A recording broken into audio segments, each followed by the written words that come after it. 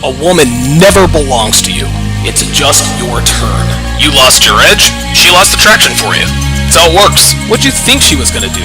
Tell you she cheated? Men cannot afford to get complacent in relationships. Get your fat ass off the couch, start lifting weights and learn game. You're welcome. And now your man, Donovan Sharp. What's up, guys? It's your man, Donovan Sharp, and welcome to the 1205th edition of TSR Live, your daily dose of, oh, wait a minute. Toxic masculinity, misogyny, and small dick energy. Nope. Give me a second. I can't seem to hear my... Nope. I can't seem to hear my sound effects, but it is what it is. I ain't tripping. At least not yet. There we are. Nope. Ah, there we go. Good. Good stuff. All right. Very good. You know, it's interesting. Without the... I feel kind of weird without the music momentum to push me into this thing. But what's up, guys? It's good to have you guys in today. It is Monday, November 24th of 2025. It is good to have you guys in today. Got a great show in store for you guys. So looking forward to doing this. I know a lot of you guys wanted me to. I know a lot of you wanted me to react to this Myron Gaines versus the Ohio State University. And so we will be getting to that very, very, very, very shortly. But as you guys have probably already noticed, if you guys follow me on not necessarily Instagram, because the only things I put on Instagram are like shorts and reels and stuff. But if you are in my Discord, and if you're paying attention to this hat, Devin and I, we spent a fantastic weekend down in Las Vegas for the 2025 Las Vegas Grand Prix. You guys know Devin and I, we are huge Formula One fans. We have been for a few years now. Her favorite driver is Max Verstappen. My favorite driver is Lando Norris. We went down, and guys, oh my God, F1 gear is very, very expensive. This hat, I think, was like $65. This is a $65 hat. Devin bought a hoodie. It was like $169. I bought a vest that was $174. I'll probably be rocking that on some episodes. But and listen, it was a fantastic experience. Just being down there, it was like this was a global event. Like this to me was a Super Bowl level event. We had people from all over the world, man. All over the world. We're all there for one thing. And it was really, really cool just to be a part of the spectacle. However, I've always had a profound respect for racing drivers. Always have, always will. What these guys do, it's incredible. It's insane. But the video, I'm just going to show you guys a video, okay? I'm going to show you guys a video. As you guys can see on the video, this is a cell phone video, and you know me, guys. I'm not. If you guys want video of the race and the cars and all that good stuff, you can go to Instagram. You'll see all kinds of stuff. What Devin and I decided to do, and this is what the picture that you see, the video that you see, this is qualifying. This is actually qualifying. Devin and I, we didn't have tickets for qualifying, and it was raining anyway. But Devin and I, we went downstairs, and as you guys can see, the track is feet away. Guys, I can't explain to you. Like, guys, the speed and the power of these machines, I wasn't ready for it. It was like nothing else I had ever experienced it. And I'm not talking about visually. Listen, we've all seen things go fast, right? And as spectacular as it is to see cars whizzing by at 200 miles an hour, that's one thing. But to feel and hear the speed and the power, it was life-changing. It was guys, you could feel the downforce. These engines, dude, these power units are so loud, it drowns out all the noise. And you can still hear the tires pressing against the street. It was, guys, I'm telling you, it looks and sounds different on TV. But when you are there up close and personal, let me just play you this video, because this, and even this video is not going to do it justice, but I just want you guys to, and by the way, you're going to see some spray because it was raining. It's just insane. Just watch. Listen.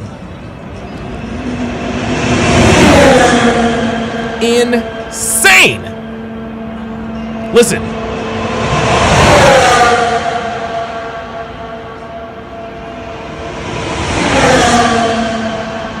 Dude, it was guys, I am here to tell you, this is a video that this was my reaction. This is my reaction right after. Listen. That sound is deafening. Can you imagine being in the cockpit? Oh yeah. Guys, dude. And you guys heard my comments. Can you imagine being in the cockpit of one of those things? And I want you guys, I just want you guys to understand. Yeah, Hard Archive says, holy shit, guys. And I'm telling you right now, we're maybe 20 feet from the track. I have never felt or heard anything like that in my life. Dude. Oh, and get this, for those of you who are not familiar with F1, there is currently a 19-year-old who drives one of these rockets on wheels. His name is Andrea Kimi Antonelli, 19 years old. And he is driving this $20 million machine in excess of 215 miles an hour.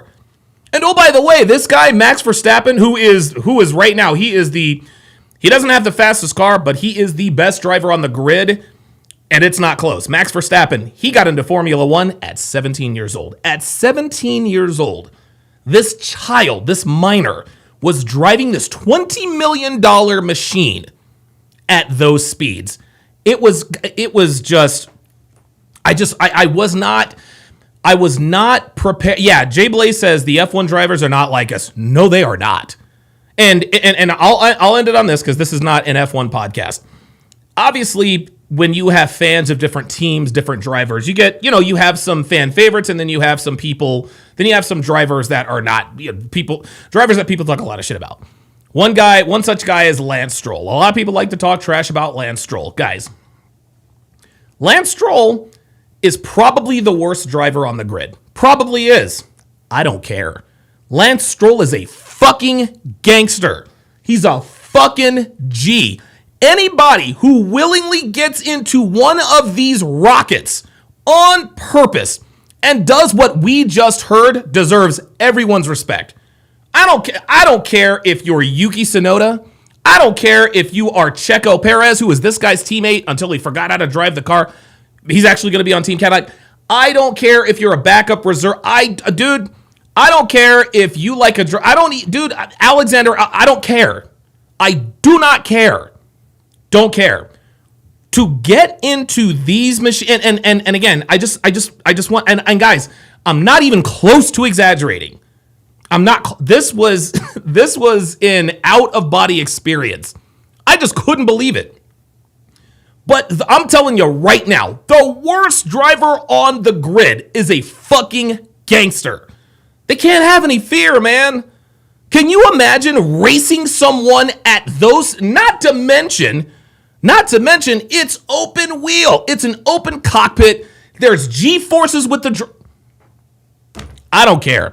I will never... Dude, I don't care how bad a driver is. I will never talk trash about an F1 racing driver ever again for the rest of my life. What these dudes do, dude, this is dangerous stuff. I can't even imagine getting into a wreck. Oh my God. It's insane. It's absolutely insane. So, not that I didn't have a profound level of respect for these guys before my trip to the F1 Grand Prix, dude.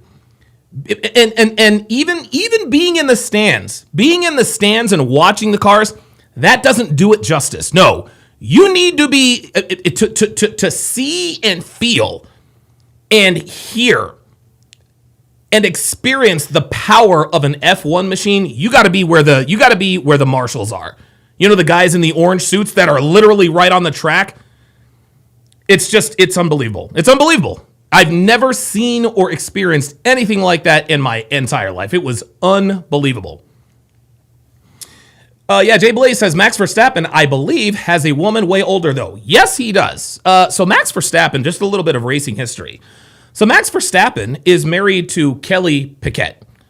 Now, Max Verstappen is 27, I think 28 years old. I think Kelly Piquet is 36. So she's quite a bit older than he is, which is whatever. I don't care. Right. This guy is the 4-time reigning. He's a quadruple world champion.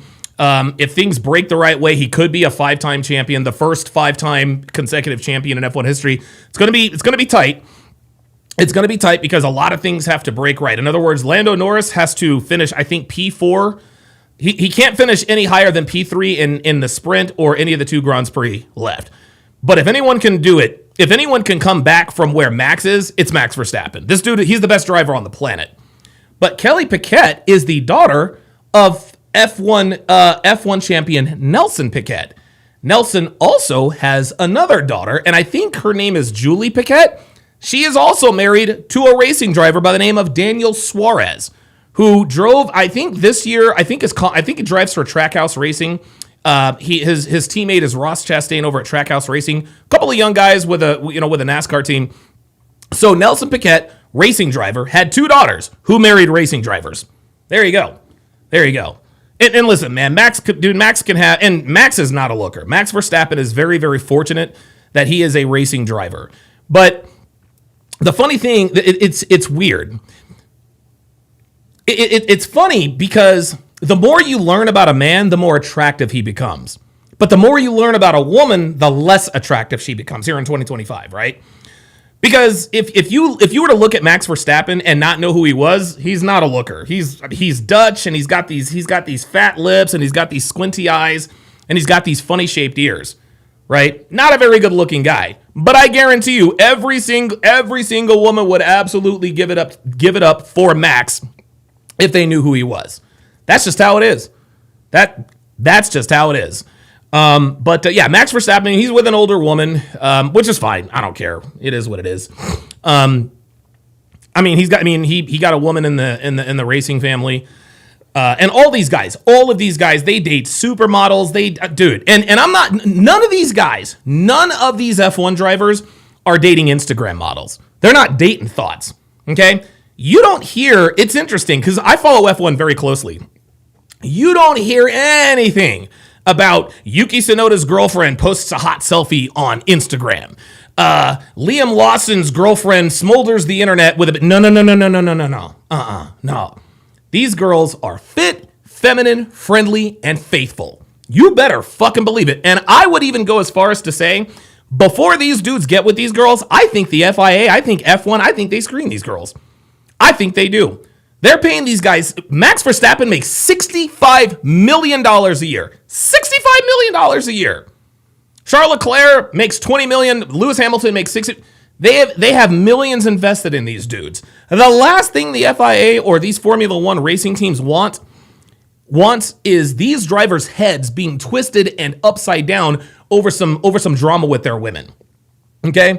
You can play basketball dealing with drama because if you have a bad game, maybe your team loses. Okay? You can't, when you are in the cockpit of an F1 machine, you can't be thinking about your girlfriend on Instagram. No. Every one of these women is in, Pierre Gasly's woman, Charles Leclerc, every one of these bitches is in pocket. They're all beautiful. They're not, look at me, very light makeup, very demure, very humble, sitting in the garage with their headphones on. That's what these girls do. I think the FIA screens these bitches. I think they do. That's the only reason why we don't hear about these bitches and baby mamas and No. These dudes don't date regular chicks, okay? These dudes date the creme de la creme. Straight up. Because Anthony Edwards has 5, 6, 9 baby mamas. If he's having some baby mama drama, he might go 2 for 12, right? He might miss a couple of free throws. Nobody hurt. But if you've got some shit in your head going 212 miles an hour, dude, if you have a bad day at the office in F1, motherfuckers die. People die. Jules, what's his name? Jules God, what was his name? I think his name was Jules Bianacci. Antoine Hubert tragically passed away. Oh, dude, Antoine Hubert's death was terrible. And then, of course, the most famous F1 death was in Bologna, Italy, back on May the 5th, I want to say, of 1994, the death of arguably the greatest driver in the history of Formula One, Ayrton Senna. He died on a turn. It's very, very easy to see why these dudes die on the track. Dude, I'm telling you right now, you can't be distracted with who your woman is WhatsApp messaging to or Snap. No. I guarantee you they tell these girls, all right, check this out. Check this out, Alexandra. Okay? If you're going to date Charles Leclerc, if you're going to date who they call the other Prince of Monaco, we can't stay the fuck out the press. Stay the fuck out the press. Don't talk to niggas who ain't Char. Don't be seen at the club. Don't be seen at the bar. Don't be taking mirror selfies. Don't be showing your ass. Don't start an OnlyFans. No. Your job is to look good and not speak unless spoken to. I don't know what one of these bitches sounds like. I have no idea what these bitches sounds like. Every one of these bitches, straight up, the only time their phone is in their hand is when they're filming their man on the podium. That's it. Every one of these girls, every time you see them, they're never on their phones unless they're drivers on the podium, at which point they're taking pictures of them. Now, these bitches are in the garage or garage. If you speak Formula One, they are in the garage on the headphones doing what they're supposed to do, looking good and representing their men well. Because she knows that if she causes turmoil in his head, that motherfucker might die. I'm being straight up. Anyway, boy, life-changing experience to be sure. And I am 1,000% going back next year. There is no way that I am not going to the F1 Grand Prix next year. No fucking way. I'm sorry. I will never, I don't know, man. Like that is, Devin and I are very fortunate that we're at a stage and that we're at a financial stage in our life where we can start knocking off bucket list items. This was an experience of a lifetime, and I can't wait to do it again. Yeah, Jay Belize says no American women fucking allowed. No.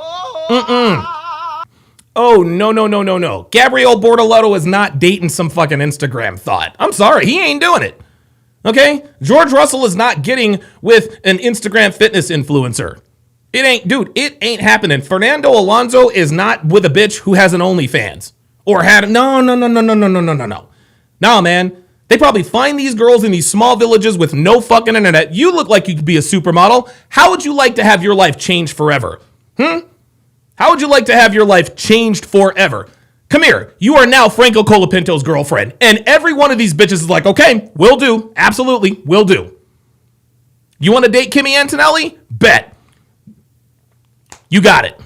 That's it. I'm telling you right now, no American women allowed. No feminists allowed in the paddock.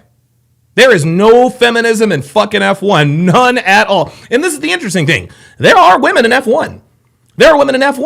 But these women are not. The only unqualified woman involved in F1 is Danica Patrick. And that's because she still looks good. Okay? Danica Patrick is not going to last long on the F1 circuit. She's good at NASCAR. She has no idea what she's talking about with F1. And you can see Jensen Button's reaction. She's looking at her like, bitch, what the fuck are you talking about? Right? But dude, the women that are involved in F1, they know their shit. Bernadette Collins, a.k.a. Bernie Collins, that bitch, dude, that chick knows more about tires than Pirelli and Firestone and Bridgestone combined. Like listening to that woman talk about tires is like an educational experience every single time. There is no feminism in F1. You can either drive the fucking car or you're up out of there. That's it.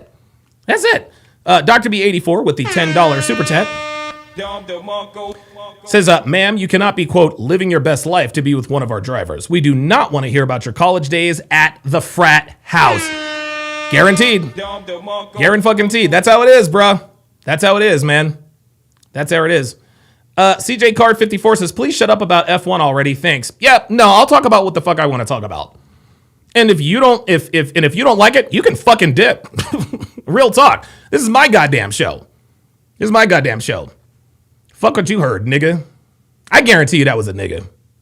I swear to God, black people. I swear to God, you people are something else. Anyway, all right. So,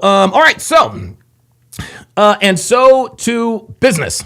And so, as a matter of fact, you know what, CJ Card? Fuck you. You're out of here. I'm gonna ban your dumb ass. I'm not going to allow you to chat. I'm not going to allow you to have chat privileges for that. Fuck off, nigga. Fuck wrong with you. Anybody else? Is any other takers? This is funny. Nathan BY4V says, we don't want to hear about Formula One anymore. It's annoying and boring. All right, well, then you can leave too. You can leave too. Anybody else? Anybody else? Does anybody else want to talk shit about Formula One? Please, by all means. Please, by all means. Tell me F1 is boring. Tell me F1 is irrelevant. Go on. Go on. Let's go. Let's go. Come on. Come on. Come on. Listen, you fucking losers always expose yourself. Let's do it. Come on. Go on. If you want to take your shot, take your shot. By the way, the pull-up line is open. The pull-up line is open. I will limit your visits to one per person. If you come onto the pull-up line, I'm not going to let you on again. So make sure you say what you have to say. Make sure you say what you have to say. Okay. Let's go ahead and get to the breakdown. So Myron Gaines did an on-campus debate at the Ohio State University, and we're going to go ahead and take a look right now. Stink, right? So I stink. There's a high likelihood. Wait, what? Damn. You said Indians stink, right? So I stink. Oh my God. The first motherfucker says, you said Indians stink? Yep. Yes. Yes, Indians do stink. There's a high likelihood you probably didn't put on deodorant today. Yes. Would you trust like a woman I wonder if he put on deodorant. to be your pilot, like on a plane? Fuck no. No. Fuck no. Do you think Dude, I like- don't even trust women to be my Uber driver. Nope. If I order Uber and I see a female, dude, I cancel. I don't really get what Straight up. Oh, and by the way, you can now order like female Uber drivers. But doing the Nazi salute is like, it's kind of like, as a Jew standing here, like coming to talk to you, like you say you're peaceful and stuff like that, but I really don't get the purpose of it. If you woke up tomorrow and you became a woman, what's the first thing you're doing? Kill myself. Damn, my bro, God. that would suck. Dude. I couldn't imagine being a woman. Dude, as shitty as life is for men, I'm so glad I'm not a fucking bitch, dude. So glad I'm not a bitch. What's up, guys? How are y'all doing, man? It's probably going to start off slow. It is cold as fuck up here. You guys are crazy for being here, man. Reminds me exactly why I left New England. But yeah, guys, the topic is we're talking about, honestly, I know the sign says something about these trannies, but that's not really, well, I mean, that's one of the topics we could talk about. But it could be. And by the way, the pull-up line is open for whatever you want to talk about. If you want to talk shit to me, if you want to challenge me on my views about black women and black people, anything you want to talk about, come on up. Anything really. We could. Here's a couple of my worldviews, and you guys can, anyone is welcome to come up and either add to it, disagree with it, whatever it may be. Free speech is the reason why we're better than all these other gay ass. Yannick L'Italian says, working 7 years for the Montreal Grand Prix, I can say F1 is loud. It's insane. It's loud and it's heavy. Black Russian Lob says, OG 1000%. It's absolutely two-way last year. No TRT was needed. Felt and acted like I was 25 again until I found out I was a side dude. Yep. Level Up Man says, F1 vets these chicks by putting on Donovan's high-value steakhouse voice. Excuse me, miss, are you lost? Your Instagram posts on a yacht in Dubai disqualify you from an F1 driver. Go to McFling's down the street. Dude, I guarantee listen, and here's the thing, Alexandra St. Lemieux, who is now Charles Leclerc's fiance, she posts yacht pictures. You want to know where she posts yacht pictures? On the yacht with Charles Leclerc. The only yacht pictures these bitches post are yacht pictures of them with their fucking men. Please believe. Countries. So, number one, women are stupid. Number two, Jews have way too much fucking power in America, and we need to curb that. Yep. Number three, black people commit too much goddamn crime, given the fact that they're only about 6% of the population when you account for the males. Yep. And by the way, make sure you guys go and check out Pearl's Black Fatigue panel yesterday. I think it was on there for like an hour and a half. It's actually pretty good. What else? 4, ICE is doing nothing wrong, and we need to deport these people and send them all back. 5, trainees are mentally ill. Let's see here. What else? Yep. Oh, yeah, and 6, Indians stink. So, Yep. yeah, if anybody has anything, whether they agree, disagree, want to add to it, or distree with it, those are some of my worldviews. He says Jeet stink. And, yeah, oh, and it wasn't $6 million, by the way, either. Ooh, uh-oh. It wasn't 6 million. I wonder how many it was. 271K at best. So yeah. Wait, how much? Wait, hold on. He said how many? 271K? 271K at best. Okay, look. As far as what he is talking about, the events that transpired at Auschwitz, listen, whether it's 6,271K, that was bad. Like, dude, like, seriously? Like, look, man, look. Anytime one man is responsible for the deaths of over 250,000 people, that's a lot. So yeah, anyone want to come up? Under 200K, whatever. I don't care. I'm just not invested in that.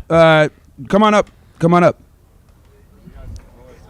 Yeah, we got some OSS guys. Hey, shout out to all you guys. Yes, let's go. Oh, Slash. How you doing? Oh, what's up, man? How are you? So, you said Indians stink, right? So I stink. Oh, right out the gate. There's a high likelihood you probably didn't put on deodorant today. Yes. Okay.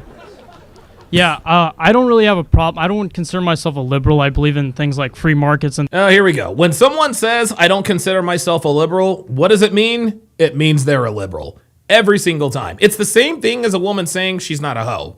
She's a hoe. That's how it works. Things like that. Would Sure. you consider yourself like a man of ethics? Like you have an ethical code that you. Here we go. Here we go. So this guy is coming up. He's all offended. Do you consider yourself to be a man of ethics? Guys, the truth is not ethical. Okay? The truth is ugly. The truth is uncomfortable. The truth rubs people the wrong way. Fuck ethics. I don't give a fuck about ethics, man. In conversations like this. Because what this dude is trying to do now is he's trying to call Myron a non-ethical man. Myron is the most loyal. Myron is probably one of the most upstanding people I've ever met in my life. He is the epitome of ethical. He's ethical. He's loyal. He's disciplined. So for this dude to come up here and say, ethics, fuck out of here. Go put on some deodorant, G. Abide by, right? Yeah, of course. Yes, the truth is very stinky. Of course, I mean, bro code, No, I mean, like, you talk a lot about the atrocities in Gaza and things of that nature. So you have an ethical code. Yeah, New Britain Polly says, ever since Pearl got her channel back, she hasn't been going as hard as she used to. I know she wants to keep her channel, but I like when she used to go hard. She still goes hard. She just watches, she watches her language, and you have to understand it's a business decision. This is what Pearl does for a living. Like, I don't know what her financial status is. She depends on this. Okay. So like, I get it. I know you miss the old, vicious, Pearl, but Pearl can't do that anymore. That's just how it is. Code, right? Absolutely. Yes. So my thing here is, I think, because of social media, because of this thing, you have a huge class of just lonely, depressed men out there. Basement dwelling, Reddit. Here we go. So now he's talking. Now he's attacking the audience. This is what people do. This is what people do when they're faced with the truth. You're taking advantage of lonely men. That's absolutely weak. You get the picture, right? And I believe in free markets. There's profit to be made here, right? You go on social media, you engagement farm, you get a bunch of people on your side. But I'm saying if engagement farm as if to imply that Myron doesn't really believe what he believes. This is another strategy that retards like this dude like to do. Well, the only reason why you talk about this stuff is because it gets views. Well, two things can be true. Number one, I do talk about these things because they get me views. But number two, it doesn't mean that I don't believe it. Just because it gets views doesn't mean that I don't believe what I'm talking about. Stick to an ethical code. I still do believe that there is such thing as, there is a manliness problem. Yes. Do I think men should pay for a woman's meal, all those kinds of things? Of course. But, why don't we look towards the actual definition of manliness? Why don't we look towards greats like Roman Emperor Marcus Aurelius? He began every day by meditating. Why don't we? Yeah. This ain't the Roman Empire. This ain't the Roman Empire, Stink. Sorry, Stinky, it ain't the Roman Empire. At Buddha, who, came up with this idea of taking accountability for yourself, right? So whether or not you I'm sorry, does Myron not take accountability for himself? Come on. Believe Jews control the world or women should be eradicated or whatever you believe. Well, I never said that. Whoa. Nobody has ever said that women should be eradicated. Their voting rights should be eradicated, but they should not be eradicated. That's crazy. So now this guy's already coming into this conversation in bad faith. He's coming into this conversation in bad faith. He's trying to stare down the nose of morality and trying to imply that Myron is not a moral man, which he is trying to say invalidates his message. But he's also putting words in his mouth, right? when we get our critics and detractors, they like to quote the bad actors. They like to quote guys like Abba and Preach. They like to quote guys like Alex from Playing with Fire, John Anthony Lifestyle, the bad actors, the frauds in our community, the Richard Coopers of the world, right? Richard Cooper is not red-pilled. He is a man with money who is black-pilled. Those are the people that they quote. That's just what they do. I know you never said that. I'm sorry. I'm slipping up with my Okay, you know you never said that, but you just said that he said that. words. But I'm just saying, regardless of what you believe, don't you think we as men should say, no, it is within my control? Something so... This is literally what we do all the time. We tell you guys, you don't control women, okay? You can influence them, but you can't control women. Women don't like controlling men. They like men who are in control. What is this guy talking about? Great about this country that most of the millionaires in this country are self-made. So my question is, it's like, you're funding... Yeah, Heretic says, in his audience, a bunch of dorks with money. Exactly. Dude, Richard, I can't stand Richard. I can't stand that fucking idiot. You know, this theory that a lot of males subscribe to, putting blame on other things. And I'm not here to debate whether or not that's true. So why are we talking about it then? I'm just saying we as men should take accountability for our own actions. Yeah, so when it comes to the problems that, face men, it's not about blaming. We got a nigga in the chat. This guy, Miller33, F4W. Bro, you want clout. You want clout so fucking bad. You want clout so bad. Every time you come in here, dude, you come in here with a different handle every fucking time. But bro, look, the pull-up line is there. Oh, actually, no. Actually, hold on. You know what? If you're feeling froggy, go ahead and jump. I'll let you up.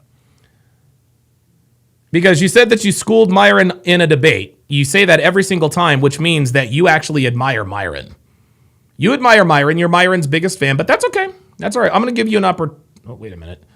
I'm going to give you an opportunity. I'm going to give you an opportunity to pull up. Give me a second. Let me let this go. Other things, it's about identifying problems so that you can deal with it properly, right? So when it comes to male authority like you're discussing here, I'm all for that. I actually don't think women should work. I think men should be focusing on having families, being the breadwinners, taking care of the woman. She focuses on the children.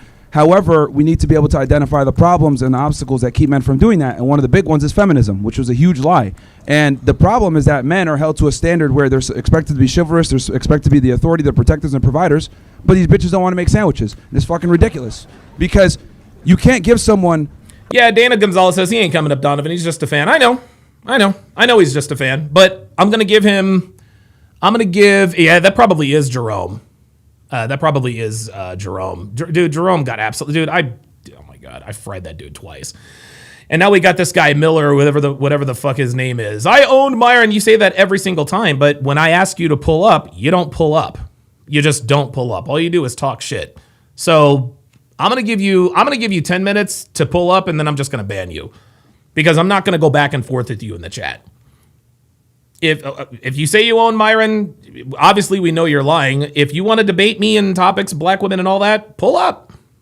Authority, right? Well, you can't give someone responsibility without that said authority. So my problem is that not necessarily that men need to man up, which they do. I say this all the time on my show. Guys need to stop being bums and fat and losers, and stop being. They need to start being competent. But the reality is that most women simply don't respect most men, and women are taught to do whatever they want to do and not respect the male's authority, but he's still held to a standard versus she isn't. So in other words, he's expected to be a gentleman and do his part as a guy. She's not expected to be a lady. And I'm here to identify and tell guys, look, your job is to be the protector and provider, but you can't do that for every single woman, especially a woman that thinks that she's equal to you or within the confinements of an egalitarian relationship. Because the issue is that most women want equality, right?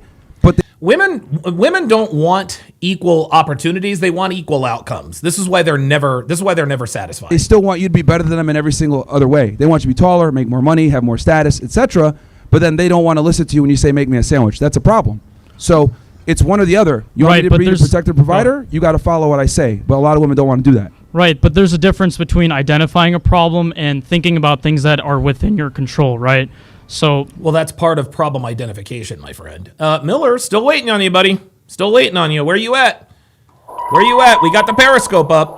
We got the Nigadar. Apparently, you are You are this debate master Svengali who claims he has owned Myron, and if you own Myron, you can definitely own me. Come on up. Where you at? Like I said, the Buddha he nonstop talk about that. I mean, you look at statistics all over the world. Who are the happiest people? It's not the people on social media. It's not the people who are making Jewish conspiracy theories or whatever the case is. It's the people who are only focused on what they can control. And I think your rhetoric is, okay, yeah, women are a problem, women are to blame, but most of your audience, well, feminism is one of the main problems. Sure, feminism, whatever, but I'm saying the most people who are on your Rumble, watching and just spamming W's. Miller said, I'm Jerome, but I was blocked for no reason. I was having audio issues and got blocked. More excuses. More excuses, Miller. Bro, Miller, just say you're scared, dude. Just say you're scared. Man, just create another account and then come up. The solution is simple. If you really want to come up and talk with me, discuss or debate or whatever the hell you call it, create another account and come up. You know what? Actually, you know what? I'll give you two. You know what? I'll tell you what, Miller. We're gonna expose Miller. You know what I'm gonna do? I'm gonna put the alternate. I'm gonna put in the You know what? I'm gonna create. As a matter of fact, hold up. I'm gonna do this right in front of you guys. I'm gonna create another studio. I'm gonna create another studio. I'm gonna call this hashtag #PullUp2. Very nice. Reusable audio. Very, very good. Because if you are blocked, this is a brand new stage. This is a brand new studio. So now there are no excuses. I was blocked. I had audio issues. It's all nothing but excuses. So here you go, Miller. This is it. That's the new one. Come on. Let me put this in here.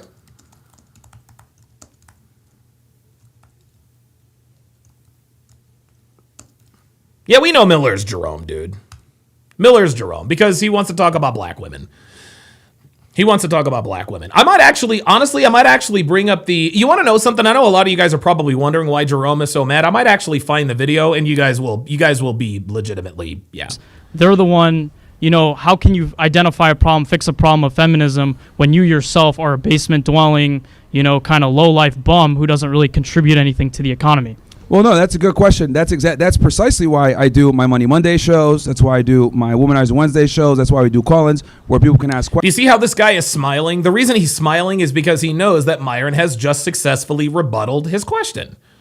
He has successfully parried his weak attack. Oh, they're a basement dwelling. Like, this guy is stuck back in 2017. Like, this guy is using, and look at his face. He knows he's full of shit. This guy is using insults that they've used about this community from like 10 years ago. You live in your mom's basement. You're an incel. You have Cheeto dust on your fingers. All you do, bro, come on, man. Like, it's 2025. Let's update our rhetoric. Questions, because it's not enough to just identify the Where you at, Miller? problem. We also Miller, if you don't come up here in 5 minutes, I'm gonna ban your dumbass. And every time you come up, I'm gonna ban you because at the end of the day, you're a cowardly ass Negro. That's what you are. I owned you before, and I'll own you again. we'll teach guys this is how you make money. This is how you invest in real estate. This is how you invest in crypto. This is how you invest in index funds in the stock There you market. go. So we Look at him smiling. don't just identify the problem, but we Yeah, get there you solutions go. to Yeah. See how uncomfortable he's getting? See, this is what happens when you tell the truth. This is what happens when people speak the truth. I'm trying to speed this up, but it's not letting me. It's weird. the problem, because I agree with you. Just sitting there complaining and screaming at the clouds like, "Oh my God, bitches!" But are isn't stupid. that what your platform is? It's like No. I go on your Twitter and it's nothing. No. That's not what Myron does. That's what part of his audience does. But just that, like, Oh, I what? get it. Like, making fun of Jews on Twitter? yeah, or That's whatever. hilarious. Yeah, I Thank you. understand it's hilarious and it makes you a lot of money. But I'm saying from an Actually, I'm ethical- demonetized on Twitter. Okay, it doesn't matter. There's money, there's revenue coming in. So I'm saying from an ethical standpoint, I understand there's profit to be made. Trust me, I love free markets. But I'm just saying, like, from an ethical standard, you're Yeah, Miller, you're out of here, buddy. I'm done. I've given you ample opportunity. All you do is talk. You're a nigga. That's what you are. the one who's calling out the atrocities in Gaza, Yep. but you're mobilizing a community of people who are kind of just down on their luck. They have nobody but to blame but themselves, and there's just zero accountability. I think that's a huge problem in America. There is zero accountability in men. If you watch my content, not just the ones where I have girls on or me talk the political stuff, I tell guys all the time, you got to get in the gym, you got to be competent, you got to stop being a loser, stop crying, stop complaining. Well, I'm actually way harsher on men than I am on women, especially when I do my call-in show and they say, hey, this is where I'm at. But then how come your poster is not men need to take accountability? The reason why, because everyone is always telling men that we need to take accountability. The world tells men that we need to take accountability. Everybody does that. That's why the red pill exists. Because the world, people all the time talk about, well, you guys talk about black fatigue all the time. Why don't you talk about white fatigue? White fatigue has been talked about for decades. They just didn't call it white fatigue, right? This is why black people get away with open and naked racism. It's because of the quote unquote white fatigue. They just didn't give it a name. But this guy is, well, why don't you hold men accountable? We do hold men accountable.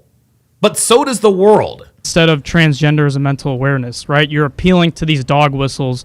Like, I'm supposed to be here, right? You're supposed to say, oh, there's a high probability I didn't put on deodorant. Well, you know what I'm saying? It's for true. you, Kind of, yeah. yeah, and it's funny and it gets engagement. For you, I'm supposed to. Yeah, it is funny and it gets engagement because it's true.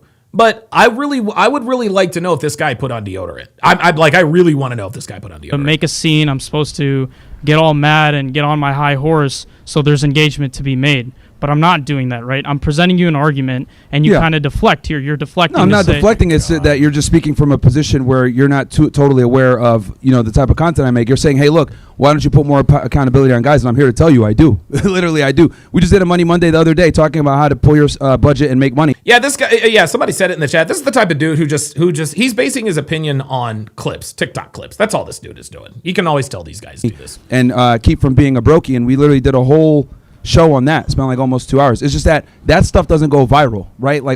That stuff doesn't go viral. The stuff that he's talking about, that's the stuff that goes viral. Panda Trucker has gifted 10 Donovan Sharp memberships.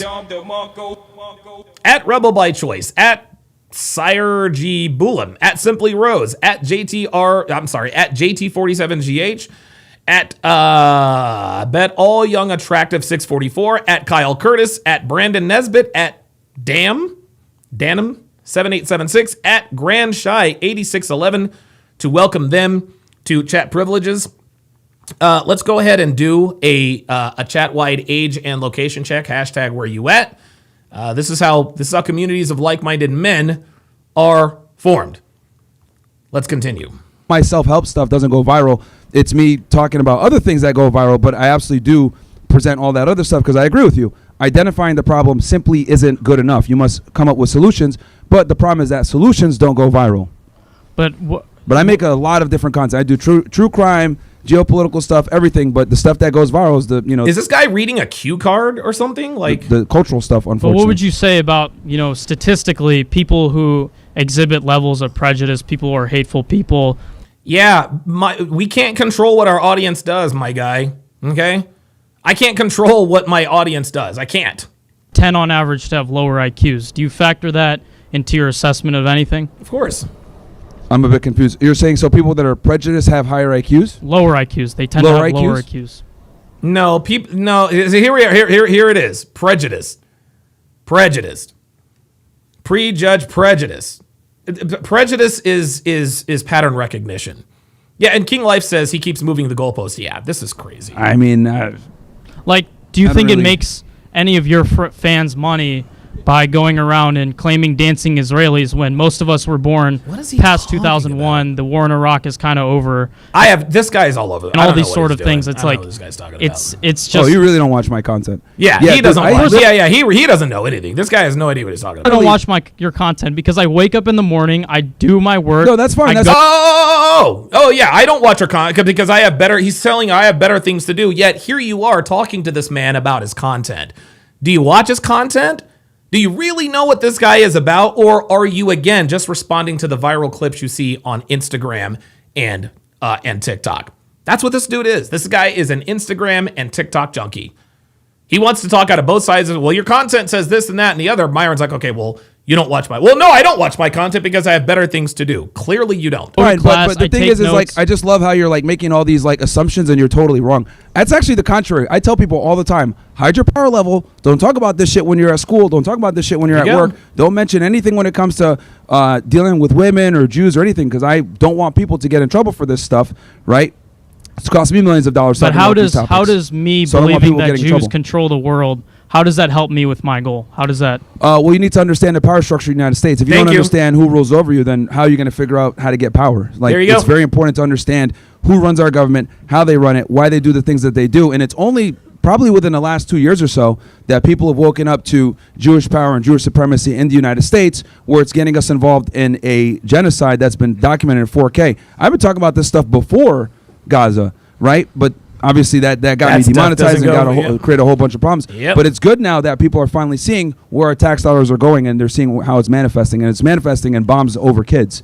So that's why I think it's important for people to understand, because if we want to change the structure, we need to identify the problems with the structure and then put those people in positions of power. But they're not going to get those positions of power if they're running around saying, it's the Jews. Like, no, we got to hide our power levels, acquire power, and then take our country back. All right, I don't want to take too much of your time, but I really wish that you could just level with me, kind of put down the character, and actually understand. Now he's accusing Myron of not being who he is. Put down the character. That's all this guy wants to do. This guy's overarching message, when he says put down the character, he is implying that Myron is not the same off camera. Myron is the same. We are all the same off camera. Praetorian Guard with the $5 super chat says this guy isn't a liberal. He is worse. He is a woke right person. He is like that dude who wanted to go back to the Matrix and eat steak and knew it. Yeah, exactly. What goes into it, because Yeah, I'm the same guy on and off camera, man. I don't know what really to say here. Like, it is what it is. I just See, don't. no, Told but you. I'm saying it's just like a politician. There's a profit incentive to be made. See, again, this is what this guy is trying to do. He's trying to do two things. He's trying to tell us three things. He's trying to low-key insult Myron. You're not a moral man, number one. Number two, you're just playing a character. Number three, the only reason why you talk about these things is because it pays you money. You have a large fan base of people. Mm-hmm. They're on their Discords. If my goal was to even make money, this is the stupidest way to make money, by the way. Thank you. I don't think so. You're It's making absolutely great. the dumbest way to make money. No, bro. No. Yeah, there it is. There it is. This is the dumbest way to make money because this stuff gets banned and demonetized all the guys. The only reason why I'm still monetized is because I'm irrelevant. Okay? I am completely irrelevant. I have never gone viral. Ever. I'm one of the lucky ones, man. I'm one of the lucky ones. I'm actually, and it's interesting. Kevin, I knew Kevin, Pearl, and Myron before all of them got big, right? And I can freely admit that all three of these people who eclipsed 1 million subscribers, total followers, whatever, they're all better than me at this. Pearl is a lot better than me at this. Myron's better than me at this. Kevin was better than me at this. Okay? And the proof is in the pudding. I am still monetized. I can still get super chats. I can still make ad revenue. It's because I am irrelevant. Okay? But I don't make nearly as much money doing this now as I once did. And Myron is right. This is a very stupid way to make money. But dude, if I want to make just money that's I would be a motivating. progressive. Now it's not just money that's motivating you. So we're moving the goalpost again.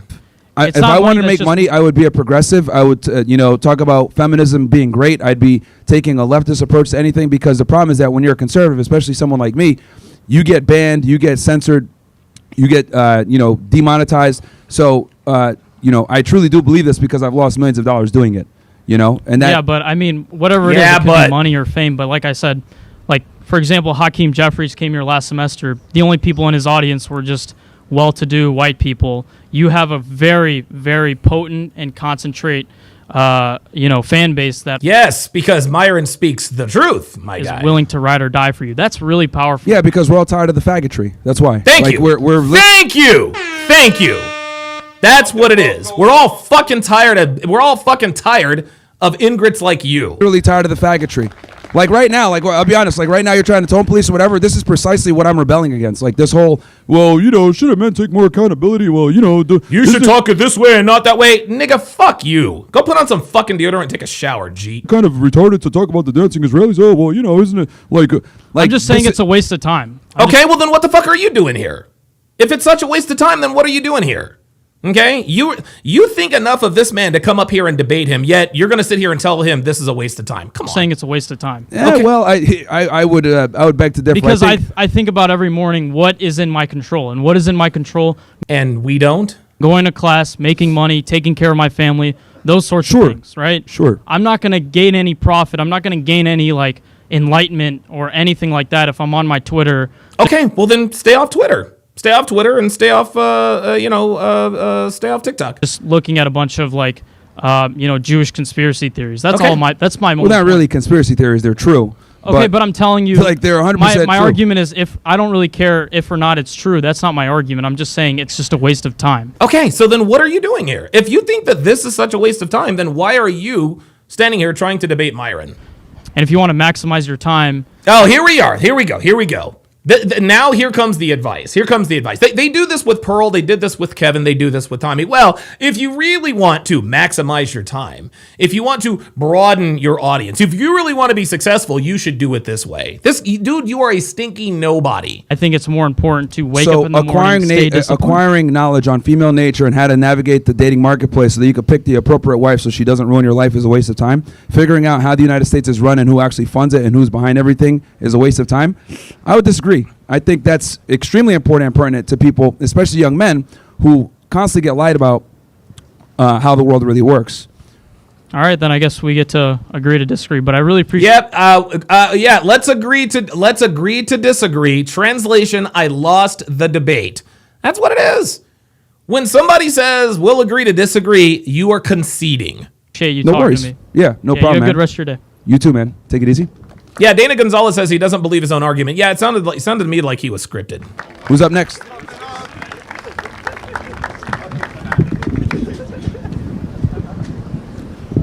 Yo, Hey, how are you, man? what's up, man? How are you? I'm doing well. I am just like coming across you right now, so I don't really know a lot about you. Oh my God! Here we go. Now listen. This is what bitches try to do. I'm sorry, what was your name again? Oh, I don't know who you are, yet you thought enough to come up and talk to him. Give me a break. Is this partially joking around, or are you serious about all the claims that you've made? Here we go. See, once again, this is somebody else trying to say Myron is playing a character. Are you really just doing this for the clicks, or is this really who you are? Stop it. Because if you didn't know who he was, you wouldn't be asking him this question. Give me a break. Which one in particular? Like you said earlier that like women are stupid. Yes. They are. Women are stupid. They are. You're serious about Yes, it? Okay. we are dead ass Yeah. serious. Do Yes. you have women in your life? Of course. Of course. Yeah. Well, I do too. No, like I have a mom. I have Yeah, I have a mom and I have sisters, but guess what? My mom and my sisters were sluts. Okay? Just because people are related to you does not mean that you can't tell the truth about them. No, I have a beautiful mother, right? Yeah, I'm and sure- she's extremely intelligent. Yeah, I'm she's sure smarter she is. than I am. Yeah, great. I Congratulations. grew up in a large family, and I had two sisters, and both of them are extremely intelligent, smarter than I am, right? I have a younger sister who is studying like biochem at University of Tampa and doing extremely well with that. Great. So how can you make this broad generalizing statement that women are stupid? Like, is it? The world operates in generalities, my friend. And just because a girl is a biochemist or is in school for something does not mean she isn't stupid.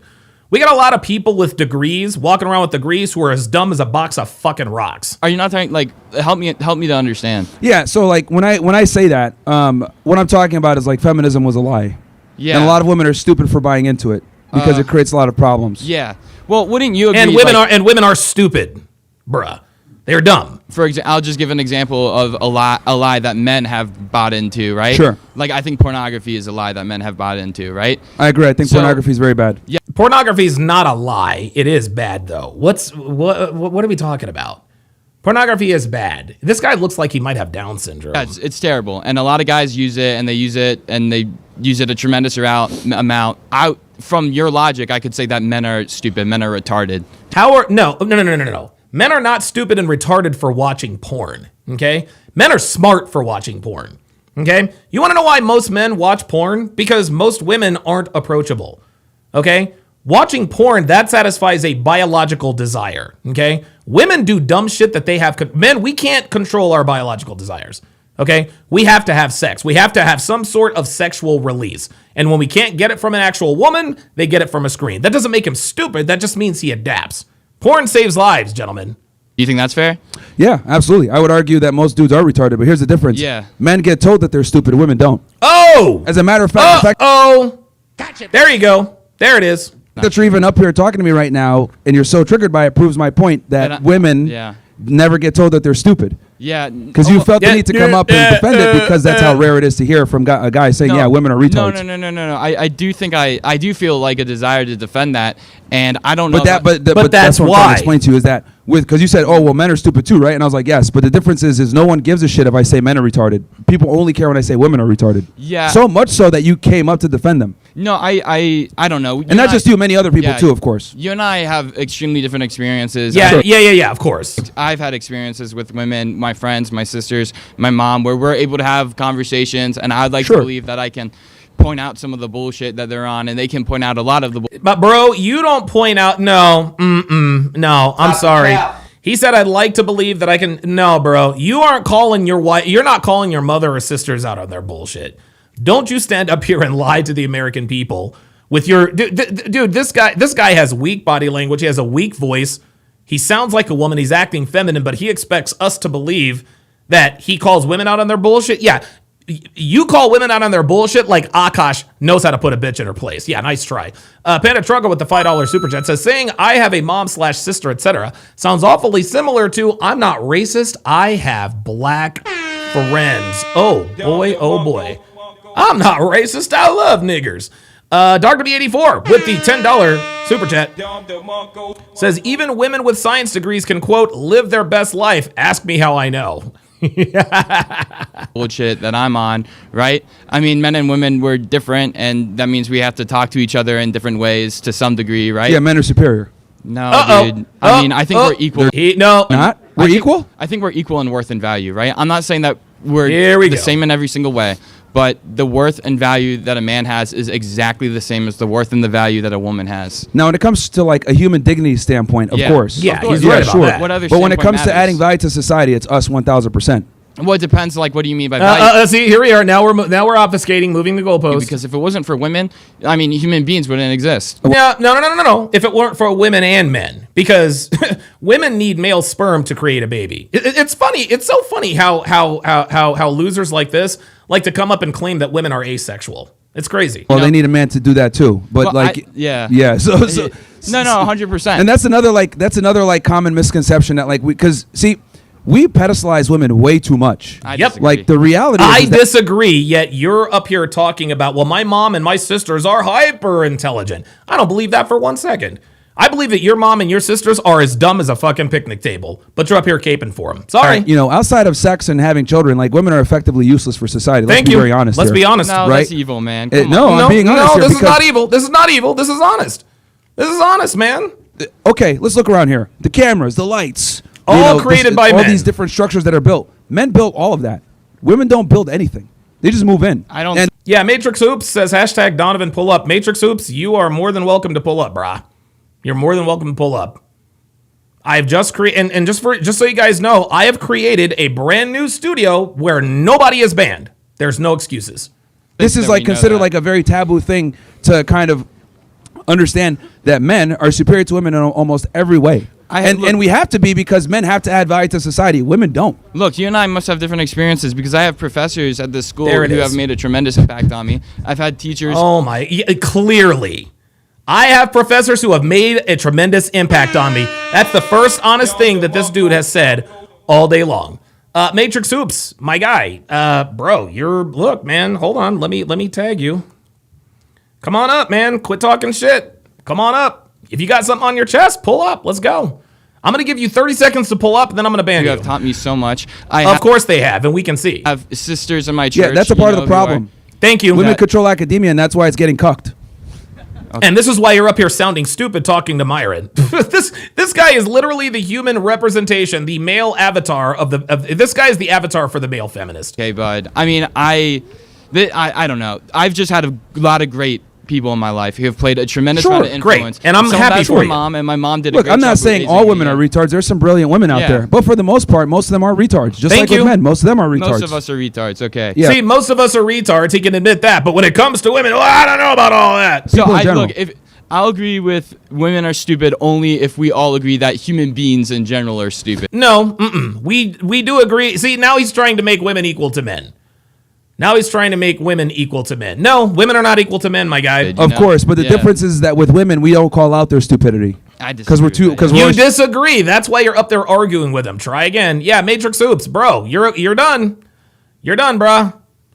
He says, still blocked. I support black women. You can come up and talk to me anytime you want, Matrix Oops. trying to fuck them, so we don't tell them what it really is. Okay. Every single one of you guys in here knows a dumb bitch that you're like, damn, this chick is annoying, but I'm trying I to also get know laid. a lot of dumb.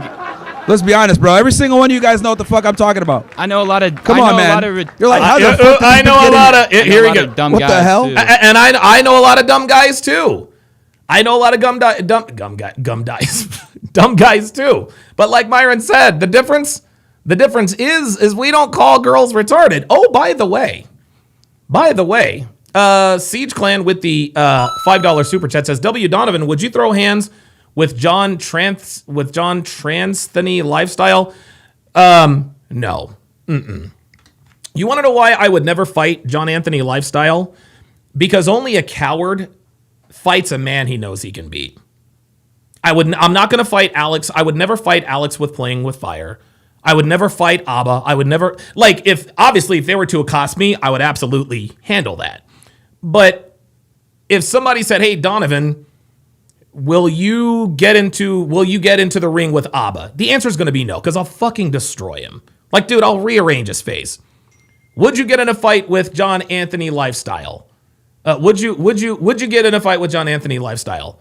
No, I would never throw hands with somebody that I know I can beat. No way.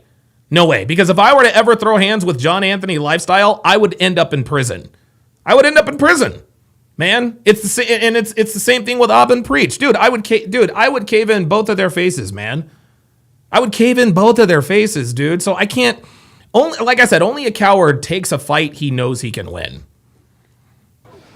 Oh yeah, I mean, look, you and I strongly disagree on that, and also, Bro has his girl in this fucking stance right now. That's why he's saying all this. yeah, Defend you, my lady. Yeah, see, that's why he's saying this, because he's got his girl in the stands. There you go. Oh, by the way, big announcement. Cappy himself, Aaron Clary. Aaron Clary is going to join Devin and I for Thanksgiving dinner. He is going to be at the Sharp family compound for Thanksgiving. So shout out to Aaron Clary, who happens to be in Reno, Nevada right now. Him and a friend of his, he's going to come by and have Thanksgiving dinner with us. yeah. And my second question was about the 6 million statement. Do you truly believe that it wasn't 6 million Jews who died in the Holocaust, or were you joking around? Wait, you think 6 million Jews died? 100 I think so. Yes. I mean, Fuck no, bro. I mean, you guys can laugh at me, but And they will laugh at you. I mean, that's true. That's a fact. That's history, man. No, bro. 6 million. Yeah, gentleman Garot says you can't throw hands if you know you're gonna need to tie one hand behind the back. Yeah, I'm sorry, dude. Million people died. Dude. So here's the thing. I'm not gonna comment on this because I'm not the whole Holocaust and Jews thing. I'm just not as well learned on this as some people. So I'm gonna skip over this because I know Myron's eyes are starting to glint. Let's go to the next. Let's go to the next one. 1,000 Jews who died, or All right, whatever, kiddo. Cool. But yeah, just Mentabariya, bro. From 1948. Wait, ovens for the event. Definitely not. this is God bless you, sir, and God bless everyone here. This is translation. Fuck you, Myron. Fuck you. This is how Christian people curse. Is they say, "Well, I'll pray for you." It basically means "fuck you." That's what it means. New Britain Polly says, Donovan, do you have any martial arts background? No, I don't. I don't have any. I have no former. Oh my God, I'm an idiot today. I have no formal fighting background. I took a couple of, I did jujitsu. How long did I do that for? I think I did jujitsu for like 7 or 8 months.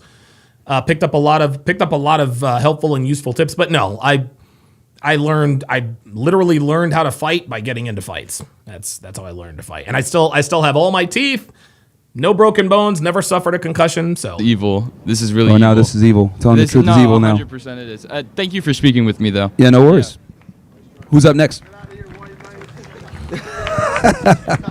Dana Gonzalez says, how was your trip this past weekend? The F1 trip. It was awesome. If you want to hear about it, rewind to the beginning because I talk all about it. Hey, Myron, how are you? Yeah. What's up, man? Yeah, Ali Satillo says hood martial arts. Yep. Absolutely. Yeah, I learned martial arts in the hood, nigga. Hey, bro, let's do a double debate. Yeah. Yeah, I'm from Palestine, bro. Oh, you're from Palestine? Cool. But yeah, just من طبرية, bro. From 1948. Parker the gingerbread man. Parker the gingerbread man. That's a clever name. Says, hey, I see the Max hat. Do you think he can make a title comeback? I don't. I don't, because Max has to win. For Max to win, he's got to win the sprint race in Qatar. He's got to win the Qatar Grand Prix, and he has to win the Abu Dhabi Grand Prix. That's miracle, not even a miracle. That's step number one. Max Verstappen is absolutely capable, and he might actually win all 3 of the next races, including one sprint. But Lando Norris has to finish P4 in all 3 of those events for Max Verstappen to win the title by 1 point. I don't think Max can do it, but if anyone can do it from his position, it's him, and he was greatly helped by the fact that Lando Norris and Oscar Piastri were both disqualified from the Las Vegas Grand Prix because the skid plate there was too much wear in the skid plate. So while I wouldn't bet on Max Verstappen winning the title, I would not bet against him winning the title. I'll just put it that way. My family's village got eliminated by Israel. yeah. No, I know. I do have something to say about the previous guy. Sure. He said he's not aware. Like 6 Are you guys million both Palestinian? Yeah, Palestinian. Salam alaikum. Wa alaikum assalam. So he said that he's not aware of like the 6 million people. He's not sure. Like he's not aware about what's happening in Gaza. Yeah. But he's aware of the 6 million people dying in the Holocaust. Ooh, Gotcha, bitch. You know what that's called, gentlemen? That's called willful ignorance. Wow, dude, Don DeMarco to this guy for calling out this hypocrisy. Good for this dude. I don't know. Like, I haven't looked into the Holocaust, whether it's fake or not. But if you're not aware about what's happening currently, how can you be aware of something that's happened in the 1940s? I'm not, like, saying this many people died or, like, I'm not saying it's fake, but... Yeah, top tier embarrassment from McLaren. Oh, my God, yeah. How can you not be aware of something? Oh, and by the way, my Shador Sanders prediction came true. In our Chop Block Sports Talk, I predicted at the beginning of the season that by Thanksgiving, Shador Sanders is going to be the starting quarterback. Shador Sanders is the starting quarterback, and Thanksgiving is 3 days away. Let's go! That's in front of our eyes to the previous guy. Yeah. And that's my argument is like, look, if they're going to deny a genocide, what makes you think that they wouldn't lie about a historical event that gives them an enormous amount of power, victimhood, and there's a financial and commercial incentive to, continue to, push that narrative, right? There's like Holocaust museums everywhere that make millions upon millions of dollars. You can't even find history on my village. I'm from Tabariya. Yeah. Tabariya. Hey, we got somebody 1948. And if you actually look... Hey, we got PLG in the motherfucking house. Phoenix Light Games. What's going on, brother? How you doing, man? I'm good. How was Vegas, Don? Dude, Vegas was unbelievable. I don't know if you heard my opening rant. I did. I was at the start. Trust me. I saw that video. Look, I heard those cars running by. I was like, holy shit. Bro, look, I'm telling you right now. I can't even describe it. You could feel the downforce. You could feel it's indescribable. But it was a very, very cool weekend. Devin and I spent way too much money, and we're gonna do it again next year. So there you go. I'm pretty sure it was awesome, man. And anyway, and I don't know who said stop talking about F1 in the chat. Yeah, nigga, fuck you. Because like Donovan, real talk. I'm just getting into Formula One. Yeah. But, to be honest, man, I'm starting. You were the catalyst of it. Like I didn't really think of that much of Formula One until I started, watching you and stuff like that. Yeah. I was like, this shit is awesome, and it really is, man. Yeah, these dudes put their life on the line, and I'm like, holy fuck? And the thing, I think what intrigues me about F1 is that it is, and there are many industries in sports like this, but F1 is a brilliant mix of science, mathematics, engineering, physics. Like it really is incredible that all of these organizations have hundreds of employees. And the only thing that sticks to the only thing that touches the ground are the tires. You've got a 24-year-old kid in this rocket ship on wheels, literally has the fate of everyone in the organization in their hands, and these fucking kids push it to the ragged edge every single time. Of course. So yeah, let me. So I'm glad you had a good time in Vegas. And Yeah. shout out to Dave for getting you the tickets, man. Absolutely. Yeah. W wife. Yeah. Yeah. The last two, not the guy who's currently talking because he has some common sense. The last two that came up, man, the Indian guy and this soy boy guy. Dude, they are totally. I can't say the word on here because I don't want to get you flagged. Right. British cigarettes. British cigarettes, absolutely.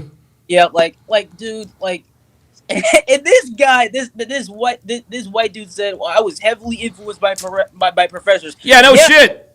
Yeah, right. He told on himself. He told on himself.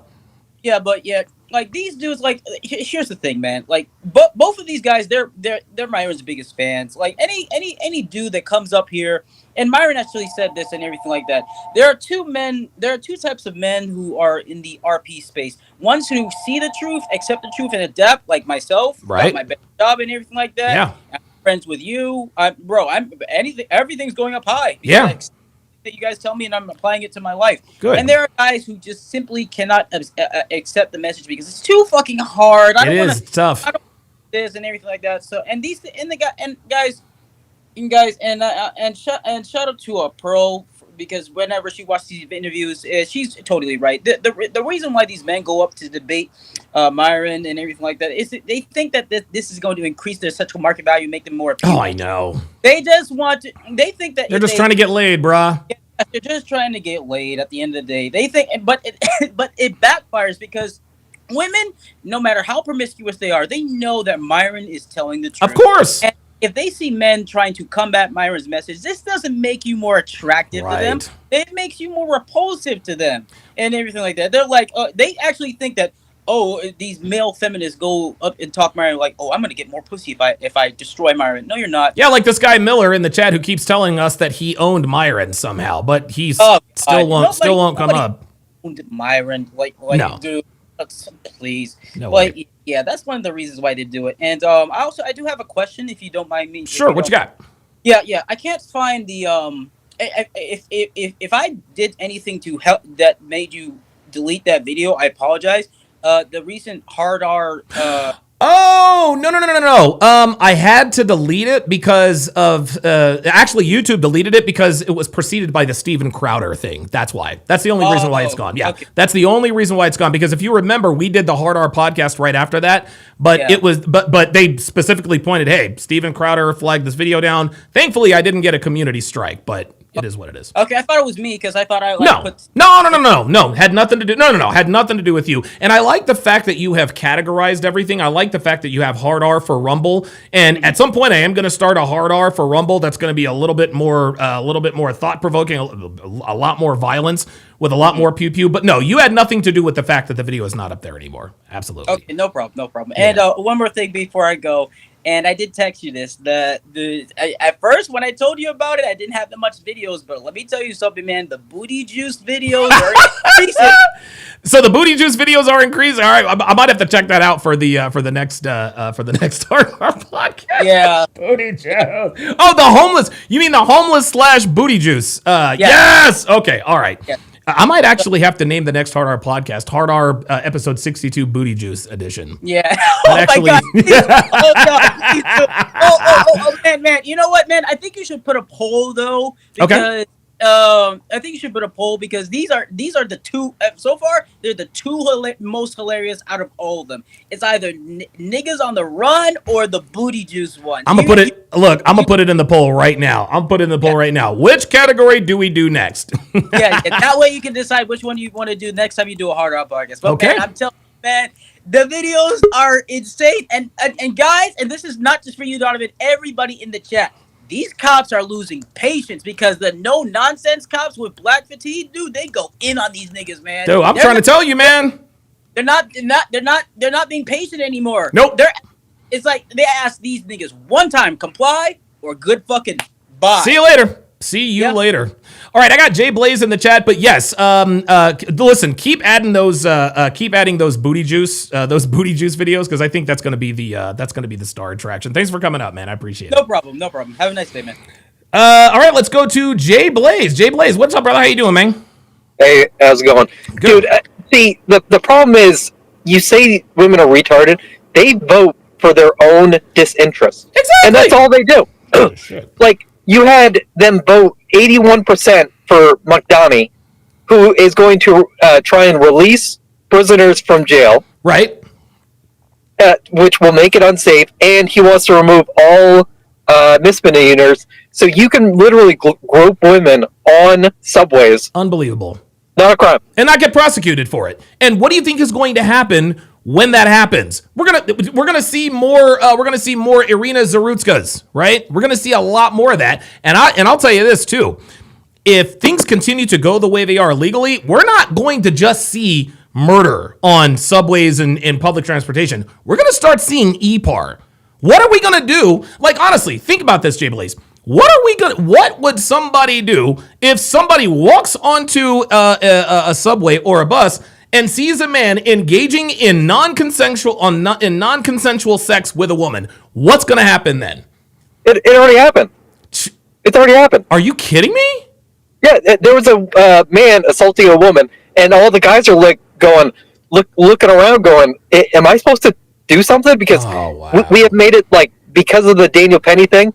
We just had a guy who was arrested 72 times.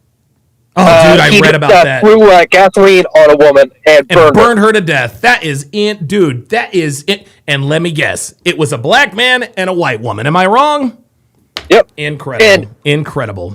Like, because when men vote, and I'm like most guys, liberal guys are fucking idiots. Yes. But when men vote, we vote for small government. Yep. So we don't get in trouble in case of because we'd create our own policies if some guy messed with a woman. Right. But now, because the government is so big, they're enacting policies where they want to remove high trust societies. And we don't understand this because they want shit to break off. Yep. So they can enforce their rules even further. Yep. And listen to what King Life says. I want to get your take on this. He says people will either take the law into their own hands or a lot of women will soon become true victims. What are your thoughts on that? I fully agree. Yep. I agree too. And these women, like in New York, maybe a few months ago, some guy was just punching him right in the face. Yep. And that won't be a crime. Nope. If it's just a misdemeanor. And you're going, what are you doing? Dude, it is going to get to the point, Jason, where we're going to start seeing rooftop Koreans, if you know what I mean. Like, it's going, I just can't, I don't know, man. I don't want there to be a civil war, but dude, like, something's got to give. It cannot continue like this. And dude, I was on the panel with Pearl the other day talking about black fatigue. And wouldn't you know it, there was one nigga who actually called himself a doctor. I don't even know what he's a doctor of. And then there's a passive aggressive bitch. And all these two niggas did was make excuses for black behavior. It's crazy. It's crazy. And the problem is, have you seen the stuff with Dearborn? No. What happened there? So Dearborn, Michigan is now basically Muslim Islam control. Oh, dude, I've seen Instagram shorts where they'll show Michigan before with just regular Americans, and then Michigan after. People doing mosque stuff, doing the praying. People in dude, I didn't know that was Dearborn, Michigan. Holy shit, man. So this is exactly how UK started, because they're using our tolerant policies against us. That's right. So they take over a few cities. Minnesota is completely lost. Oh yeah, they're done. And then because they're screwed with Somalians, and then the Muslims have taken over Dearborn, and they just won in New York too. Yeah, and their goal is Texas. Oh, they'll never take Texas. They're never going to take Texas. No, they say that's their new mecca, and they've already. You know how many mosques are in Texas now? How many? 340 mosques in Texas. They just made a Muslim city called Epic City. It's a massive. You gotta look at it. How in the hell? Epic City. How in the world? How did 300 mosques make it into Texas? That is crazy, man. Can't stop it. They can't stop it. We have the such tolerance. Yep. Except for when it comes to Christians, right? Yeah, and when Biden came in, dude, because I told you earlier, all those people that he brought in due to the low border, dude, 60% of them are on SNAP. Oh, and I was like, yeah, I remember you telling us that the left actively wants this, even though Muslims hate the left. They despise them. That's but weird. They will use them for their own interest. Okay, you and I definitely need to have a phone conversation. I have a lot to catch up on. Eventually, either on here or because this would be the thing I want to explain. Okay, is a great opportunity for anyone to listen to. Okay, let's go. Right now? Yeah, let's go. Okay, so ask questions if you have any issues with it. So, do you know anything about global economics? No, not really. Not as much as I should.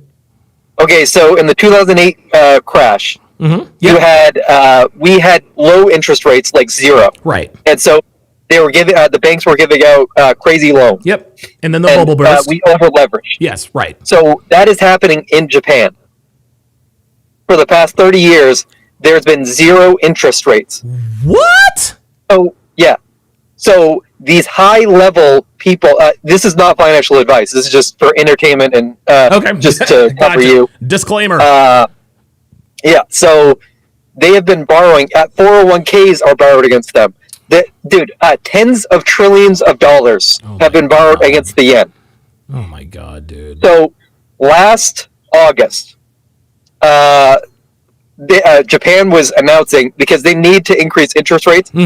So think of it like a monopoly board. Okay. Say you own a monopoly board, and then right across the street or right across the room, I have a monopoly board. Okay. And say King Life, Level Up, Dre Raven, they're on my monopoly board. You have no interest in yours. Right. So they're buying Park Plaza, they're buying the Boardwalk, purple, the orange. Right. They're going to yours, so you have to lower your interest rates, and they're going to yours to get free money, and then sending it back to me. Oh my God! How pissed would you be, dude? I'd be ready to go to war, man. So Japan last August said we're going to announce an increase of interest rates. They only announced this. 2 trillion of the tens of trillions were about to get liquid. So our stock market crashed 13% in one day. So the yen, the 10-year, 20-year, and 30-year of the Japanese yen is at an all-time high. Right now it's at 1.8. The yen, the danger zone is 1.5 to 1.6. Oh boy. But they cannot take blame on themselves. They need an outside influence to give the blame. Right. So oil is, I think it's going to be oil. Okay. And so when oil spikes, the unwind happens and everything goes. And so it's going to be, the collapse will be massive. Oh my God. I think that if what you're describing actually comes to pass, I think it's going to have global implications, man. Oh yeah. It's going to, think about it. 2 trillion of it caused the 13%. Right. And so it's going to, and so I'm just telling people, get prepared, have some dry powder. Okay. But the way I think it's going to go, because think of the monopoly, it would be like you being in Japan and flipping both monopoly boards on the, and so it would hit the floor. Then it turns into hungry hippos. And it's every man for himself. So that's the back of the stock market. Okay. And I think XRP is going to be the thing, because they couldn't do it last year, but this year they have the Genius Act, okay, where now companies can make their own stable coins, okay, and they can buy up the liquidity. So on the that's almost pool. like that's almost like a backdoor way to get it to get it. So there. I think it's gonna be extra deep, but again, not financial advice. Yes. For entertainment. Yes. purposes No. only. For entertainment purposes only. This is not financial advice. But if you're not into crypto, have some dry powder on hand and wait for the collapse to happen because it has to happen. Okay. Like, yes. There's because no we other have way. Venezuela would cause a spike in oil. Iran and Israel would cause a spike if stuff pops off, and then you have Russia, like the tariffs going on there. And if we get a spike in oil, it unwinds. Everything goes. And that is the financial / non-financial entertainment purposes only. Jay Blaze, thanks for coming up, man. That was good stuff. Later, man. All right, appreciate it. Yeah, I've been trying to get together. I've been trying to get together with Jason for a while, but between being doing the F1 thing this weekend, it's been hard to get up. But yeah, I've actually been talking. One of my consultation clients is big. I can't really give too much information away. He's pretty high up in the financial district, and he's talked about this before. King Life with the $5 super chat says, I think Mandani is going to take people's property and mostly put it in a business name that's going to house illegals here from Uganda. Wow. Holy moly. Midi user says FNF's last 2 shows are really good. You should do a reaction. I think I will. Okay, let's continue. To details on it. And appreciate Jay Blaze and Phoenix Light Games. From booty juice to Bitcoin. Boy, I'll tell you what, we covered all here on TSR Towers. Right? Jewish and Muslims lived together. My grandfather lived with the Jewish community. Okay. They massacred their own Jewish community. I've read this and I've done detail about this. So I appreciate you, Myron, for speaking on this, because never have this been publicized like this. Obviously, I don't agree with all the points, I feel like, you can just be like a little less sense on Indians being stinky and all that type of shit. Because you feel me? Like, it's more professional. Hey, man, you don't curry have sucks, to. bro. I mean, I can't lie about that. I understand where you're coming from, but like. Hey, Myron, quick question. So you said woman, like, do you think that they deserve to like stay in the kitchen? Yeah. Like, yes. So I'm what a is firm your, believer in keeping them in the kitchen. Yes. So what is your do you have like a plan that you could talk about? Like, how do you plan to get that to happen? Is there like a certain year or like? Like how we're gonna get women back in the kitchen? Yeah. Like how do you want to know how we're gonna get women back in the kitchen, guys? You want to know how we're gonna get women back in the kitchen? Sex robots and legal prostitution. Gentlemen, there's a reason why most women are staunchly against sex work. Because if prostitution were fully legal in all 50 states, that would force women to have to offer something other than sex. Because if a man can go and just pay for sex and not have to put up with the bullshit that it takes to get sex for free, man's just going to pay for it.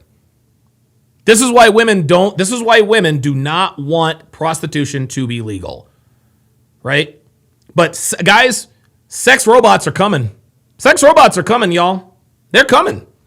They are coming. Dude, every so often I see an Instagram reel or I see a TikTok video, and these, dude, they're making some pretty big strides with these sex robots. They really, really are. They really, really are. Robert Anderson says sex robots are already on the market. I'm trying to tell you, man.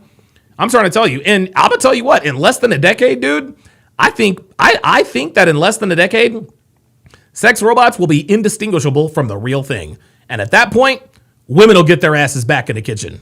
How do you plan on getting women back in the kitchen and like cooking, making sandwiches? Yeah. So the plan is this. Basically, we need to start incentivizing women to get back in the kitchen. So we have to do it in waves.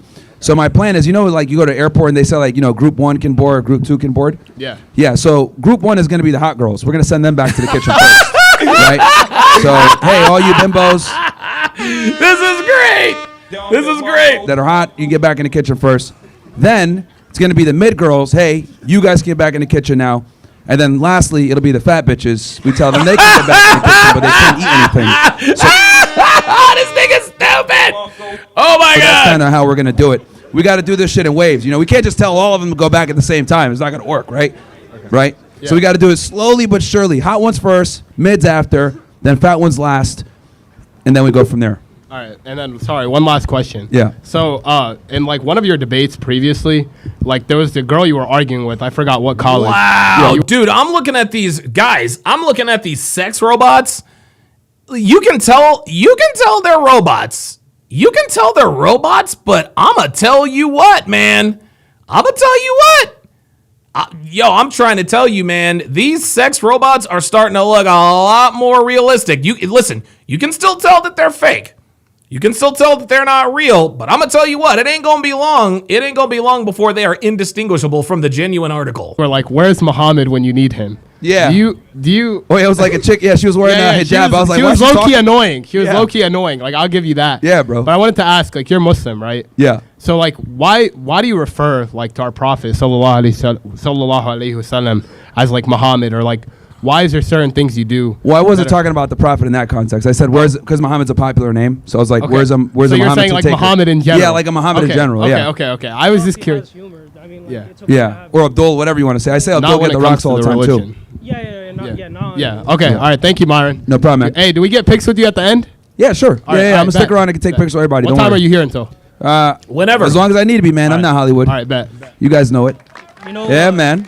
One more thing I want to add to that too, you know, because look, I got a mom and I have sisters too. One thing I don't agree on you is, you know, women are not stupid. Women are actually really intelligent. That's one thing I want to add to. Women are intelligent when it comes to manipulating men. I will give them that. And I say all the time, man, women are a lot of things. Stupid isn't one of them. Within the context of sexual attraction. Within the context of the sexual marketplace, women are far more advanced than we are. This coming from a family, my mom has done a lot of shit in my family. So for women to say women are stupid, man, that's kind of harsh. But on the side from that, follow my TikTok, Mo Trades, MOETRADEZ. I teach about the stock market and teach you how to escape the matrix, escape this shit. Escape this shit, because this is the matrix. All right. Hey, real quick, I don't think women are stupid. Like, I'm back up, but like He has this girl in the audience too, guys. Relax. I They got to say something. Like when you EP Signature with the $5 super chat says, the way I see it, if a simp stops simping and spending tens of thousands and gets a 5K robot, it's a W. I'm telling you. I'm trying to tell you. I am trying to tell you, man. We talk about, you're not going to force women back into the kitchen. Women are not going to go back to the kitchen. They're not going to go back to the kitchen willingly. Okay? There needs to be an incentive. You went up there and you did challenge him on women. When you say like women are stupid, could you like elaborate on that like a little more? Like, yeah, when I say that, what I mean when I say women are stupid is, well, number one, they're easier to sell to. Truth Right says, why can't people say women anymore? I don't know why. Guys, listen, man. I'm gonna do like a miniature TikTok video. Can someone please explain to me why we don't use the plural version of women anymore? Like, people say one woman, three woman. We say one man, two men. So it's one man, two men, one woman, two woman? I don't understand it. I don't get it. I need someone to please explain that to me. I really, really do. I really want to understand. They're easier to market to. Oh, yeah, for sure. Number two, they buy into the lie of feminism, thinking that chasing a career and money and income and status is going to make them happy and fulfill them overall. Yeah. And then number three, a lot of them are whores, and they don't realize that being a whore is going to fuck them up long term with finding a partner. That's right. So, like, do you think would you trust like a woman to be your pilot, Hell like on no. a plane? Fuck no. Oh, Fuck no. Do you think dude, I don't like, even trust women to be my Uber driver. If I order Uber and I see a female, dude, I cancel. Nope. Like, is it because they're too emotional, or like what is it? They're always What is late. it in particular? But look, let me be very clear about this. Are all women stupid? No. There's obviously a small group of women that are competent, that can do things that men can do, that aren't morons. But the reality is a majority are stupid because there's no incentive for them to be smart and or be competent, because women. So with a man, right? Yeah. If we're a loser, when you go outside and you talk to people and you present yourself, you will know very quickly where you stand. Here's the deal, guys. The reason why women are useless is because they've never had to be useful. And when you've never had to be useful, you don't develop yourself outside of your sexual market value. That's it. And socially, if you're a loser, girls don't want to have sex with you, guys don't want to be friends with you, you're not able to get a job. Like, there's a direct like mirror reflection of your inadequacies as a man. As a woman, though, you could be a bumbling, bimbo, dumb whore with an STI, and people still treat you like you're the best thing ever since sliced bread, because women rarely get held accountable for their poor decisions. They're really level up, man. Actually, this is actually a pretty good. This is actually a pretty good answer to my woman versus women. Says I'm thinking that because women have become such a hive mind that they basically are all just one woman, no matter how many you're talking about. You know what, man? I'm gonna go with that. I'm going to go with that. That might actually be it. Panda Trucker with the $5 super chat says, let's start a collection so we can get Abba and Destiny a couple of robots. Dude, well, listen, Abba and Destiny, if they could buy sex robots, they probably could. Or maybe they already have. They told the truth about their deficiencies. 100 woman versus accountability, for sure. Yeah, so that's what I'm trying to say. So, like, with them, they kind of operate, they don't know where they really stand, versus as men, we know where we stand very quickly. All right, thank you. No worries. Who's up next? Any angry feminists? Okay. Oh, wow, look at this crowd. Myron, welcome to The Ohio State University, man. Hey, We're man, glad I'm you're happy here, to be brother. Yeah. Hey, he's a Browns fan. Hashtag Shador Sanders. Hashtag Shador Sanders. Dude, I like Shador. I think Shador's, listen, man, he's got some judgment issues, but I like Shador, man. I'm pulling for the kid. I really am. Good to be here, man. Want to have a I just want to have a very respectful debate with you, man. And sure. Ultimately, whatever I ask, I give the glory to Jesus Christ for, man. I'm just very thankful to be here to talk to you right now. All right, awesome. So, man, it's great to see you in person. So, anyway, I have a major question for you. I wrote it down because I want to make sure ultimately... Yes, the Browns will be drafting in the top 5. Next question. ...that I'm not just spitting up here my emotions of how I feel, rather having some logical fact. So, Myron, you've spoke critically about illegal immigration and border enforcement, but what's your stance on expanding U.S. immigration system to include more room for legitimate asylum cases and a clear pathway to citizenship for undocumented immigrants already living in our country? Do you believe America should modernize and grow its immigration system or tighten it further? Yeah, so good question. Good really question. good question. Very So good my stance question. on immigration is this. And for those of you that don't know, just quickly give you guys my background. Before I did this podcasting stuff, I was a special agent with Homeland Security Investigations, HSI, for 7 years as an agent, and I worked for the agency a total of 10 years, 3 years as an intern, and then 7 years as an agent. I started my career in Laredo, Texas, where I did everything from drug trafficking to human trafficking to money laundering, cartel violence, kidnappings, all that type of stuff. So I did that for a very long time. Then I started doing the podcast stuff where I talk to women and lose even more hair. So when it comes to immigration, it's a topic that I'm fairly familiar with. So my thing is this. We need to reform our immigration system. It's completely broken. The INA is outdated. We need to update it for modern society now. So I do think that we need an immigration moratorium for somewhere between anywhere from 1 to 10 years. And we need to reform our entire immigration system and our visa system because it's completely broken and we're getting beat on so many different angles. Because I just feel like that's the one area Trump needs to kind of be better at. I mean, like, look at what he's brought to the country with the $17 trillion of investments that he's bringing into America and, like, making America great again. The system. Praetorian Guard says, Abba and Preach can buy box. They're rich. Correction. Abba and Preach do buy box. They do pay for pussy. It's absolutely broken and exploited, and unfortunately, I wish the American public knew more about this. But it's not just us getting beat on the southwest border of them coming in. We also have an enormous amount of people that come here legally and then overstay their visas. I know a lot of it's obviously we're here in the university. Some of you guys might be here on an F1 visa. That's a visa that's heavily. All right, I'd start a new channel. I'd start a network. It'd be called the WBNN or the Waterboard Niggas Network. Well, wait a minute. Hold up. Wait. I gotta rewind that. What's up? But that's kind of where I'm at with it. But I'm not like a super religious person at all. But, for those that are religious, I think it's great. I think it's a fantastic way to live your life and have some type of guidance. Do you ever feel like you'd fall into the political spectrum if you had a chance? Into the political run like anything like that, man. Because I feel like people forget that you're allowed to have your First Amendment right. Because people will crap on you and be like, oh, he just wants to tell women to go make a sandwich. That's okay. But people in America, that's why it's the best nation we ever have. Damn right. The God-given freedom of religion, and pursuing anything that you want. It's the greatest country. Hang on, 3249. Let me. Because it's not letting me adjust the play speed. Enormous amount of respect for anybody from the book, whether, Jewish, Muslim, or Christian. That's in our faith as well. Here we are. But I don't really consider myself that much of a religious guy. I grew up Muslim, but am I devout? No, I am like studying it in other religions as well because I do think it's important to understand different religions, especially when it comes to like understanding geopolitical affairs as well. But that's kind of where I'm at with it. But I'm not like a super religious person at all. But for those that are religious, I think it's great. I think it's a fantastic way to live your life and have some type of guidance. Yeah. Do you ever feel like you would fall into the political spectrum if you had a chance? Into the run anything like that? Man, women to go religion, and pursue. You know what I mean? The UK is cooked, Canada's cooked. Sad. Like we're by far the best country. Yeah, we have our problems with crime and everything else like that, but I do think in general when it comes to making money, opportunity, the United States is by far the best. I still think we're the best. But agreed. Yeah, I mean, getting into the political scene, I don't know. I mean, I'm really controversial, but I do think that we are getting a shift here. We've seen the explosion of my buddy Nick Fuentes. And people are starting to really realize that like the old way of governing and this unequivocal support of Israel and the neocon mantra is kind of dying out.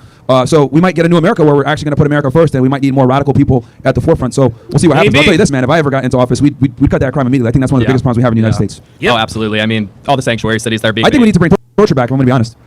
To what degree, if I may ask?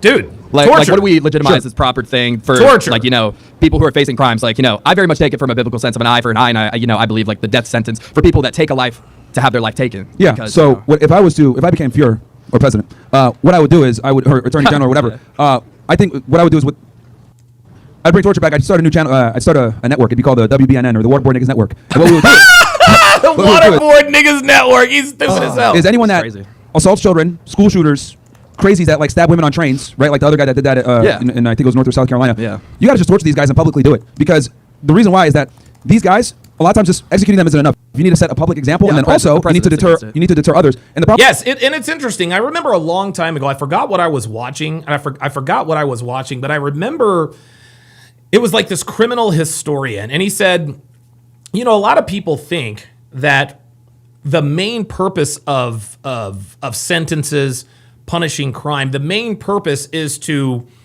punish the person for the crime. Yes, the punishment is definitely there to punish the person for the crime. But here's what he said. He said, but more importantly, the reason why sentences are made public, the reason why punishments are made public is to de-incentivize crime. So when we hear about the way, like, I think some guy like died by a firing squad the other day. I think they're still doing the firing squad in South Carolina. I didn't even know that was happening. But the reason why we make it public, we make people's punishments public, yes, it is to punish the individual, but it is also to show the world, show the people in this country, this is what happens when you commit these specific crimes. Yes, it is absolutely a deterrent. And I think public torture would definitely be a deterrent. A lot of these criminals is they're egomaniacs. So them being tortured in front of a bunch of people and suffering and looking like a bitch will make them think twice about it, and it might deter other people, because, if you're going to sit there and you're going to, because I used to investigate pedophiles as well. One of the things that HSI does is child exploitation, big case, arrested many pedophiles and very violent individuals. Some of these people need to be made an example out of, and just executing them in front of their family members isn't enough. And I think that's what we need to do to send a very strong message that if you do this, you're going to eternally suffer just like the families you've made. It's not enough for you to just go ahead and be like, let's just give them a lethal injection and call it a day. Fuck that. No, you got releasing all the criminals that keep doing. Yo, listen, I'm trying to tell you right now. I say this a lot. There are some things that are worse than death. There are some things that are worse than death. Being tortured is worse than death. The hell? Countless crimes in like California, like all these other Democratic-led states. It's just crazy to me. You got to go hard on I'm crime. talking a lot. I just no, it's fine. It's fine. It's you got to go hard on crime. You need to. So no, you're good. But just I'll end it here. If you're going to go ahead and murder people, right, like what we saw on that train. Truth Right said that Don would be the judge, jury, and execution of the WBNN. Yes, sir. Yes, sir. Yeah. For example, we just stabbed that woman in the neck for no reason. Yeah. You not only do you not deserve freedom, you deserve to be tortured in front of everyone, so other people can know that this is going to be completely intolerable. And it makes us for free as well. We stream it live. Stay sponsored, of course. You don't got to pay no pay-per-view, and that way you can look and see. This is what happens to you when you hurt innocent people. Well, Myron, thank you for your time. God bless you, and I really appreciate your time. Appreciate you, man. Have an amazing night. Thank you. Well, he was respectful. Who's up next? All right. How you doing, Myron? What's up? Assalamu alaikum. How you doing? Walaikum salam. How are I was just gonna ask. So you're a Muslim. So I was gonna say, like, why don't you go ever try to go to Saudi and do Umrah? One day. One day, inshallah? One day, yeah. Yeah. I was gonna say I really enjoyed the 6ix9ine podcast too. Oh yeah. I liked it. Yeah. I liked because the stories he was giving back from what happened to him. It was good to hear your guys' feedback too. No, it's funny because for those that are not aware of what he's talking about, I'm sure you guys all know Tekashi 6ix9ine. When he got arrested for that RICO case back in 2018, I was still on the job and I was out of the Miami field office, and it was our New York field office that arrested him. So I had known some things about the case, and for example, like how he was planning to go to Connecticut to go gamble, and they had put a hit on him at that point, so they had to arrest him before he went to the casino because it would have been a nightmare to surveil that. So it was kind of interesting to have those two worlds clash and me tell my person like, yeah, bro, this is why they arrested you. Yeah. So interesting. Yeah, that was a good podcast. I was also gonna say, what do you mean with the U.S. How we're all not like we don't belong here? We're all like guests or something like that. Yeah, I heard so you was Nico about it. So my position is that the United States is not a Muslim country. Yeah. It is a Christian country, It's a Christian right? country, And even at best, I would say like if you're gonna go. I was gonna say, why do you see it as that though? Like, do you just see it? Well, it's founded by Because it was founded by Americans. Christian Protestants. Like it was literally like. It really, guys. And guys, I'm not a guy who uses the word offensive a lot. But guys, it really offends me when foreigners come to this country and they don't understand nationalism. That is offensive to me.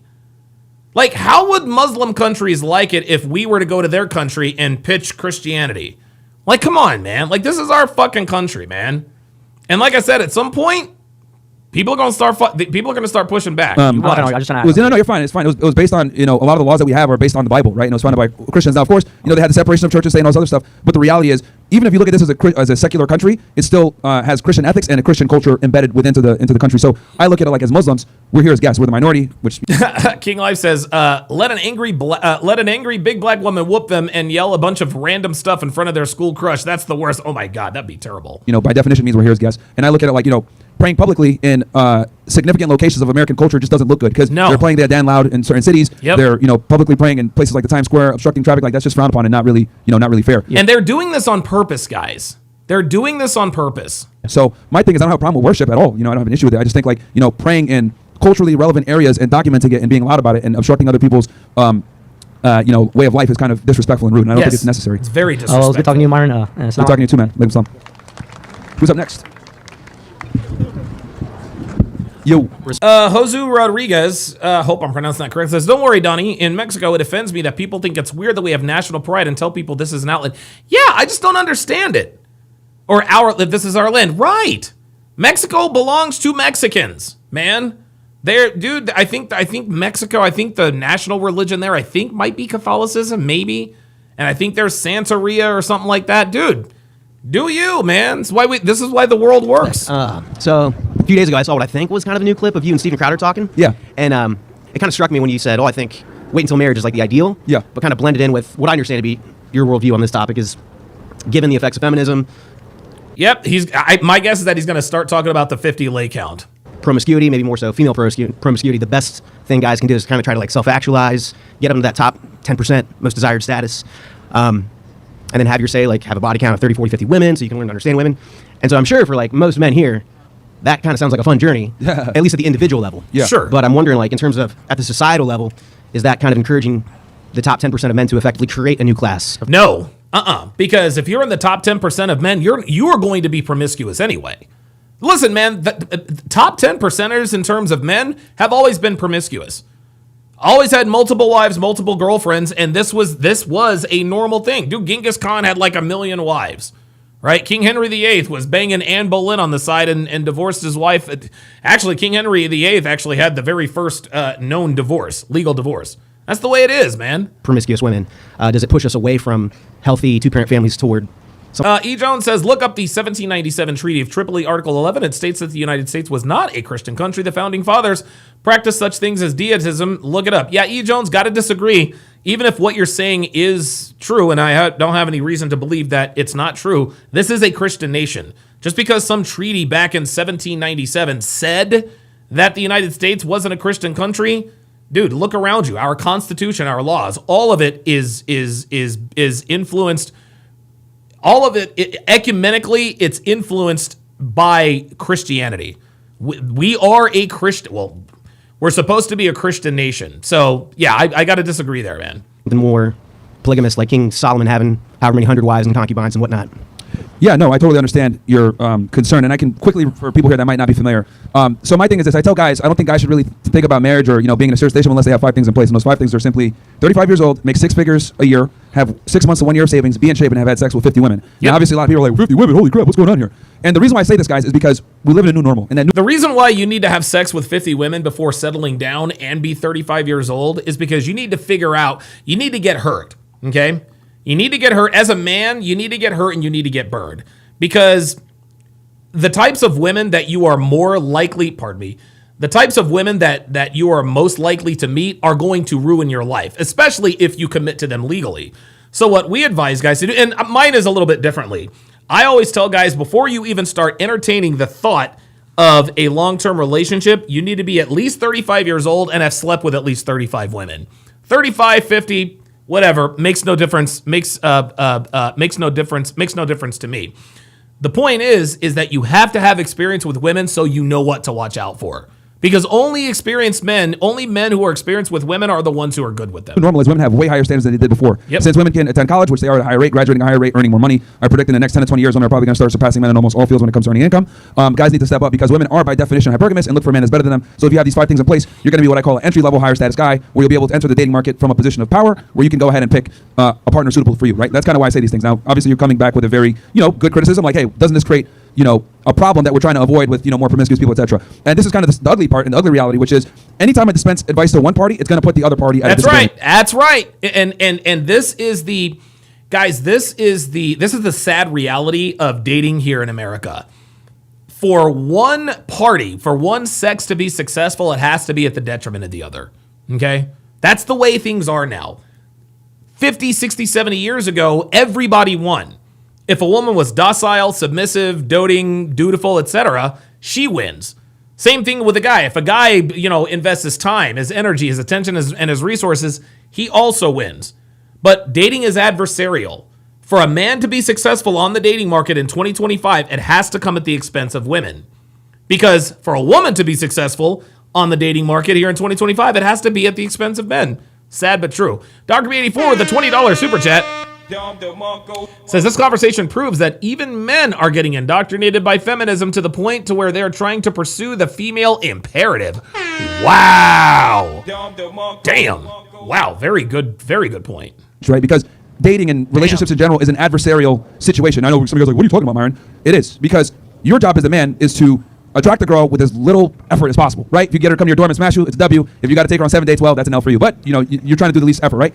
On her end, she's trying to extract the most time, resources, and time, energy from you for the least amount of type of sexual access. It's a dance between the two genders. So anytime I dispense advice to men, it's inevitably going to put women on their back foot because I want guys to have the advantage. Now, when it comes to this situation here, my thing is I want guys to have choice, and I want them to be able to decide how they want to, move. Because the problem is that we live in a society now where if a guy gets in a relationship with a girl, right, marries her, gives her his resources, etc., that puts you in a bad position because we have a family court system literally set up to destroy every single one of you guys. Yep. Right? Even with a prenuptial agreement, you can still lose everything.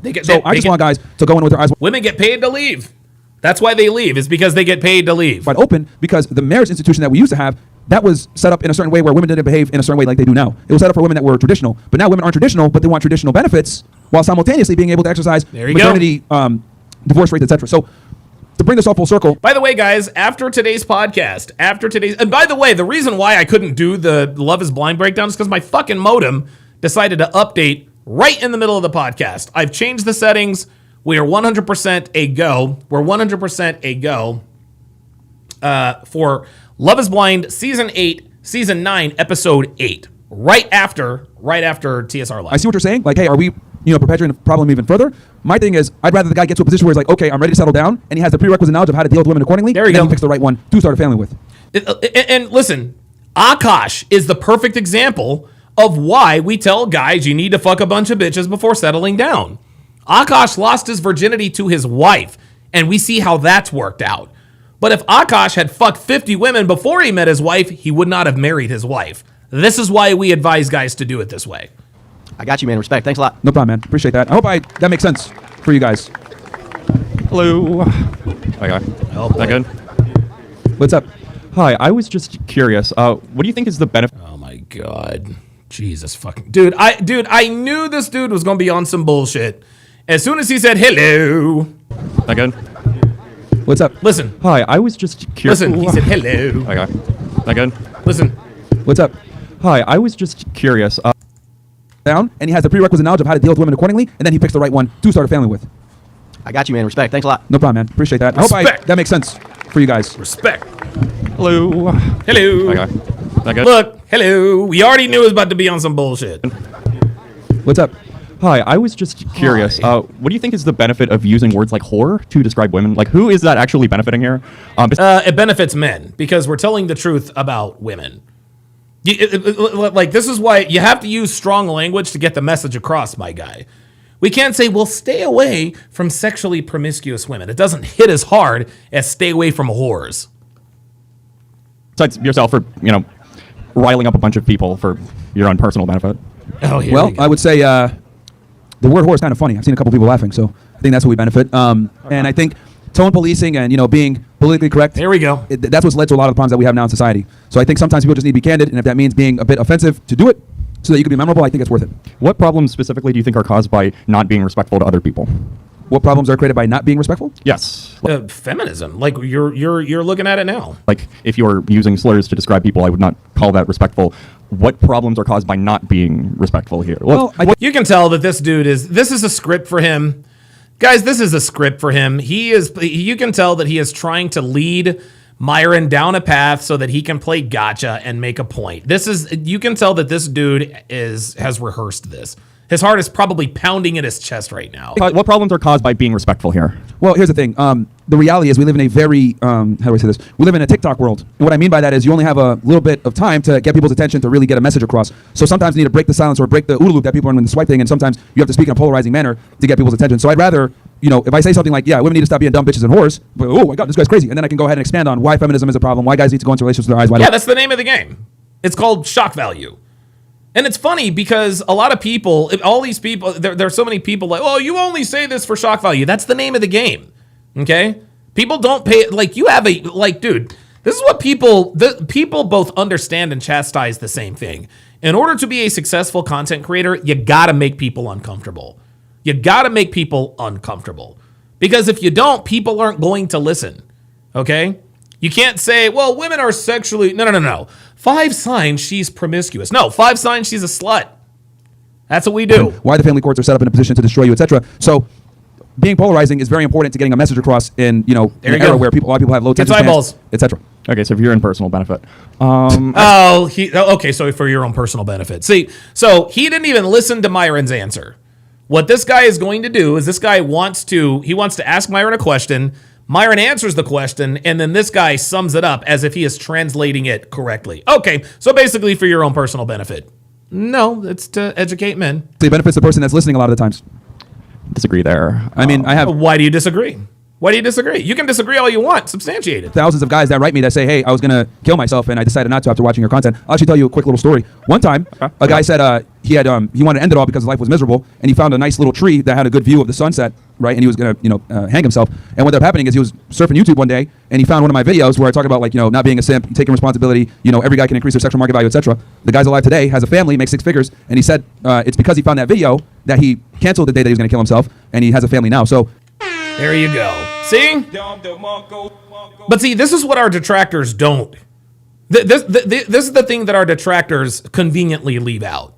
All they want to talk about, well, you take advantage of these lonely men, and this is self-aggrandizing. This guy, again, just like the first guy, he's accusing Myron of not really believing what he talks about for his own personal benefit. And this is funny. He can't use money now because Myron is demonetized. So he's saying for your own personal benefit. Makes absolutely no sense. To me, I look at it like if I got to call some women whores for that, so guys can wake up and realize that, there's another way, I think it's worth it. Your sign says transgenderism is a mental illness. Oh my Yes. God. How many people do you think that has made a little bit more want to kill themselves? Who gives a shit? You mean like trannies that want to kill themselves? Yes. Well, here's the thing. They already had a mental illness. Me telling them they have a mental illness doesn't change anything. They've already had these problems. Uh-oh! That seems a bit circular, but...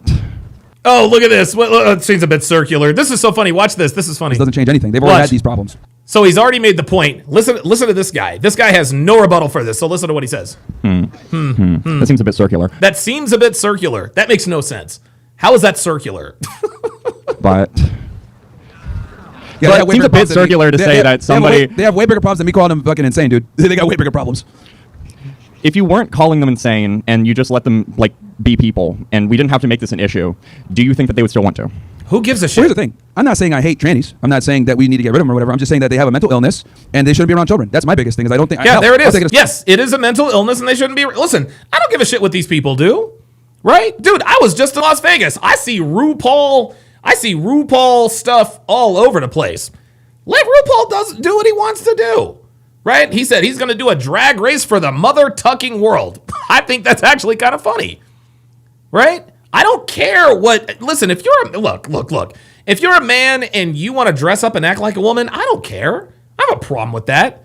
What I do have a problem with is trying to influence children, giving them gender dysmorphia. That's what I have a problem with. Just keep them away from children. That's all. That's all we're asking. I don't even think gay men should be around children. I don't think they should be allowed to adopt kids. And if I had my way, I would put gays in their own part of town. And the reason why? Love to hear. No. Nope. No. Disagree with Myron there. No. I want gays in my part of town. I want homosexuals as my neighbors. Yo, surround me with homosexuals. Surround me with gay people. You want to know why? Because that property value goes way up. When you are, when homosexuals move into your neighborhood, the property value goes up. Dude, we live right across the street from a couple of lesbians. Man, coolest people in the fucking world. They hooked us up with Christmas lights. They gave us a little outfit for Fernando. Like, dude, we love these people. We love these people. I think one of the women drives a Porsche. The other one, what does the other one drive? What does the other one drive? The other one drives like a Ford Bronco Raptor or something like that. Yes, bring in the gays, bring in the lesbians. Yes, love to hear that. Well, I'll go ahead and expand on this. I don't think children should be exposed to homosexuality at all.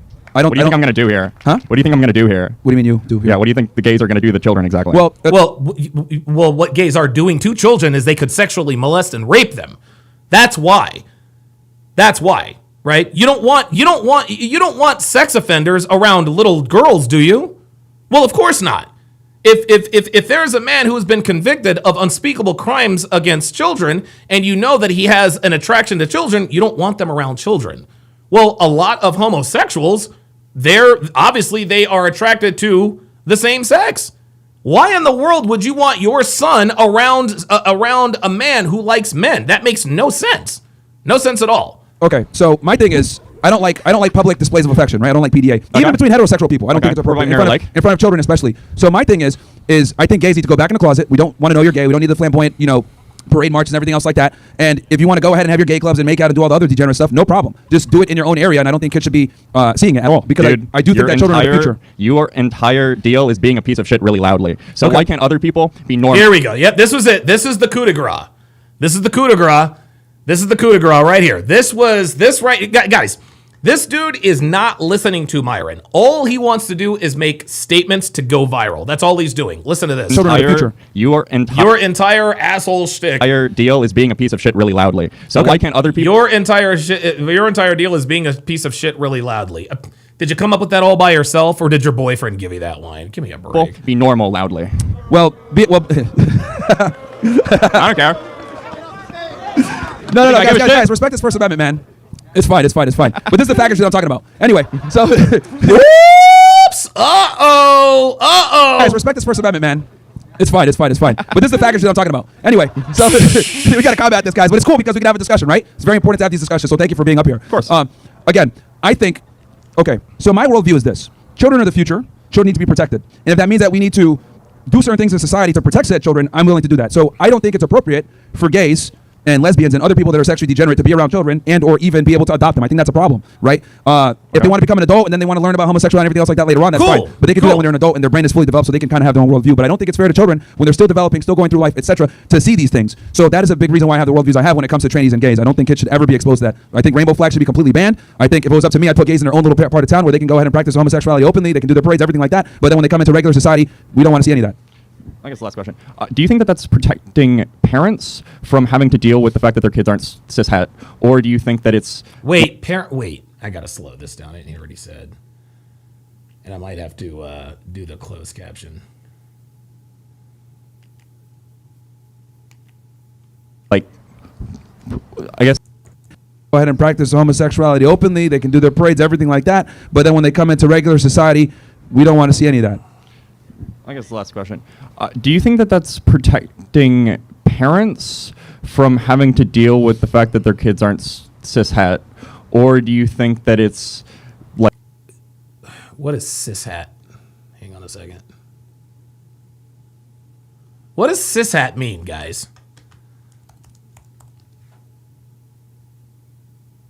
Oh, cishet. A person that identifies with the gender they were assigned at birth. Oh my God. So now heterosexuals are being called cishet? Like, oh my, okay, whatever. Like, I guess here's the point. How is that protecting the kids? Because presumably some of those kids are going to be trans or gay, and if you're presumably some of those kids are going to be trans or gay. It's called the power of suggestion, my guy. Spending all of this time trying to make sure that they don't know about trans or gay people, then they're just going to think that there's a problem with themselves. And that's because there is. Not very fun for anybody. I don't think it is. I don't want anybody to feel that way. So yeah, you don't give a shit the way people feel. You just want to call Myron an asshole. Why should we be trying to make other people feel worse about themselves for no fucking reason? Sure. Well, no, it's not for no fucking reason, because they say we're here, we're queer, and we're coming for your children. This is what they've said. They said we're coming for your children. See, and this is the thing, man. This is the thing. I don't have a problem with gay people or homosexual people. But when you make statements like that, and then you come up here and say, well, why do you make them feel bad for no reason? No. You guys make yourself targets. You guys make yourself targets. This is why nigga behavior is frowned upon, because niggas make themselves targets. Why do you talk about black people for no reason? No, they do nigga shit. That's why we talk about them. For one, kids can barely wipe their ass properly. They don't know if they're gay or not. You know what I mean? They don't know anything, right? And I'll give you guys an example. Every single one of us here probably grew up with like that one girl who's a fucking tomboy. She always wants to play basketball and hang out and play Yu-Gi-Oh, whatever it is. I'm showing my age here. Maybe Magic the Gathering. I don't know. But she grows up, and I want to be around the boys. What ends up happening? She turns 18, then all of a sudden she's a girl again, right? Yep. She's like wearing dresses, she's being pretty, etc. And you're like, what the hell happened? Okay. Well, imagine if she had said, I think I'm a boy, and then she goes ahead and gets transitioned and fucks her life up, right? But she grew up out of that and realized, no, I'm a girl. So kids don't know anything, and I don't think we should be deferring to them based on what they think they feel or their sexuality or whatever. It's like, she's like, oh, I'm a boy. No, you're not, bitch. You're a girl. And then, boom, she grows up and she'll end up thanking you for not, transitioning her. So exactly, because life as a man is a lot more difficult than life as a woman. I don't think children should be making those types of decisions whatsoever, because they can ruin their life in the process. I think it's a bit weird to use the word children for people that are like usually at least well into their teenage years. But yeah, they are still children, my guy, because guess what? When an older man has sex with a minor, they call her a child. See, what he's trying to do, and again, this is tone policing, he's trying to make it sound a little less nefarious. Well, we shouldn't call them children. They are children until they reach the age of majority. I don't even think in their teenage years they should be able to make that decision.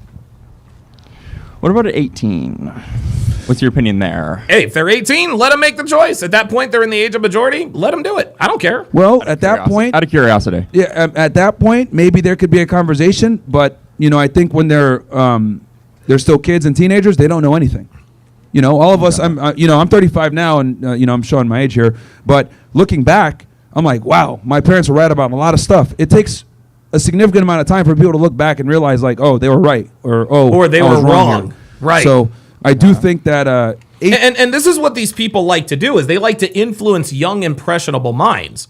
And this is why we have so many kids that are confused about what they are. I'm telling you guys, in 5 to 10 years, we're going to start to see, if we haven't already, we're going to start to see a rash of mental illness.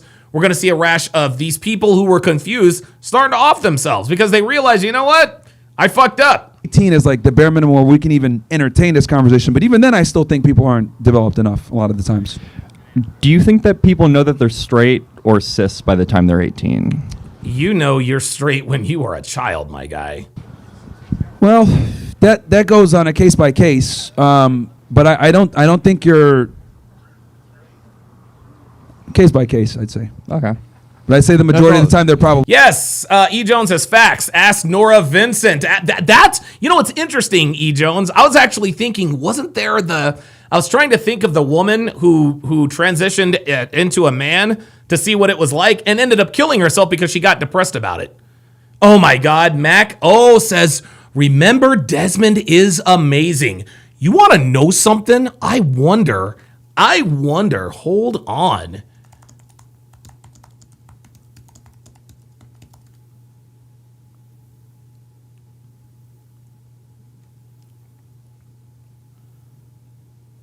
Oh boy. Oh. Oh boy. Oh boy. Oh boy. Oh yeah. Oof. Oh my God. Yeah, he's still doing the thing. He's still doing the thing. Ken Rose with the $2 super chat. Appreciate that very much, my guy. Please straight. I don't think we're going to get any here anyway after this. So thank you. No problem. Just wanted to talk for a little bit. Thank you for coming. You all have a good night. Talking. And guys, I know you guys were like, picking on him a little bit, but we do need to have these discussions with the other side. I think it's very important. We do. Because if you don't have these discussions, you guys aren't able to make your own opinions, right? So, what's up? So, I got one question for you. Uh-oh. If you woke up tomorrow and you became a woman, what's the first thing you're doing? Oh my God. Damn, bro, that would suck. What would you, honestly, if I were to, I don't know what I would do. Dude, you know what I would do? The first thing I would do if I woke up as a woman is I would come out of the closet as gay. That's what I'd do. Be like, all right, well, I'm a woman now, but I still like women, so I guess I'm gay. Yeah. I don't know. Well, I'd make myself a sandwich. Since Nice, I know stupid, nice. that I'm an expert at it automatically. What type of sandwich? What was that? Get the bread ready, yeah. I don't know. I'm assuming since I'd be a woman, I'd know exactly the best one to manufacture right off rip when I wake up in the morning. But yeah, I don't know. I mean, like, look, as a female, people get mad at me for saying this, but women live life on easy mode in 2025, yes, they do. bro. Yes, they It's do. actually nuts how it's like we're playing on fucking Halo level legendary. They're playing on recruit difficulty, so it's nuts. But yeah, I'd make myself a sandwich. Gotcha. That's the only question I had. All right. Cool. Thanks. What's up, man? So I wanted to ask you about voting for Republicans. Yeah, Robert Anderson says, whether she knew it or not, Nora Vincent was a hero to men. Absolutely. Absolutely, man. And Peter Thiel in general. The faggot. Yeah, the Palantir, the neocon influence on the right wing. Yeah. So growing up, like during my early teenage years, I was down that right wing pipeline. Starts with Ben Shapiro, as of everyone. Jew. And then we get Charlie Kirk. Yep. Rest in peace. But Yeah, all right. yeah. So after Charlie Kirk, you start getting Nick Fuentes on your feed, and then I get you, and then I get Sneeko and all these people. Nice. So my question, The real niggas. I've kind of woken up to the right-wing influence of the neocons, and I feel like my vote is being wasted. If I vote Democrat, I completely disagree with all the policies that the left has. If I vote right-wing, I'm just sending my tax dollars to Israel. So how do you think you combat that? What do you do with your voice? What do you do with your vote? Is voting even worth the time? That's precisely why we got to take our country back. That's literally why, like... This man, this dude, guys, what this man just described, this is the mentality of the disenfranchised American. He was born and raised in America. He's obviously got some other descent. His nose is actually he's actually got Myron's nose. But this is the mentality of the disenfranchised American. I can't vote Democrat because you're basically just feeding people who don't want to work. I can't vote Republican because they just want to send all of our money to Israel.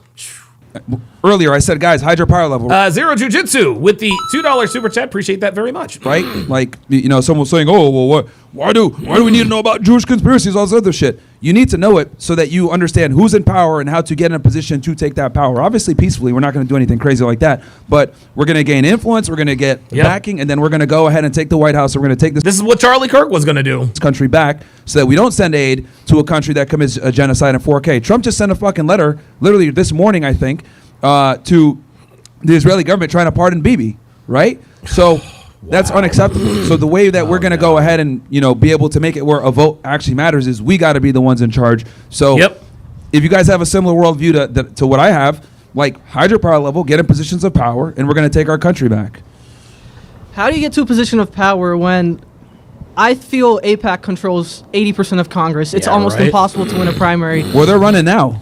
What they're trying to do is they're trying to say, hey, we're gonna. What they're trying to do is they're trying to give donations without it going through AIPAC. They're trying to do it privately. So we are making a change, right? Like And I was one of the first people to bring this out. Like, if you go on the AIPAC website, if you scroll down, it literally says there 98% of our candidates win their elections. Like, they openly brag about owning this country. And I pointed this out years ago. But now, we got them running guys. Like, the Jewish lobby is losing influence in America. They're, constantly getting attacked. They're getting made fun of by both the left and the right. So we're definitely making a change. And I do think maybe not in 2028, but maybe the election after that, we can seriously have some impact and get these fucking parasites out of our government so that we're not sending aid to a genocidal, ethno state. Yeah, so what I personally believe is I agree with everything you're saying, but there's like certain opinions I can't say out loud because I fear for getting expelled from university, getting kicked out from my job. You think that will change when like the boomer generation dies or just with time? I hope so. Because I think freedom of speech is the most important thing that we have. There's a reason why the forefathers traversed, the Atlantic Ocean and battling scurvy and dying and everything else like that in wooden boats. And when they got here, the first thing they did was, made the First Amendment, which is freedom of speech. That's what sets us apart from everybody else. So, like the gentleman before, I know some of us are making fun of him for being a little woke or whatever, but I think discussions like that are important, and that's what sets us apart from all these other countries. So we need to protect that, even for our political adversaries. All right, thank you for your time, Myron. No problem, man. Thank you.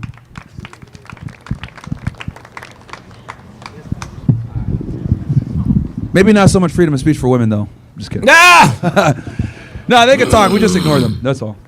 Because we all know women opinions don't matter. What's up? What's up, Myron? I just got off work to check you out. Come check you out, man.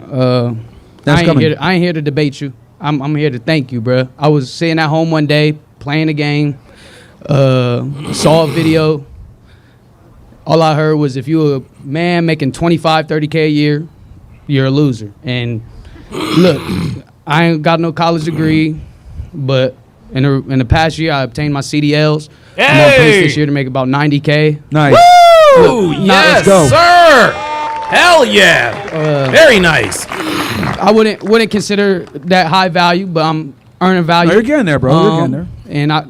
Yeah, Kevin Samuels used to call men like this Henrys. High earner, not rich yet. I really just want to come here to tell you thank you, bro. For No, real. thank you, bro. The relationship advice, how to deal with women, holding yourself accountable as a man. Bro, I needed to hear that. So it was really like words from a big brother. I just want to come and thank you. Thank you, brother. I Good for him, appreciate man. that. Yeah, don't Thank you debug so that much. guy. And guys like you are why I do what I do. So like even when people like that guy before, like, why do you need to say this stuff? That's why I do That's what I why. do right there. There you go. That gentleman over there. Watching you 3 years, Myron. Okay. Watching you 3 years. Hey, what's up, brother? Biggest your supporter. I want to shout you out. I want to shout out Sneeko. I want Yep. to shout out Andrew Tate, Nick Funyas, everybody. Yeah. You guys are Funyas. amazing. Those are the homies. Listen, The homies. guys like you need to make everybody better. Thank Because you, man. there's too many men in this world that are falling down. And Yep. I believe that. And I keep quiet a lot. When I'm around people. If I'm Yeah, at work, yeah. I'm at work. I'm working 6-7 days a week. Damn. I'm not in college here. Like I'm just grinding. Like you guys say, do. I believe people should stop partying so much and you focus guys are on the what you fucking need. future, man. Like the reason why I tell you guys, especially young guys, like you guys are literally the future. So Yeah, like, man. look, when you guys listen to me, Nick. This is why Charlie Kirk was doing what he was doing. He knew that the only way to change America was to start with the youth. Fuentes, Sneeko, Andrew Tate, any of these guys, make sure you got headphones in, right? Yeah. Nobody knows. I'm getting in trouble because I'm listening to you at work. Yeah. No, I'm you being can't do for that. real. No, put in the headphones, brother. Bluetooth. No, dude, I know. You guys got to be careful, man. I don't want y'all, getting in trouble. But guys, build yourself up. Get that influence because I'm telling you guys, 10 years or whatever, you guys are going to be the future of the country. So that's what it is. But Yeah, maybe I'll run for president one day. Who knows? Myron, I want you to be careful because you're gonna get bigger. Yeah, You're appreciate gonna get that, man. bigger. You Thank know what I thank mean? you. Like you got a big impact. So like I want you to be careful. Thank you, man. I appreciate 'Cause, that. like I don't want the same thing with Charlie Kirk. you Yeah. know? But Yeah, fuck that guy, whoever did it. Whether it was that dude or somebody else, like whoever was responsible for that, fuck them. So Yeah. appreciate that, man. Thank you. All right, who's up next? All right. Hey, Myron. Yeah, what's up, man? I haven't taught my dog how to do the Hitler salute yet, but we're getting there. Ah! I wish I had Frank here. The O slash. For those that are wondering, yeah, my dog knows how to do a Robin. Yeah, I saw that last Yeah. night. That was funny. I want to start out by saying it was funny. I was on Hinge the other week, and some girl had sent a controversial question to open, and then I sent her there's two genders, and she unmatched me. At first, I was like, all right, but then that kind of hit me. It's like that is kind of crazy to think it's 2025 and And guys, just to be clear, there are way more than two genders. There are way more than two genders. There are only two sexes. People, I don't have a gender, okay? I don't have a gender, okay? Gender is a social construct. Your sex, that is biology, all right? So yes, listen, there are 238 different genders. There are only 2 sexes. Just that was enough. Yeah. Well, I mean, I'm not surprised. I mean, women literally are like, so all the liberalism garbage that we have, it was spearheaded through feminism. Like, that's the reality, right? EP says, Myron really does need security. I'm telling you guys right now, and I can't, obviously you guys know, I know Myron personally. We talk almost every day. I can promise you, he's good. He's good. I know a lot of us, listen, I remember after the Charlie Kirk thing happened, I was texting Myron, I was texting Fresh, Pogson, Icy, Melissa. I was like, yo, y'all can't let him go to North Carolina. Y'all can't let him go to North Carolina. But what is this? What happened? The breed results are ready. Oh, yeah. So what is he? Hang on, guys. Oh my God. Okay, so what's happening? What's happening is, so we sent in Fernando's DNA to find out what breeds he has in him. What is it called? Embark. It's called Embark. It's basically like a 23andMe for dogs. All right, here we go. He's 55% Chihuahua. Wow. So he's 12% Poodle. Ooh. He's 10% pit. He's 10% pit bull. That explains a lot. 7% Pomeranian. Oh, he's 7% Pekingese. How about that? 4.2% miniature pincher. That's where he gets the markings from. He's got German Shepherd in him. Oh, this is wonderful. How about that? 100% Fernando. Send me a screen grab. Send me a screen grab of that. Oh my God, dude. Wow. So good. So Devin is going to send me a screenshot of his Embark. We've been waiting to find out what exactly Fernando is, because Fernando is a fierce little fella. He is small, but he is incredibly athletic, and he is really, really strong. Like, he is strong for a small dog. He really, really is. Doctor Who Design says, can we see him a bit? Yeah. I'll have her bring him up. Okay, let's continue with this, and then we'll get into the Fernando stuff a little bit later. Alone Again with the $5 super chat says, Donovan, how do you know girls are attracted to you in the workplace, and why would a girl give me her number with no intention on texting me back? Let me do a screen grab, and I'm going to put this on the screen when I answer this, so that when people go back and watch the replay, they will know what I am referring to. Give me 2 seconds. I do apologize. Okay, so this is actually a very good question. So he says, Donovan, how do you know girls are attracted to you in the workplace? And why would a girl give me her number with no intention on texting me back? So the first thing I would advise, the first piece of advice I'll give you, Alone Again, your first question is, how do you know girls are attracted to you in the workplace? You don't need to know, okay? You don't need to know. Do not mess with coworkers, guys. Do not mess with coworkers. Because a general rule of thumb that we all need to understand is that when you fuck your coworkers, start the clock. What's the clock? The clock is unemployment. Because when you hook up with your coworkers, within 6 months, either one or both of you will no longer be with the company. Okay?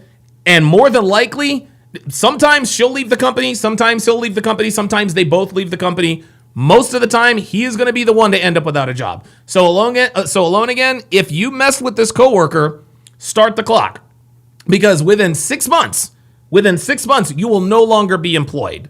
Number one. Number two, he asks why a girl would give me her number with no intention on texting me back. Guys, attention, girls need attention like the human body needs air to breathe. Okay? The reason why she gave you her phone number with no intention of texting is to get free validation. That's the first thing. The second thing is if you do text her, she now has proof of harassment when and if she decides to go to HR. Guys, and this is interesting. This actually sounds like a trap. I think what women are doing today is if they don't like somebody at work for whatever reason, what they'll do is they'll give them their number. They'll start to flirt with them. They'll send them messages, blah, blah, blah, blah, blah. And then as soon as he moves in or tries to make a move, she goes right to HR and says, yeah, John sent me this explicit message. And then you end up getting fired. Okay? So and here's the thing. Girls don't get, guys, what you need to understand is that a girl who gives you her number at a workplace, you need to think about this. You need to think about this in the same vein as an attractive woman coming up and hitting on you. Okay? If an attractive woman hits on you in public, she's a prostitute. And the reason I know this is because I've been hit on by plenty of attractive women in Las Vegas. None of them were interested in me. All they wanted was to get money. That was it. Because attractive women don't hit on people. Okay? Women don't hit on people. So if your coworker gives you her phone number, and here's the thing, how do you know she has no intention of texting you back? What this says to me is that you have already started texting her, okay? And if you have already started texting her, my friend, you need to stop right now. You need to stop right now. Because when you start texting girls at work, whatever you text them, they now have proof or evidence that you are sexually harassing them. So the reason why you know she has no intention of texting you back is because you've texted her and she hasn't responded. So my advice to you, stop texting this girl. Stop texting her. Stop. Don't even interact with her anymore. Okay? Do not fuck your coworkers. Don't fuck your coworkers. If you like the job that you have, if you make good money, now, if you work at a call center and it's a run-of-the-mill job, dude, let the good times roll. Right? That shit doesn't matter, and it is what it is. But if you actually like your job, if you've worked hard to get your job, if you make good money, do not mess with your female coworkers. Because when a female coworker gives you her phone number, dude, it's like she's setting the bait. It's like she's setting the bait. And here's the thing. She probably hasn't texted you. Not one time. But you've probably steady texted her. I guarantee you that if you get crossways with her in some way, shape, or form, she's going right to HR and saying, yeah, these are the text messages that John sent me. Janet Italian says, don't shit where you eat. Absolutely not. Absolutely not. Black Russian Lam says, hashtag sexual harassment lawsuit. Absolutely. Absolutely. Alone Again says, thank you guys. All the information is valuable to me. Love you, Donovan, and the Red Pill community. Appreciate that very, very much. Appreciate that very, very much. There you go. Good stuff, man. Good question. All right, let's continue. Like every single problem that we have, social or cultural issue that we have, pretty much feminism was the Trojan horse from which that problem came from. Because it started with feminism, then it went into gay marriage, then from gay marriage, now we're into this whole alphabet community. So, yep. Danny Gonzalez says he's harassing me is the first thing she'll do. Absolutely. Which is a Jewish construct, by the way, too. That's pretty much the spearhead of a lot of the cultural problems we have in America when it comes to liberalism in general. Yeah. I want to comment on what you said earlier about being 35, waiting till marriage until you're 35. What do you say to someone like me who's 26 and look, if you have your stuff together and she's adding value and she's a good woman and you think, hey, I've done my vetting, I've been with her for a year or two, she's adds value to my life versus taking it. I'm not opposed to that, right? Like if you have 20 bodies, like I'm not going to tell you, oh, sorry, bro, you got to do another 30. You didn't hit the number. Yeah. If she's the right one, she's the right one. These are just very loose parameters because I know for most men, what ends up happening is guys get into relationships with girls. They're not experienced and they get finessed. I mean, any of you guys know that fucking stupid Akash Singh? There it is. There it is. I fucking told you. I told you. I fucking told you. Akash Singh is the perfect example. Akash Singh is the quintessential example in terms of why we encourage men to fuck as many women as humanly possible before you commit. His wife is literally making a fool out of him. It's insane. It's incredible. Yeah, he was talking shit to me 3 years ago, saying, "Oh well, this is my first woman." She's because they basically brought us on their podcast to like lecture us on women and how we're like misogynist or whatever, or racist, which I am. But anyway, Schultz is a fucking cuck. But his wife literally came out Schultz, she was like talking about how she like was having sex in college and being a whore, all this other shit, and she told him, "Oh, I was a virgin when we got married." So she fucking lied to him. I told her on my Twitter if you guys want to make fun of him for it. But that's precisely what I don't want men to be, where it's like they're a virgin when they get married. They think that their wife is right. See, and Akash thought, and we saw it on the compilation. He's like, well, neither of us had previous sexual experience. She lied to his ass because now we know she got ran through in college.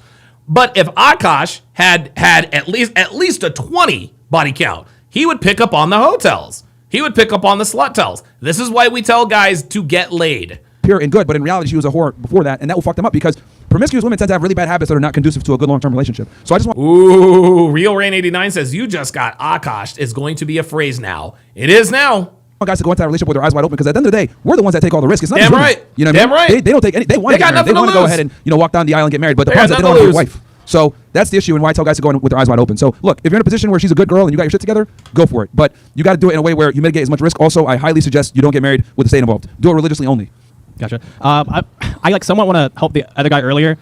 He was talking about the gays and like why you said it was so bad to like keep them away. What do you have for like all the groups?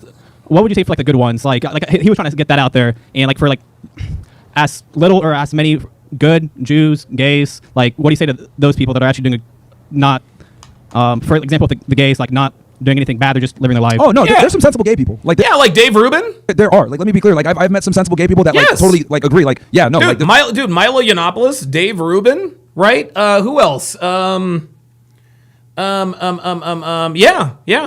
We should never like this open homosexuality should never be around kids. Like there's a lot of sensible ones, right? That tend to be a bit more conservative. Max says, my girlfriend, let alone my wife, mentions another man's penis. Damn right. Damn right. But obviously, it's still a problem that we need to fix. It's a small one, right? Let's be honest. Like, I think the conservatives tend to like really overrepresent trannies and the homosexual community, right? Because it gets clicks. But the reality is, it is still a problem. But doesn't that counter your point where they should be all in like one area away from society? Well, I'm a bit more right-leaning on that. I'm saying when I say it's sensible, I mean as in like they understand that being around kids is a problem. But yeah, are they gonna want to be in their own section of town? Probably not. Maybe Right, so I don't know. That's like, it goes against what you just said earlier. It depends on who it is. But some of them are sensible and get it. My biggest thing is I just don't want their PDA and their homosexuality openly in front of kids. That's my thing. Yep, there he is. Cool. That's all I got. Thank you, Myron. All right, no problem. How's it going? Don't worry, guys. I'm here all night, bro. So don't worry, guys. We're gonna be as long as they don't kick us out. We're here. I don't really have anything to add to the Cringe Fest. I just got that guy? No, I'm just kidding. I'm a dental student here, third-year dental student. If anyone needs cheap dental work, I do fillings, crowns, cleanings, dentures. Hey! I know healthcare is hard to find out here, so dental work. All right, bro. Came out to shout out dental work. Okay. Hey, well, having a good teeth is important, guys. So. Yo, Myron, bro. Yo, Myron. So I've only known you for like 20 minutes now. I've been here. Okay. I keep hearing you say this stuff about women. I think it's a joke, but I'm just asking. Do you actually think women are all stupid, or like? Well, I never said all, but a lot of them are. So where does that start? Like, is that just this generation, or is that like been going on for a while? Yeah, since feminism. Yeah, they've been retarded forever. But I mean, So my question is like, does that include your mom? Does that make your mom retarded? No. Like, does that include everyone around? Like your sisters, your mom? Yeah, women are stupid. They do dumb shit, bro. I mean, like my. Well, look, see again. I swear, for whatever reason, it's always niggas. It's always black men who like to mention your mom and your sister. You want to know why that is? Because the so-called black community is a matriarchy. The so-called black community worships the black woman as God. That's why when men make provocative statements, true statements about women, the first thing niggas like to do, well, what about your mom? What about your sisters? Yeah, they're pretty fucking dumb too. Mom is pretty basic because she comes from a different part of the world and she gets it, right? Yeah. But she was actually the one that like red pilled me on a lot of this stuff. But and it's funny, niggas think that they can trigger non-niggas by talking about their mama, right? Well, does that mean your mom's retarded? What was Myron supposed to chimp out? No, of course not. Myron kept it real. When it comes to women in general, especially like modern women today, retarded, bro. Yeah, bro. Also, I have a question. I know you were good friends with Charlie Kirk, right? I knew him. We weren't like good friends. Okay. He was actually supposed to come on our show towards the end of the year, and tragically, obviously, that didn't happen. But rest in peace to Charlie. Okay, I see. But yeah. So my friend and I we're always on TikTok, the internet. Do you have like an example? Yeah, bro. So like we've been seeing some like disrespectful, or you could call it disrespectful. I don't know. I have no opinion. Yeah, a lot of people were celebrating They're his death. making like stuff like Kirkification. I don't know if you heard that. They're putting like glizzy. The what? They're like, it's like this trend on TikTok, right? It's like pretty disrespectful. Uh-huh. They're taking his face and they're putting it on like a bunch of different pictures. It's like glizzies and stuff like that. Like yeah. glizzies in his mouth. Yeah, no, I mean people are weird, bro. What do you think of that? It's crazy. My thing is, making fun of people that passed away, especially in a way that he passed away, like just goes to show, a lot of people on the left in general or progressives are they want us dead, bro. Like, you know what I mean? Like, I would never celebrate the death of a political opponent. Like, that's just weird. That's So stupid. what do you say to people who like make these pictures? Like who made this picture right here? They're weird. Find God, man. Yeah. Also, I have a question. Yeah. So, you know how people have controversy over like who killed Charlie Kirk and stuff like that? Yeah. You think the media would have had a different perspective on it if someone like who looked like me, who's Muslim and who's black, would have killed him? No. Yeah, I mean, it would have been crazy if that happened. No, it would have been crazy, but it wouldn't have changed. They're just happy that Charlie Kirk is dead. Okay, I see. Okay, that's all I wanted to ask, bro. All right, no worries. What's going on, Myron? Yo. My brother put me onto the podcast probably like 2022. Just want to say, bro, I agree with like everything that you say. I think you're great. Thank you, man. All of Appreciate this. I'm gonna be on the podcast one day. I'm gonna make my own channel. I'm gonna get there one day. Okay. But right now, I want to say, as somebody, at first I'm like, my generation's cooked, right? But seeing as much people come here and agree with you, shout out Ohio State. Yeah, Because I didn't see that in Ohio State videos, none of that. But anyways. Yeah, guys, I think the overarching point here is, you're going to get some wokes and some liberals, right? And shout out to them because they, liberals and wokies, they usually don't have the balls to come up and actually have a debate. But what you are seeing is, because most of these people coming up here talking to Myron, they agree with what he says. They agree with the ideas that he espouses. This means we're making changes, man. Michael Tamu says, look how they ridiculed Kevin Samuels when he passed. Yeah, exactly. Besides that, I want to say, I just don't understand how everybody around here hates what they call hoflation, but they don't realize that them being simps is what causes it, and them being cucks, it's just retarded. The reality is women have zero incentive to improve because they don't have to. You get what I'm saying? There's no incentive for them to change their behavior, stop being 304, stop. There will be. There will be. Listen, Myron's right. But that's coming to an end. That is absolutely coming to an end. Okay, here is Fernando's. So here is Fernando's embark. Here is Fernando's embark. This is absolutely incredible. I knew he had Chihuahua in him. I'm actually quite surprised. He didn't have any Dachshund in him. I was fairly certain that he had some Dachshund in him. So here he is. So he's 55% Chihuahua. So he's mostly Chihuahua. He's 12% Poodle. That explains his freakish intelligence. He's 10% Pit Bull. 7% Pomeranian, 7% Pekingese, 4% Min Pin, or a miniature pinscher, that's a miniature Doberman, and 3.4% German Shepherd dog. So, we got us a mutt. And he is absolutely the cutest little mutt we have ever seen. But Fernando stands up, guys. Fernando actually stands up. It's actually quite something. All right, let's continue. Attracting value and being useless for men. There's a zero incentive because they get everything that they want. Exactly. So, that's, if anything, that's why it's so important for guys to be red pill aware and understand how women really move so they can navigate it appropriately. Yeah, for sure, man. We got to get these hoes back in the kitchen, man. Real shit. Besides that, got one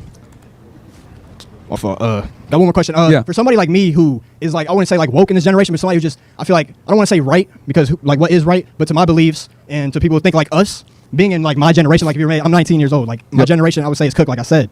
How does somebody like me get in a position like somebody like you and stay away from all this bullshit, all this transgender, whatever? All that stuff, I mean, you just put your nose to the ground and work really hard. I know that sounds really corny and nobody likes to hear that. No. Yeah, it's true. A big reason why I've been able to, be pretty popular and resonate with a lot of people is because like I worked for a while. I had a real job, right?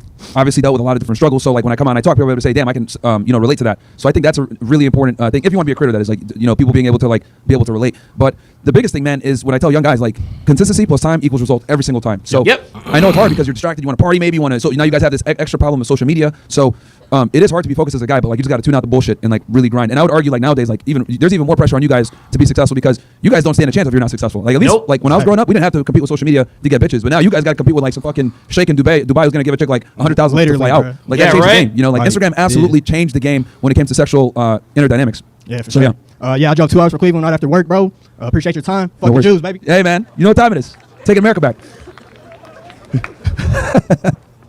We got any feminists in here? No feminists? No.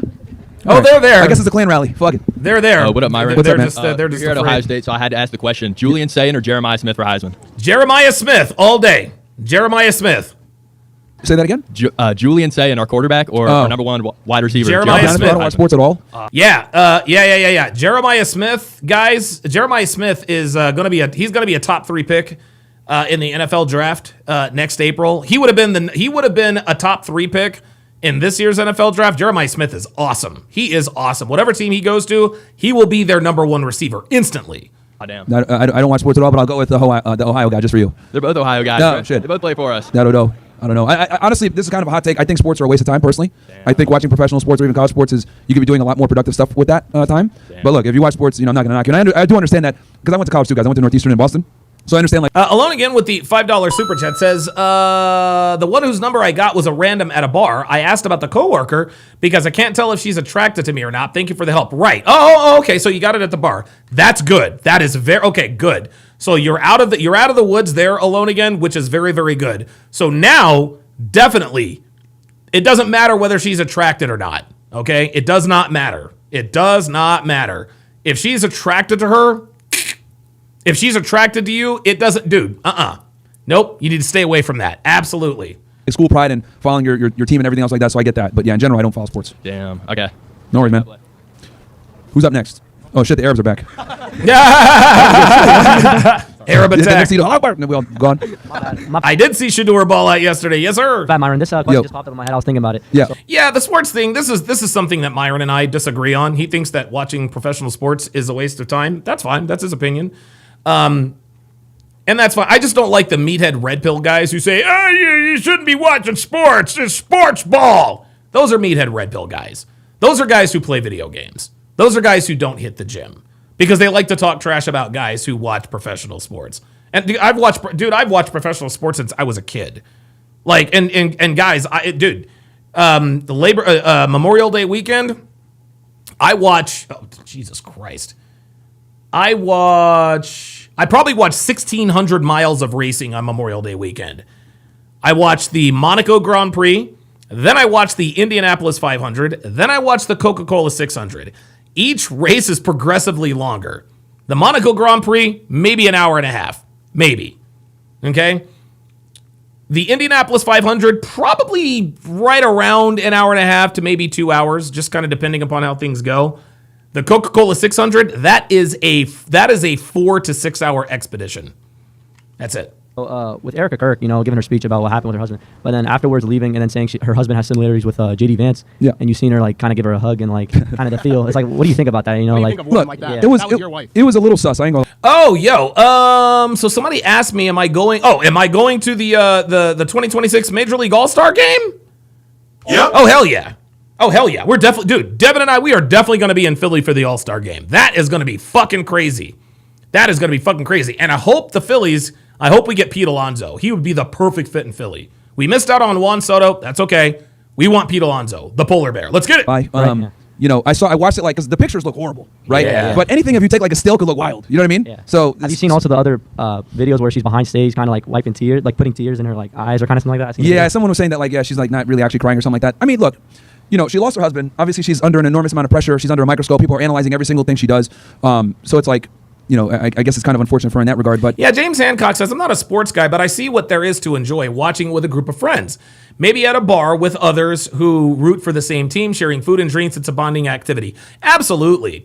And it's interesting. I will readily admit, I've always loved watching racing, but I like watching, Devin does not let me watch. Dude, I remember before we left the day we left for Vegas, we record all of the Formula One stuff.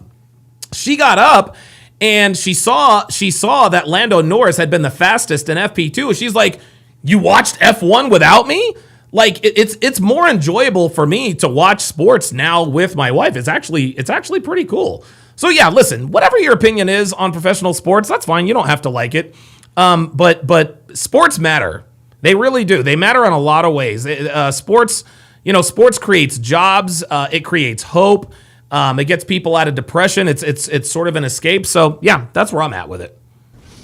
I'm not analyzing it too much, but yeah, I can see how people are like, yo, what the hell? And it still obviously does look bad. But I saw the full video, when she hugged him. It wasn't the worst thing ever, but I can see why people are like, dude, what the hell's going on here? Yeah, it's kind of weird. Yeah. It could be weird, yeah. Are you married? No. Do you ever plan to get married? In the future, yeah. 4 times. Michael says, Donovan, what position would you have played if you had taken baseball more serious?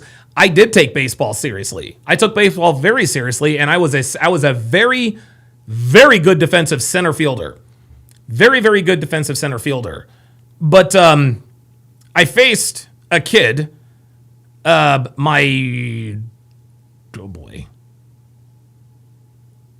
faced a kid my sophomore year by the name of Braden Looper. Who is Braden Looper, you say? Braden Looper is a run-of-the-mill relief pitcher who pitched for the Marlins and the Cardinals. He played on both of those teams. Braden Looper was the individual that showed me that I was not going to play professional baseball. He struck me out on 3 pitches. I didn't see 2 of them. That was it. That's when I knew. I remember Coach Freeman looked at me. He's like, all right. He's like, because I was one of the best players on the team. Matter of fact, one of our pitchers, his name was Carl Ballard. He actually got drafted by the Royals. He actually was drafted by the Royals to like their minor league system. So we had some pretty good ballers. But I remember after Looper struck me out and made me look bad, I remember Coach Freeman says, yep. He said, if you want to play Major League Baseball, Alex, they all throw like that up there. And I was like, okay, if they all throw like that, there's no way. I'm going to be a Major League Baseball player. But I'm going to definitely do it in a way where I can mitigate some of that risk, because getting married in the United States nowadays is a very dangerous proposition. So like if you died the way he did, and like you like seen your wife doing that, like would you have the same reaction as you have now? If my wife did what she did? Yeah, like if you I would never leave everything to her. Like I'd have like another guy do it. She'd be focusing on the kids. Facts. Okay, and I have one more question. Yeah. So when a man like me, like I'm a Muslim man, we have to pay dowry to like the woman. How do you approach that? Because your whole like thing is that like women are hoes and whatnot. Yeah. How do you get a pure woman if you're gonna pay like 20,000-30,000 minimum? Yeah, Praetorian Guard says Braden Looper shut the Yankees down in the World Series. Actually, he made 2 relief appearances. You're talking about the 2003 World Series. The pitcher you're thinking about is Josh Beckett. Josh Beckett is the guy who shut down the Yankees. I think he was like 21, 22 years old at the time. And I think that was Miguel Cabrera's coming out party too. 19-year-old kid, played for the Marlins. Yeah, that was crazy. And a lot of these girls lie. Yeah, you just got to give her like a really good goat instead. You know what I mean? Nice, dude. No, just kidding. Nah, look, for all my Middle Eastern brethren here, I would say really start looking at going back to the Middle East to find your wife, bro. I'll keep it 1,000 with you. Like you might have to go back to the Middle No, East. but hey, they're to do even that. worse there. You think they're better there, but hey, some of No, them a lot of them are pretty bad. especially Moroccan bitches. But like, yeah, like yeah, Moroccan bitches. No, Myron, me and you, we got to go together back there. Yeah, Hey, I need you to find me a wife back. Yeah, so here it is, guys. This is the guy right here, Braden Looper. And he's from Weatherford, Oklahoma. He's from Weatherford, Oklahoma. And I actually he went to Mangum High School. Yep, he went to Mangum High School. And I went to Altus High School. And we were playing Mangum High School in a tournament in Hobart, Oklahoma. No, I still don't know where the hell that is either. Dude, it was Oklahoma, rural Oklahoma. You can imagine. We are kicking their ass. We're kicking their ass. We're up like 12-0 or something like that. And we're in the dugout. We start feeling ourselves. We're like, and Braden Looper wasn't pitching. He was playing shortstop. And we're all in the dugout. We want Looper. We want Looper. And so sure enough, the manager for Mangum High School comes out, touches his right arm, and points to Braden Looper at shortstop. Guess who the first guy was to face him? This guy. So I get it. So I'm sitting there. I'm sitting there in the on deck circle trying to time him and everything. I couldn't see the ball. The ball literally disappeared from his hand and ended up in the catcher's mitt. That's how hard this guy threw. Okay, this dude threw 6 no-hitters as a sophomore in high school. Okay, I get in the batter's box. He throws me a fastball right down the middle. How do I know it was a fastball? Because Coach Freeman told me that's what it was. Could not see the pitch. Couldn't see it at all. So I said, okay, here's what I'm going to do. I'm swinging at this next pitch no matter what. No matter what, I'm swinging at the next pitch. I get a super early start, and I actually get a piece of it. I fell it just a little piece, like a Brett Butler style, ping off to left field, right off the end of the bat. I dropped the bat immediately because my hand stung. Right off the end of the bat, the pitch hurt. That's how hard he threw it. Now I'm down 0-2. The 0-2 pitch started at my head. I dive out of the batter's box. Strike 3. Wicked curveball. Curveball started at my head, ended up in the catcher's mitt. I was like, holy shit. I didn't see the first pitch, definitely felt the second pitch, and I thought the third pitch was going to take my head off, yet it was still a strike. That's when I knew I was not going to play Major League Baseball. That's when I knew. Yeah, because I don't know, bro. These girls, they lie a little too good. Yeah, dude. Like they lie all the time. Think, like if you're that worried about that, like, and you have the ability and access, you might have to go back to the Middle East, bro. Facts, bro. These girls here, they're not. Yeah, this it's kind of cooked here. I ain't gonna lie. It's kind of scary, bro. Yeah, it's kind of cooked. Are you the man, bro? All right, man. Thank you, guys. The Arabs. All right. I like the Arab guys, man. Oh, shit, we got invaded by the. Yeah, he did hit me with the stinger. By the Arabs, bro. What's going on here? I'm not Arab. No, just kidding. What's up? I just want to say salam alaikum. Alaikum salam. Okay, I wanted to ask, are you from Sudan originally? Yeah. I just wanted to ask. Well, I was born here, but my family's from Sudan. Yeah, I got you. I just wanted to ask your thoughts on what's happening over there. I know you go to Dubai a lot. I don't know if you think they have like a play in what's happening over there. I call Brother Myron the Sambo from Sudan. I love that soundbite. My thoughts on Sudan, what's going on? It's terrible. You know, it's obviously a civil war between 2 different military factions. It's been going on for a very long time, right? I've been familiar with it. I've talked about it a few times on my show, and it sucks that it doesn't get more press coverage. It's finally starting to get some coverage now. But yeah, the things that have been going on in Sudan are horrible. And both parties, Hemeti and the other guy, are both war criminals. And, you know, at the end of the day, the people of Sudan are the ones that are suffering because these 2 idiots, you know, they got to be America first, America only patriot. teams. They came in, they took that in Crimea, then the war kind of paused because of this similar situation, and then 7 years later or whatever, Biden came in and Yeah, and again, guys, I'd love to be able to comment on the political stuff. I'm just not as learned on this as these guys. World War II didn't happen, so like You're saying I didn't click. Oh, look at this. Oh, they're actually labeled. Okay. Oh, victim number 24. Oh, okay, victim number 20. Oh, that's what they're calling it. Okay. Oh, that's what's really going on. It was never about getting the hostages back. And this, we did the same in Iraq. We had no reason to invade Iraq, but we did. I would argue, actually, if I'm going to be very honest here. Well, that's the problem with tradcons and a lot of these influencers. They don't live in. Here we go. All right, there we are. I know a lot of you guys are into the politics and stuff. I wish I knew more. And the tribalism. Alone Again with the $2 super chat says, "Do big guys get play often, if ever?" I'm struggling. No, they do not. If you're a big dude, if you're overweight, if you're overweight or morbidly obese, you're not going to get play from girls unless you're Biggie Smalls or unless you're DJ Khaled. Okay. One of my best friends is a guy by the name of Kevin Savo. You guys all know who he is. Thought Mommies, the adventures of Savo. Super talented guy. Love the guy to death. The dude's got to be 5'5", 5'6", but the guy is ripped and he gets more ass than a goddamn toilet seat. A woman will fuck a short, ripped, jacked guy before she fucks a tall, morbidly obese guy. Obviously, if money is a mitigating factor, celebrity, status, clout, all of those are mitigating factors. But if you don't have any of those other things, you need to get yourself into shape. You change your body, you change your life. A lot of Jews express when it comes to the defense of Israel. I guess that's it. All right. No problem. Thank you. Level Up Man says, "I did intramural baseball and took the plate against Kevin Gossman. Yeah, that didn't go well, dude." All right. Disagreement or? Yeah, stop. Well, disagreement, a question. I'm back. Yeah. So, for your big thing, initially you were saying 35, 6 figures, 6 months of savings, and, sleep with 50 women, right? Yep. Well, my only question is, I agree with most of that. I really do. I agree with most of the stuff. But one thing, how can every guy sleep with 50 women and then there still be chased women? That's kind of what I'm confused about. And still be what? Chase women? Yeah, good oh, women. Well, the reality is most guys are not going to do that. Yeah. Right. You know what I mean? The thing is that most men are virtually invisible to most women. Yep. I know I am. Yeah. So. Yeah. Right. Yeah. So it's only going to be a few guys that decide to do the work anyway because most guys don't want to do all that. And then another thing, this is a psychology thing. I'm not, kind of. Yeah. There's a lot of Bible thumpers, Quran thumpers, Torah thumpers. For example, I saw Matt Walsh. He was going off on you and a couple other people, and he was. No, he went off on me. Shit. What I do this time? Well, yeah. I don't know, Tuesday. Okay. But he was going off, and he was like, the divorce rate isn't 50, it's 33, idiot. And I'm like, well, that's still fucking a third. What? How much better is that? What's with them thinking that we're still in the 50s? Yeah. Alone Again says, "I'm 5'11" to 6 feet and 278 raw." Yeah. You need to lose about 50 pounds.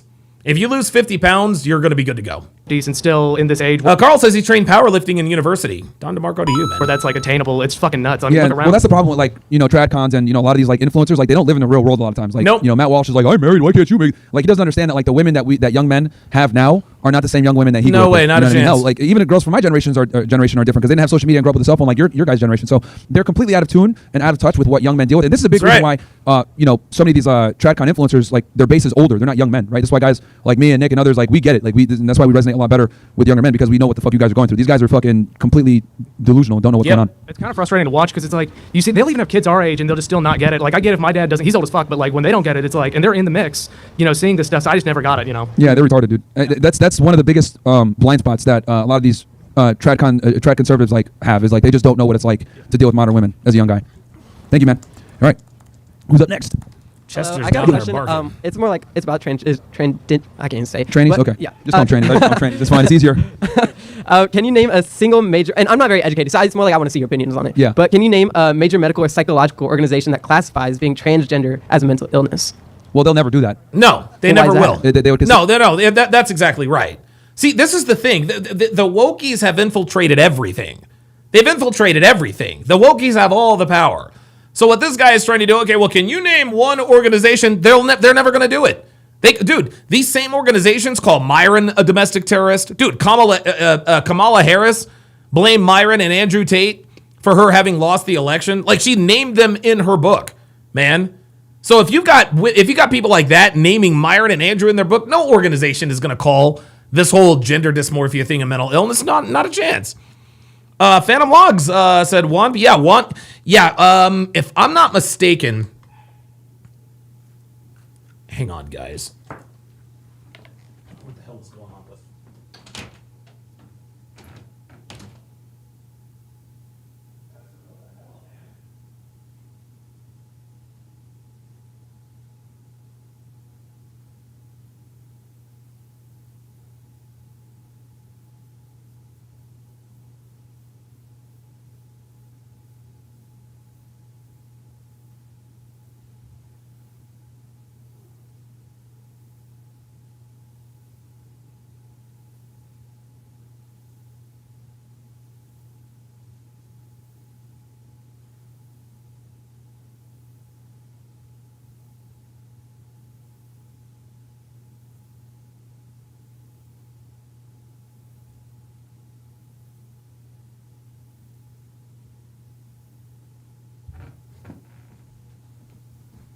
Sorry about that. I had to deal with Chester.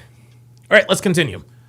Yes, but the 03 Marlins, as I can remember it, that was a team. They literally they had a fire sale. They had a fire sale because I remember obviously Josh Beckett was on that team. Miguel Cabrera was on that team. Mike Lowell. Oh, there's the original Marlin.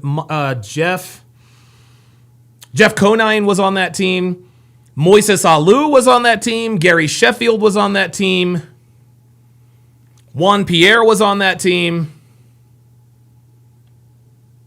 Ivan Rodriguez was on that team, actually. Yeah, Dontrell Willis was on that team. Yeah, that's exactly right. That's exactly right. No, Albert Pujols was not on. Oh, no. Yeah. Yep, yeah, that was a really good team because after the Marlins won that World Series, dude, they blew up the team. They had a fire sale. It's crazy. They're unethical and fucked up. They would never do that. So that's like me just being a real nigga and saying it. But like they would never ever do that. Yeah. So why would you consider it mental illness? Because there's two genders, and if you don't understand what gender you are, something's wrong with you. And a lot of these people tend to have issues with being something like 80 or 90% of them are on some type of antidepressant medication. It's just like something is wrong with you if you don't know what bathroom you should be going to. Okay. And so that kind of answers a little bit my other one. Do you also believe homosexuality is a mental illness, since that used to be a medical view, or can medical understanding evolve? Yeah, I think something's wrong with them as well. Yeah. Okay.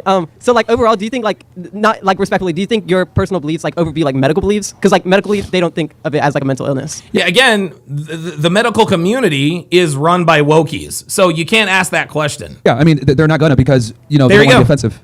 There would be all types of ethical problems with them saying that. Like if you were to say, oh yeah, well mentally, transgenders are mentally ill, they'd be, this actually comes back to that. Remember that gynocentric social order I was talking about? Yeah. Like since women run, especially when it comes to the psychology industry now, women are starting to dominate there. And when it comes to that, women by nature are more communitarian and let's all be in our feelings and be nice to people and everything else like that. So of course they're not going to label transgenderism or homosexuality as a mental illness, but it is. Something's wrong with these people. Okay, but studies show that actually people who transition tend to be like not be as depressed or have problems like that they used to face. That's not true. You don't people that transition and people that have people that identify as transgenders overwhelmingly have mental issues and have a high rate of being on antidepressants. Absolutely. Abso-freaking-lutely. Like, dude, you're losing this argument, brother. Medication or being on some type of mental medication. Was that before or after they transitioned? Both. Yep. Okay, so you think it after they transition it would rise up rather than lower? Well, I don't know. Everyone's different, but I think putting in hormone blockers or putting in hormones in you in general is going to probably lead to some instabilities. Okay, so you think it's not natural. So you think there's more negatives rather than positives? Yes. Do you think there's any real positives? The trannies, they provide zero value to society. Gays too, zero value to society. Okay. Not zero value, Myron. No. Nope. Gotta disagree with Myron there. Okay? When homosexuals move into your neighborhood, your property value goes up. I'm here to tell you. Thank you. No problem. Hi, Myron. What's up, man? I just want to start saying, so I'm Jewish. I lived in Israel for a certain period of time. All right. And he said he's Jewish and he's lived in Israel for a certain period of time. Yeah, and one of my close friends, he's also Arab, and I'm still in touch with him until this day, and he's one of my close friends. So I do want to say that there's a lot of people there that do want to live in peace. Sure.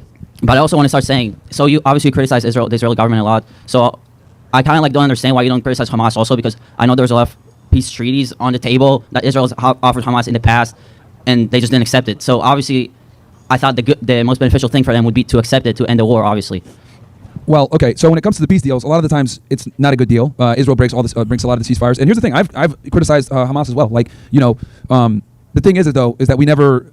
It's not Hamas that Hamas gets criticized no matter what, right? But we don't criticize the Israeli government or the IDF or what they're doing. It wasn't until they did what they did in Gaza that we finally, started actually talking about this topic. So that's kind of what it is when it comes to that, why it's a problem. And then let's just be honest here. What Israel's done over the past 2 years has been an atrocity, a genocide, and they've killed more people in the past 2 years than Hamas has ever done. Probably any of these organizations, whether it's Hezbollah, Hamas, etc., they've killed more than they've done probably all combined. Because when it's all said and done, it's going to be hundreds of thousands that die. Hezbollah. That's one. And then two, the other question you asked was about Israel and Arab relations, or what was the other one? No, I just want to say. Or the ceasefires, right? Yeah, or the deals. ceasefires. Oh, the other thing is that, when it came to the hostage thing, the hostage negotiations, Hamas understood that the only lever they had was the over this.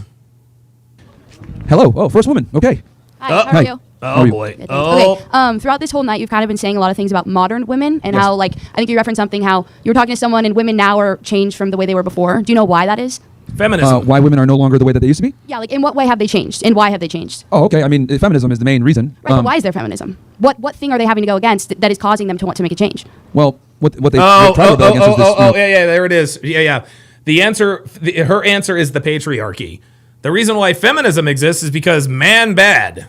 Patriarchy that they complain about. But there it is. Yeah, I mean, basically what we have now is women have bought into the feminism mantra of get a career, make money, put family on the back end. Being a mom and a wife isn't really respected. It's kind of actually, if anything, made fun of and shamed. Well, I don't think it's not respected. I just think women are going against the idea that they need to be givers. I mean, do you think the only role of a woman is to be a giver? Yeah. Yep. Okay, and so let me ask you this. Do you think human beings need to give It's the least and you take? guys can do. Do you think human beings need to give and take in order to survive? Absolutely. Okay, so then you don't think women are human. If a woman is supposed to be a giver, you're expecting women to not give and take, so you're thereby dehumanizing women. No. That's not what he said. He says that he thinks that women should be givers. You see how she's playing word games here? Guys, when we say women get back to the kitchen, we're not saying get back to the kitchen and be feminine, docile, and submissive for nothing. No. If you're in the kitchen, if you bring peace to our lives, if you are an asset to us, we will give you the world. So this woman is being disingenuous already. With that statement. Well, the problem is that women tend to take, and then almost never give. Women by definition are value extractors. Your entire mating process, your entire mating strategy is an extraction process. Right, but for women, if they're Yeah, take. There it is. Sorry, what? No, because I said the female dating strategy, the female mating strategy is literally an extractionary one at that. So women are literally designed to extract value, from men. This is why you guys look for partners that are superior to in every way. This is what hypergamy is. Right, but women are designed to extract value, and when men aren't providing any value, that's why women are then changing. That's why women are becoming modern in a sense and not giving men exactly what they need because they have their own ambitions. There it is. It's men. See? It's men's fault. Everything that's wrong with women is men's fault. Well, that's fine. You can go ahead and have your own ambitions, right? But I can't because you say my only role is to be a giver, right? So I can't. No, you can do whatever you want. You just have to suffer the consequences. He's not telling you what you can or can't do. Have ambitions. No. Women have ambitions and they're acting upon it, but we don't tell them the truth. Like what I think is, because I get it that we live in an inflationary world where things are expensive and everything else like that. Right. But what we need to do is be honest with women and tell them basically this: if you're going to pursue having a career, making a lot of money, and putting a family on the back end, don't be surprised when your ideal guy doesn't want you back in return, because the things that women look for in a man are not necessarily what men look for in a woman. A woman wants security, provisioning, a career, leadership, competency. We don't care about any of that. So when women are going to school and making money and increasing their status, you're not really doing anything to make yourself more appealable for a male partner. Right, but you think women are going to school because they're trying to become educated so that they can do these things and not have to put up with only being givers? The reason women are going to put up with only being givers. Again, there's this is that unpaid labor argument. Because we stay home, we take care of the kids, and we cook, it's unpaid labor. No, it's not unpaid labor. You get a roof over your head, you get food in your belly, you get clothes on your back. There's a lot to be said about that. School is so that they now know that they can do better than marry a man that only wants a woman to provide for him. And when you talk about these men not being able to find these women, you have a ton of men coming up here saying that they can't find a girl. I think the roles are reversed based on this debate. So you're kind of going back on what you said about the reason why women can't find a guy is because your guys' standards are too damn high. Right, but I don't think women are looking for guys because the standards are high. No, they are. The problem is that they don't I'm personally not. You're not looking for a guy? Well, I'm personally not. See, there you go. See? We make a general. Well, that doesn't apply to me. Number one. Number two, of course, you're not looking for a man. Look at you. You're you're fat and fucking ugly. So, of course, you're not looking for a guy because you know you can't get one. That's why. No. Okay. Because right now, I'm not looking. I'm following my career. The problem is that I'm personally not. You're not looking for a guy? No. Okay. Because right now. And that's the problem. Her not looking for a guy is the problem. Right now, she's getting passed around by fraternity. But her fat, ugly ass is getting passed around by fraternity guys, and she's not going to be wife material.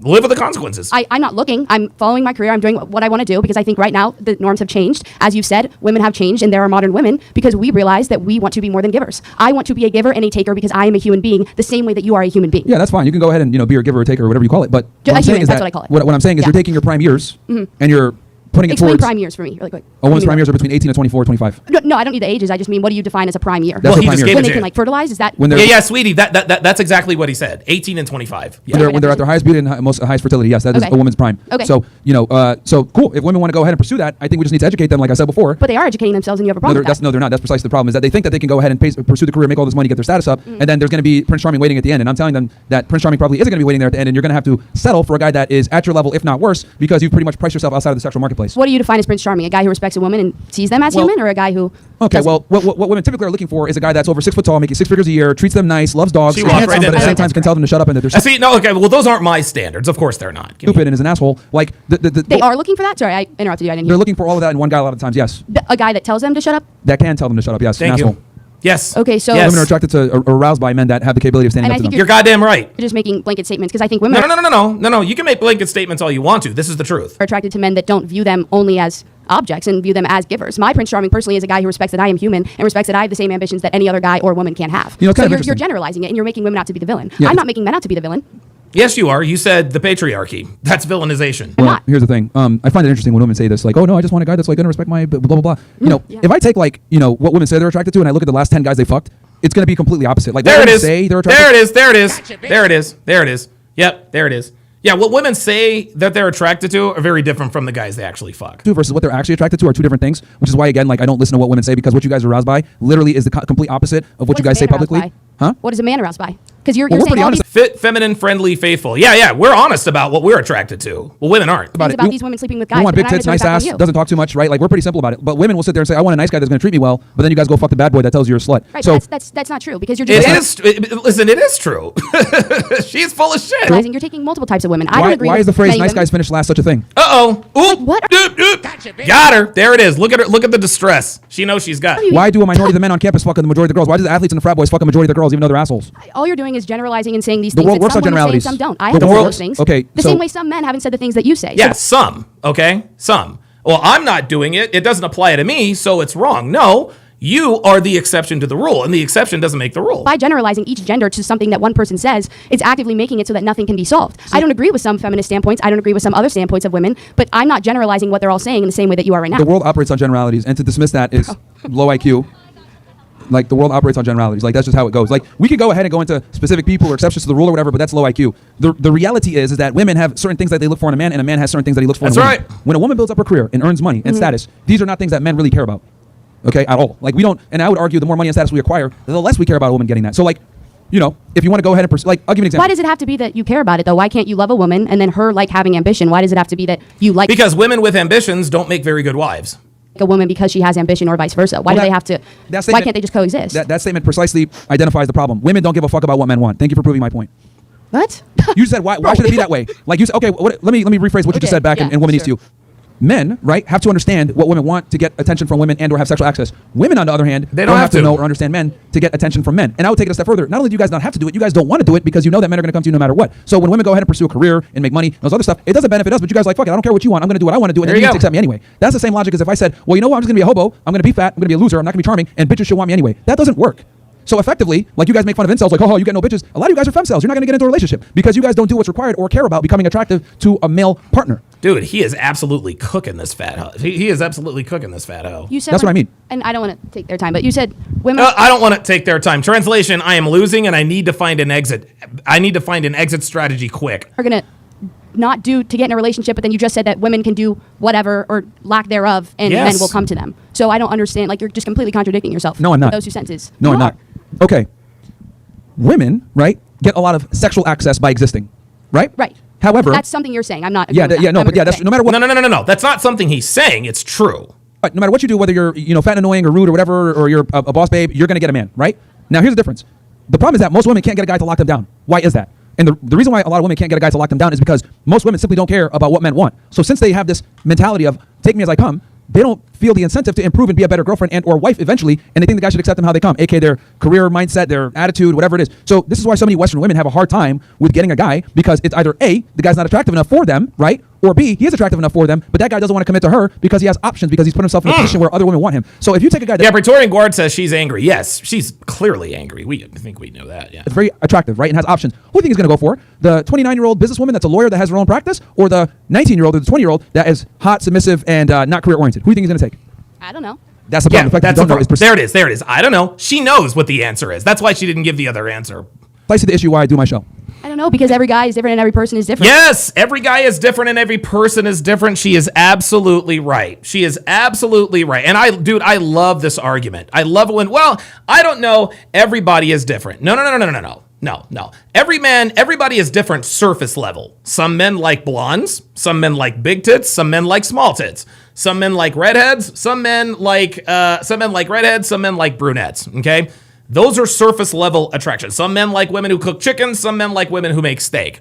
Some men like women who dress a certain way. Some men like women who dress another way. Okay?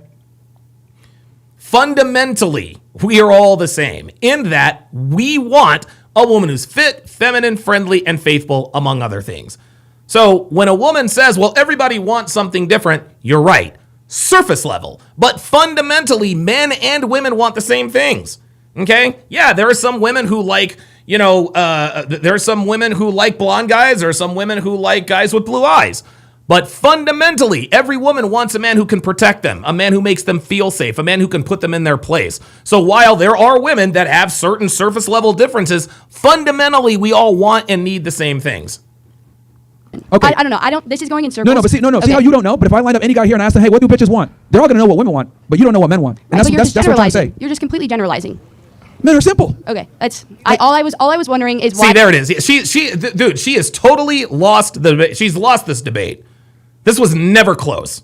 She has lost the debate. She was never, ever close. And now she's trying to eject. Do you think women feel now that there's modern women and feel like they don't care about what men want, and it's because men have created that system? That is the only There it is. Men have created that system. So there it is. Blame the men once again. The first question I asked, it's gone in circles. Thank you for talking. I think what you're doing here is great. Thank you. I Have a good rest of appreciate your it. night. Yeah, no worries. I think that conversation revealed a lot, guys. Look, I told you guys before, I'll say it again. Like, women don't give a fuck about what we want. And I think that No, they don't. that. No, they don't. Like, No, you know, they don't. I'm going to do what I want to do, and you need to accept me how I come. But, like, you know, with us, we must understand women and, like, be attractive to get them in the first place. And there you go. That's modern women for you guys. Like, this is why I tell y'all, you got to make money, you got to level up, etc. Because, as you guys can see, they don't give a fuck what you guys want. Nope. I'm going to do what I want to do, and then I'm going to find my Prince Charming no matter what. So that's what they think. It's not coming. Well, what's good with you, my nigga? Yo. I'm first wanted to say that dude's a real one. Salute to you and Andrew Tate for backing that goofy bitch out the paint. And you know Oh, yeah, Kamala Harris. Come swallow All Harris. of you guys owe me one. Yeah, we kept I Kamala appreciate Harris you out doing the that. fucking White House, baby. Yes, sir. Let's go. You're damn right. I appreciate it because I was very nervous myself. Yes, sir.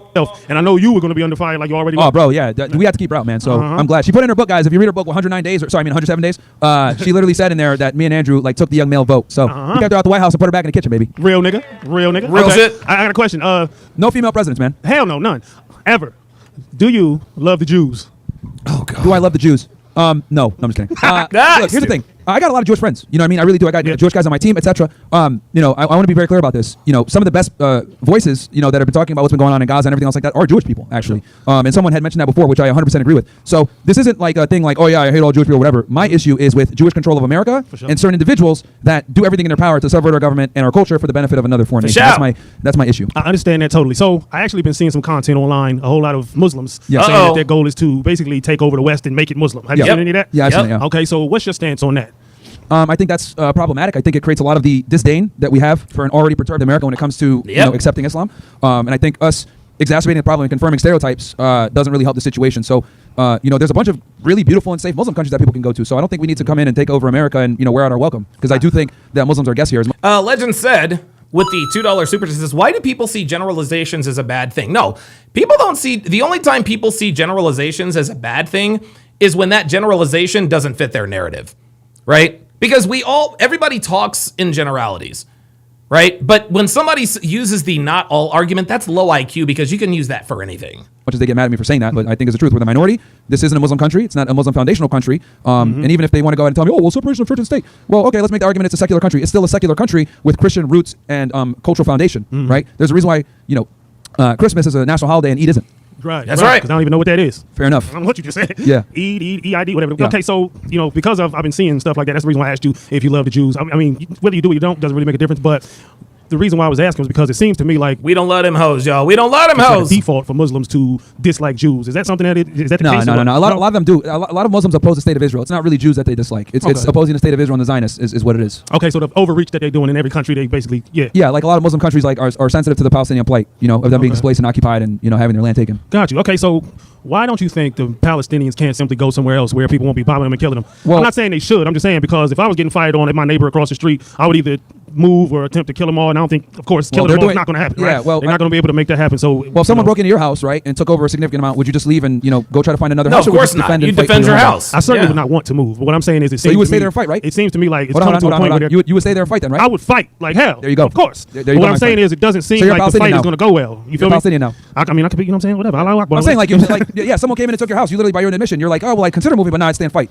That's literally what the Palestinians are dealing with. Right. So at a certain point, what do you think they should do if it's not looking like they're going to fight and be able to hold them off? You think they should roll out or just stay until they all die? Well, the problem is that I can easily sit here and Monday morning quarterback it for my position in the United States where I'm safe and I have a home.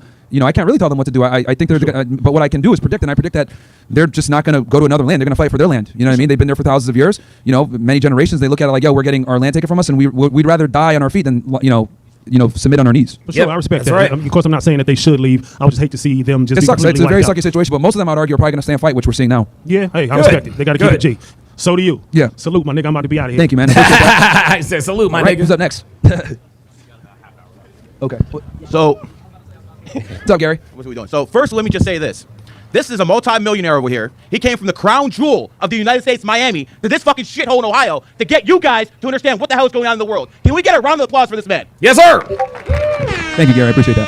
Well, I mean, I want people to understand. Gary, the good guy. And something about Israel. Israel is not America. Everyone here has to be America first. I don't care if you're a Muslim, Christian, Jew. If you're in this country, you're America first. Damn if right. not, get the fuck out. Very simple. And you have to understand that if people like this don't have a voice, we're all fucked. Every single last one of us. This man prevented Kamala Harris from becoming president of the United States. He kept the whore out the White House. Oh, shit. Oh, my God. I'm going to make this very clear. Myron, we have 9 months in the Trump presidency. We got about, 39 months left. Yep. How important is it to keep these goddamn Democrats out the White House and not to be complacent at this point? Yeah, no. Good I said this before, question. I'll say it again. If a Democrat gets back into the office, we're all going to jail, bro. We're all going to fucking jail. He's right. They admitted that during the Biden administration that they were censoring conservatives. They were pushing the jab, and getting rid of people that said certain things. So if a Democrat gets back in, definitely people from the Trump administration are going to get arrested. And then also, I think anyone that has a conservative voice, we're going to not be just suppressed, but some of us that have actual influence, they're going to target us and try to jail us. That's what I think. So we got to vote Republican now for the rest of the time to keep out of jail, I think. And the Republicans ain't perfect. No, Trust me, the definitely Republicans. not. You guys see, I've Definitely been not. critical of Israel the whole time. That's not, and we know that Republicans love Israel. But a lot of us also see what's going on in Gaza. We're like, this is fucked up. We don't want kids dying. I want people to understand that when it comes down to conservatism, this is something you guys got to fight for. Yes. Free speech is something every generation has to fight for. You have to be able to take someone calling you some kind of F or an N or a K. You got to be able to take that and not be violent. Because if you are, it's going to break down our democracy. Freedom of speech is what basically keeps America America. And this man right here is coming to a shithole, cold as fuck, to basically talk to the youth. Real Because shit. you guys are being convinced right now to become communists, to become socialists, and there's no place on earth that shit worked. I'm an old man. He's up there too. It's up to you. You have to defend democracy. You have to defend capitalism. Because if you don't, we become Venezuela. Ooh, shit. Damn. Myron. Yeah, good propaganda. But Myron, let's close with this. What do you want the youth to do? What do you want them to do after they see you come out here and fight? What would you like them to do? What is your message to the youth? For the men, become strong, successful, have the capacity to take care of a family, because at the end of the day, we need to have more families and more kids. Obviously, follow God, whoever it may be for you, and just be good people, man. Really, what it comes down to, protect the freedom of speech, protect the ideals that our forefathers fought for, because this truly is the best country in the world, and I think that Yes, we it keep is. it that way. But we're gonna need strong men to make sure that we lead it, not women. And for the ladies out there, look, I understand that you're in school. I understand that life is expensive and it's not cheap, right? So you might have to pursue a career, but don't waste all your best years being a whore in college. Try to find a guy while you're here, and you guys can grow together and graduate together and get married before you walk on stage. 'Cause I'm very sensitive to the fact that it's more expensive to live in America nowadays. But I Yes, do it think is. that women should be putting the effort to become a mother and a wife first, career second and third. So that's what I think. What's been more destructive, COVID-19 or the 19th Amendment? The 19th Amendment. Probably the 19th Amendment, man. I think voting for women voting is a big fucking problem. And I know that's a controversial take, but that it's is true. a huge problem because if we didn't have women voting, we probably wouldn't have the COVID-19 bullshit going down. We wouldn't have communism. We wouldn't have socialism. We wouldn't have homosexuality. We don't have all that stuff. And let me just finish with this. If you don't marry a virgin, you have to apologize for your kids for her mother being a whore. Oh, shit. Shout out to Gary. Appreciate it, Gary. Actually, Gary was calling out Israel like in 2011, talking about the Zionists and the occupation and everything else like that. He doesn't get enough credit for that. He got banned off Twitter like 30 times, literally for talking shit on Israel, and he's Jewish. So that's one of the G's right there that helps me in the fight. Thank you, Gary. What's up, brother? Real quick, want to say shout out Bryce Dunlap. He was supposed to be here today. He's my best friend. He's been in a coma since Sunday. Prayers for Bryce Dunlap. It was nice to meet you, Myron. Prayers, bro. I'm gonna shake your hand when I get on the podcast 2026. No, you can shake my hand right now, brother. Thank you for coming out. Thank you, man. Thank you so much for coming out. What's up, man? What's up, Myron? I actually had it's a two-parter question. So I'm originally from Puerto Rico. All right. I'm cold. They hate me right now. I make funny. I made some jokes on Puerto Rico. They got pissed off. Oh, you did? I just said that they have all this national pride, but they don't got a nation. I mean, yeah. Y'all are American, bro. I mean, what's your opinion on that? That's part of like what my question was. Like, do you think we should become a state? Do you think we should be like our own nation, or do you think become a state? I mean, I think it's best for the Puerto Rican people to decide that. Yeah, you know what I mean? Yeah, I definitely agree with that. Yeah. And on my side of things, like right now as a territory, we're in a really weird spot. We have a really corrupt government. Not too long ago, actually, like one of my closest friends, her father was the governor of a municipality, and he took about like $1.2 million from that municipality, which is the one I'm from, Guaynabo. And so yeah, there's a whole lot of problems going on, especially like infrastructure. And did you have a disagreement though? And guys, we want to get people that disagree. By the way, we got a few. Sean, how much more time we got? We got about 30 minutes left, so let's get some disagreements, by the way. But go ahead, man. But yeah, I would definitely want us to join, probably, like become a state or at least stay where we're at right now. I don't think, but I like that, like in the Olympics, we're obviously our own country, we're seen as our own nation, so I don't have a problem with that. And the second question was, it's more lighthearted. What do you think about Bad Bunny doing the Super Bowl? Terrible. Oh, God. Terrible? Yeah, that's really? absolutely. I think the Super Bowl is one of the most American things we can have, and having some reggaeton artists come in and speak Spanish and play as degenerate music, I don't think it's American. Yeah. To be fair, we've had a lot of very mid Super Bowls recently. Yeah. So Rihanna's really mid. But like him especially, like, nah. And then also he's like, obviously opposed to the Trump administration. He's like, oh, I'm not going to perform in America because, he said some shit about. Oh, he is now. I'm not going to perform in America because of what's going on with ICE. But I don't know. He's also a faggot too, if I'm going to be honest. Okay. Cross dresses and does a bunch of weird shit. So like that was a really long time ago. It's still weird. Yeah, that's still and fucking weird. I don't think people performing in Spanish is appropriate for such an American event.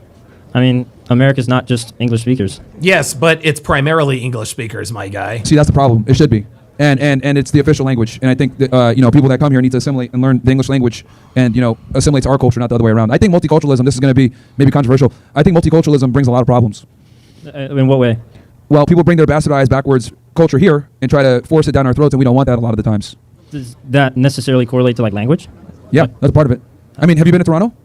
It's filled with Jeets. Doesn't even look like Canada anymore. Nope. Become Mumbai. And I think like whenever you have mass immigration and people come in, they're naturally going to bring their culture with them, and they don't assimilate. And I think when there's enough of them, they won't assimilate. But like when it's a minority, then they're more likely to observe certain cultural norms, learn the language, etc. Dude, these are all facts, and this is what we talk about. This is exactly what we talk about when we talk about cultural assimilation. It's fine if you want to keep your culture. But this is America. You got to be respectful of America. I think it's like ridiculous to come to the United States and not speak English. Like that's crazy. I don't think he's bringing a message that's like backwards or anything. It's actually kind of like loving and like I don't know. Like, No. Bad Bunny? Yeah, Bad Bunny. It's a bunch of degenerate reggaeton, bro. It's like talking about And it's not in English. Like, dude, nobody wants to have to buy Rosetta Stone to watch the Super Bowl halftime show. I'm sorry. Being doing a whole bunch, doing drugs and partying and being a DJ. And I get it. Like that's what music is. But like, do we really need to platform that at the Super Bowl? I mean, it's not very American. I don't know. I just think that's a slot that should be reserved for maybe an English-speaking artist. Actually, you know what? I might disagree with Myron. I think it's probably a little bit more. Sadly, it's a little bit more American than we realize. English singing artist, maybe English-speaking artist. Like, didn't we just have like Snoop Dogg perform? I mean, like that dude smokes a bunch of weed. Yeah, he's a retard too. But like, you know what I mean? At least he speaks English, my guy. He's a retarded leftist. But like again, I think with Bad Bunny, I don't know. I don't think that having a reggaeton artist headline the Super Bowl is a good idea. They're doing it from a business perspective. I get it, like because they want to bring the Latino community is very like. He won that artist of the year. Yeah, you guys really band together, but it's a business thing. But anything else, bro? Oh, no, that was it. Okay, cool. Let's get to the next person. No worries, man. Thank you for coming on and discussing. What's up? Hello, brother. What's up? What's your disagreement? I don't even disagree, brother. Just first question on like. Shit, we need disagreements. Who's disagreements? All right, quick question, please. All right. First question, super quick. This weekend, biggest UFC pay-per-view in the past few years, Islam Makhachev versus Jack Della Maddalena. Do you have an opinion on that? Who do you think's gonna win? I don't watch sports.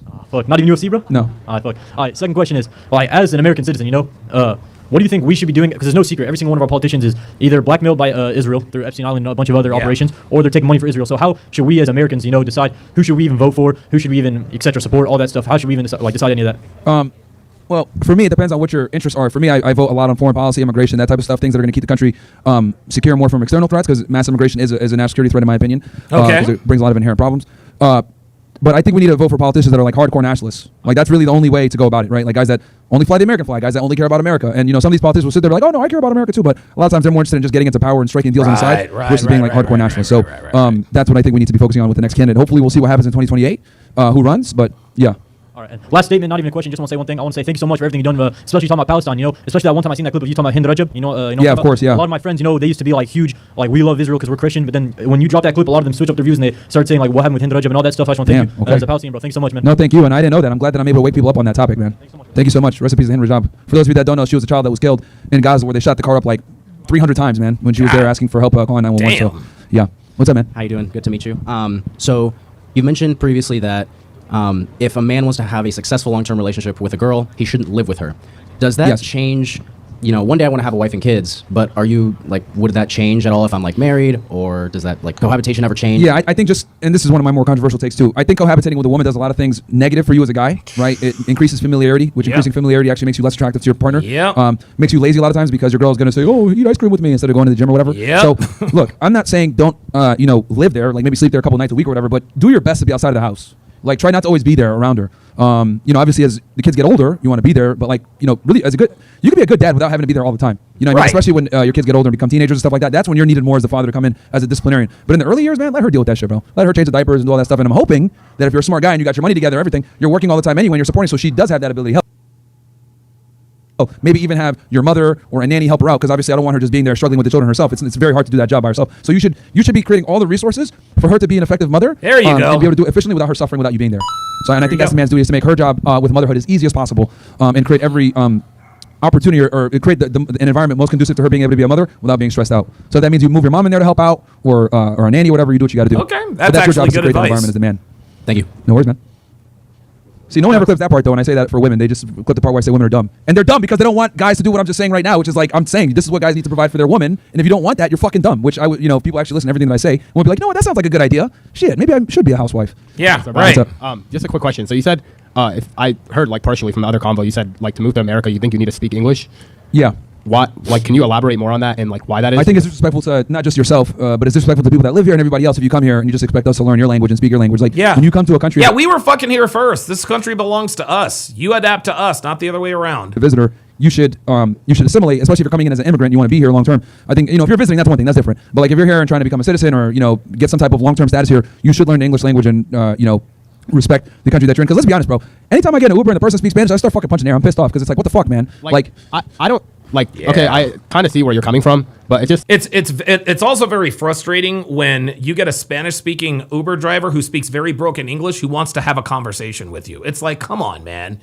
Like, I obviously don't understand what the fuck you're saying. Let's just get to where the fuck we're going. The fact that like I don't think you need to know like you don't need to know English to come here. Like my mom, when she came here, she didn't know the full English language. Did she learn it though? She has been learning. Like she's better than she there it is. That's good. But that's good enough. I think they should make an effort to try, because in this like country, it's kind of hard to navigate like not knowing English, and that's like any country you go to. Like you're gonna go to Japan speaking English, expecting them to like know your way. But like I don't look at Japan. Japan is like a utopia almost. It's homogenous. They're nationalists. They don't like mass immigration. Matter of fact, like their new president now is trying to like deport people and shit because they got these Nigerians coming in and committing a bunch of crimes, right? Like mass immigration does lead to problems, man. Because a lot of times when you get this mass immigration, you're not getting the best and the brightest. You're getting the fucking retards a lot of times. That's right. So they in their country super safe. You can fall asleep on the train. If your phone falls out, someone's gonna put it in your pocket for you. So there is a degree where nationalism promotes more safety because people actually look out for each other and they care about each other. This is where a lot of times like multiculturalism can create problems. That's right. Yeah, I think if you're gonna come to the United States and you intend to stay here long term, you should learn the language. My parents did it. They came here as immigrants. They learned the language. They figured it out. I think everybody else that comes should do the same. Okay. And then since I don't think anyone's asked this question, but what are your thoughts on like college? Since we are on like it's a scam. A lot of times it's a scam. This coming from somebody that went to a prestigious school himself. Northeastern has like a 5% acceptance rate. We're damn near Ivy League. And even I say like nowadays I think. If you're going to college and you want to be an engineer or a doctor or a lawyer, like you're pursuing something where you need a college education, cool, go for it. But, right. like, if you're, majoring in like women's studies or some shit, that's retarded. God, yeah. Like, I believe it is like kind of, especially with how much it costs. Like, I'd say if it was like free or like very like low cost, I'd be like, okay. But with like, what's tuition now for you guys? I know for like out of state it's like 60, but I think per year it's like 30. Is this a state school? Out of state. Okay, what's in state? 20? I think in state is like 20 to 30 or dude. This school when I was looking at colleges was like 10K in state, so it's like doubled. Yeah, in like 10 15 years. Jesus. Honestly, in the world we live in, college isn't really that necessary anymore, but I still think it's like really good to, like, I'm doing it for my mom, but I'm also like if I'm going to be something like I want to go to pharmacy school, it's like it's not a bad choice. Sure. My thing is, pre-med, pre-law, that's when college is necessary. I think people just need to be intelligent about it. So, like, for example, if you got a full ride, fine, go. You know what I mean? It's not going to hurt you. But if you're paying your own way, like, definitely make sure that you're majoring in something that's going to get you a job at the end, or it's leading to that job. Maybe you want to be a doctor, you have to get your undergraduate. Fine. That's my thing. Like, I would tell people nowadays, and that's the only time you should is to be far more selective and cautious when you go to school. Because like when I went to school, it was still maybe somewhat affordable where you can go undeclared. But like nowadays, dude, they've jacked the price up on you guys so much. Like Northeastern now I think is like 70 or 80K a year. When I went, it was like 36, 40. Illinois. God. No, not Northwestern. Northeastern in Boston. Northeastern. Okay. In Boston, yeah. And then Northwestern. Yeah, I think that's just outside of Chicago, if I'm not mistaken. Like I know with all the views you have about women, you have a girl like that. Woman. I don't get it. I think works for you or whatever. Yeah. Does she agree with like? Or this is a question for you, but him and Angie, like, bro, you gotta catch up. Like him and Angie are no longer together. You like agree with everything he says, or like do you have some disagreements with Normally, him? I never give It doesn't matter. a microphone to a female, but I'll do it for you this one time. You want to tell him real quick what your thoughts are? Yes, I agree. 100%. Like with everything he says. Yep. Okay. All right. There it is. And then could we just take? See, that's how you gotta have your girls, guys. There it is. There it is. There it is. There it is. Yes, I agree with everything he says. No qualifications, no pause, no nothing. Yeah, I agree with everything he says. Can we take a quick? Yeah, sure. She's Iraqi too. She gets it. Yeah. Yeah. Don't want to take a quick pic. Right here.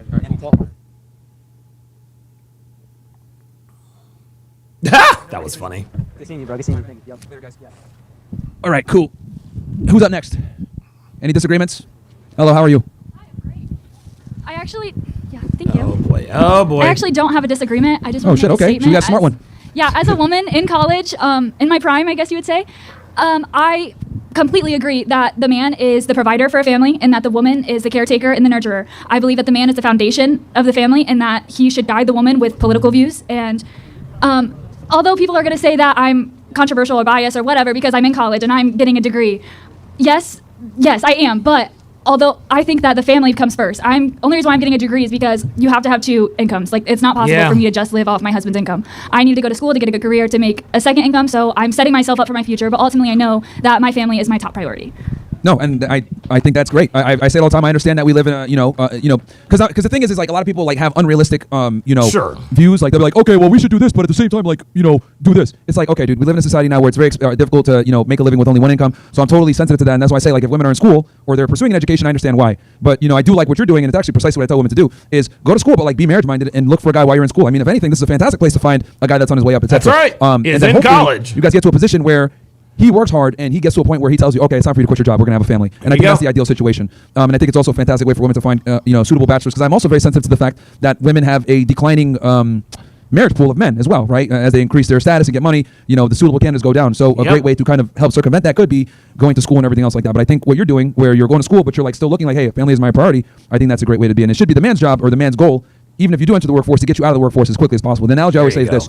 Your wife or your woman should always be able to go to her boss and say fuck off at any time she wants, and that's your job as the man to afford her that luxury where she can tell her boss to fuck off anytime. There you go. Yeah, thank you. No problem. Thank you. Spread that message to the other girls that you're with to prioritize the family. So shout out to you. Hello, my name What's up, man? My name is Jonathan.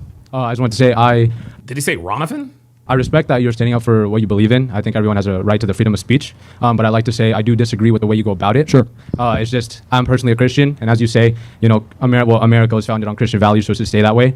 I'm just saying I believe that Jesus Christ taught to love and to spread love, and the way you go about degrading women and saying they should be givers. I believe women should be the giver for the husband, and I believe that the husband should provide. Of course, as we both agree, women can go and be ambitious, but the way you go about spreading this, along with, I've heard some of your people call immigrants dirty, or calling these people other things other than humans. I don't think I've called any immigrants dirty. Did I say that today? I don't think I did.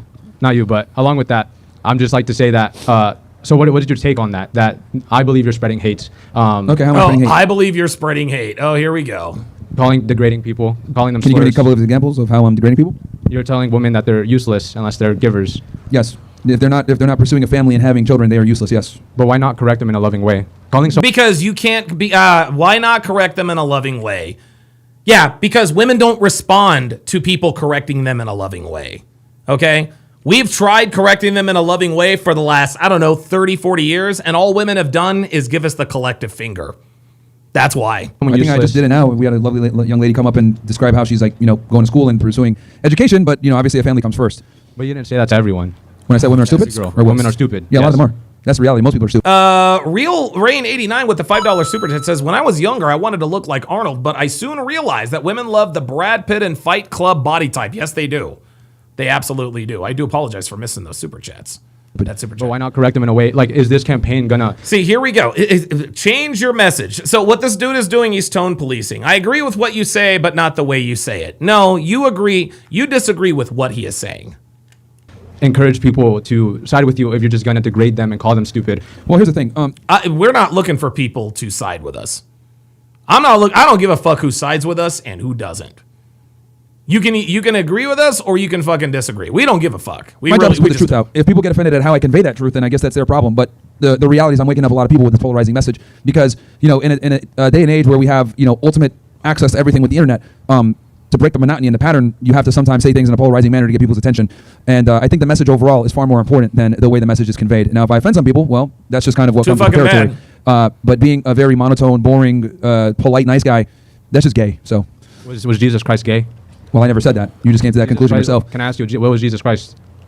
What would he do? Yeah, this is virtue signaling. Well, here's the thing. He lived at a different time. And today's time nowadays to get a message out, sometimes you have to be a bit polarizing. I think the message, honestly, yeah, people are not the same as they were 2,000 years ago, buddy. Try again. Aligns with a lot of the things that he wants, where we have families, people that are law-abiding, good people in general, people that believe in God. So I think for the greater part, the way I deliver the message really comes second to the message itself and delivering it in the first place. So Jesus Christ was a man who did condemn people in a loving way. He did this out of love. He did not do this out of hate. Yeah, guess what? Myron Gaines ain't Jesus Christ, my guy. Myron Gaines ain't Jesus Christ, and he ain't trying to be Jesus Christ. This is what these tradcon bitches always say, these reformed hoes. Well, Jesus Christ forgives our sins. Yes, we ain't Jesus Christ. We ain't forgiven sins. Sorry. Well, I'm not doing it out of hate. What are you doing out of? To pursue the truth. Now, yeah, to pursue the truth and tell people what really needs to be said. I'm not doing it. If I hated them, why would I even have a discussion with any of these people? If I did. I'd just like to say, I believe Jesus Christ is the way to go about this in his manner of loving people, calling them daughter rather than dirty, rather than trash, rather than useless. They are a child of God. I only use the term useless, that's it. Okay, but they are a child of God. Yeah. Yes, because if a woman isn't having a family and pursuing a family, she becomes effectively useless to society. Yep. No one cares about her career. Nobody cares about her income or status. Nobody gives a shit about any of that stuff. If she's not having a family and pursuing that, she becomes useless to society. And I think a lot of the religions would agree with that motherhood is the most important thing. I believe it's important. There you go. So that's what I'm trying to do. Now, we might go about it in a different way. You might be a little bit nicer, more monotone about it. But, that's not my style. I tell it like it is. Some people might get offended, but I think offending a few people here and there is worth it to get the message out to a mass audience. I think offending people... This guy's a last word type of bitch. Is a last word type of bitch. Bro, you're not going to get Myron to say, okay, maybe I can clean it up a little bit. He's not going to do that. My beliefs will offend people, but I just say we go about it different ways. Yeah, I mean, you're going to offend people no matter what. So, just worrying about being offensive and hurting people's feelings is just not a way to move in today's day. It's counterintuitive. People are so soft that they're going to get offended by anything. So, you might as well just go full on tilt. Okay. Sounds good. Thank you so much for your time. Jesus loves you. Thank you very much, man. I appreciate you. Jesus loves you. AKA, fuck you. Who's up next? Any disagreements or hopefully disagreements, guys? 5 minutes left? All right, good. What's your disagreement? I just kind of watch your videos, but I just can't grasp one concept. Okay. Are you Muslim or you aren't, or I grew up in a Muslim household, but I'm not practicing or I'm not religious. I understand that. So I grew up in a Muslim household and all that good stuff, and I know a lot of Muslim people, but I feel like the new gen of Muslims coming up kind of gravitates towards the more liberal side. And I've criticized them, I don't understand their values don't align with us at all. Yeah. I think a lot of problems with today's generation has arisen from liberal values.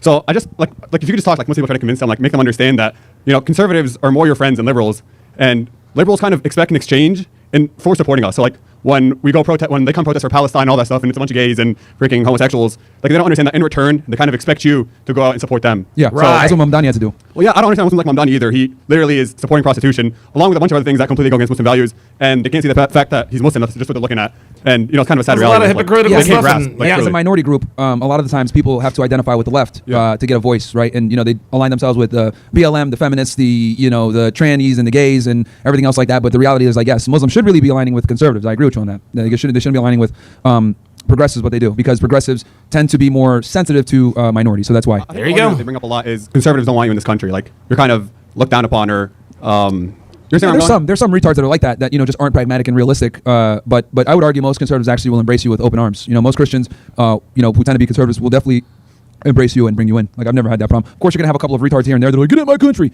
but that's not the majority. Yeah. So you told me you grew up in a Muslim household, right? Yep. Do you understand the concept of meher by any chance? Of what? Meher, dowry. Yes. Okay, so what do you just think about that subject in general, where you have to pay a girl I mean, there's more of an epidemic nowadays with Muslim girls. Well, they'll literally ask you for tens of thousands of dollars in order for you to marry them. Like, what do you think of that whole concept? Go to the Middle East. Give her a goat instead. Yeah, that's what I was thinking also, man. Goat. So yeah, I mean, funny story. Like, I was engaged, and this girl like just completely played with me, and she asked me for $10,000. Oh shit, yeah, that's a hell. And I was just like, I told her like, if I was the king of Morocco, for God's sake, I would not pay that. Like, I'm not paying you. And she kind of played it where, oh, my dad is asking for this money. Like, come to later to know is that she was just straight up lying to me and saying that, but she was the one asking for the whole time. So I thought that was funny.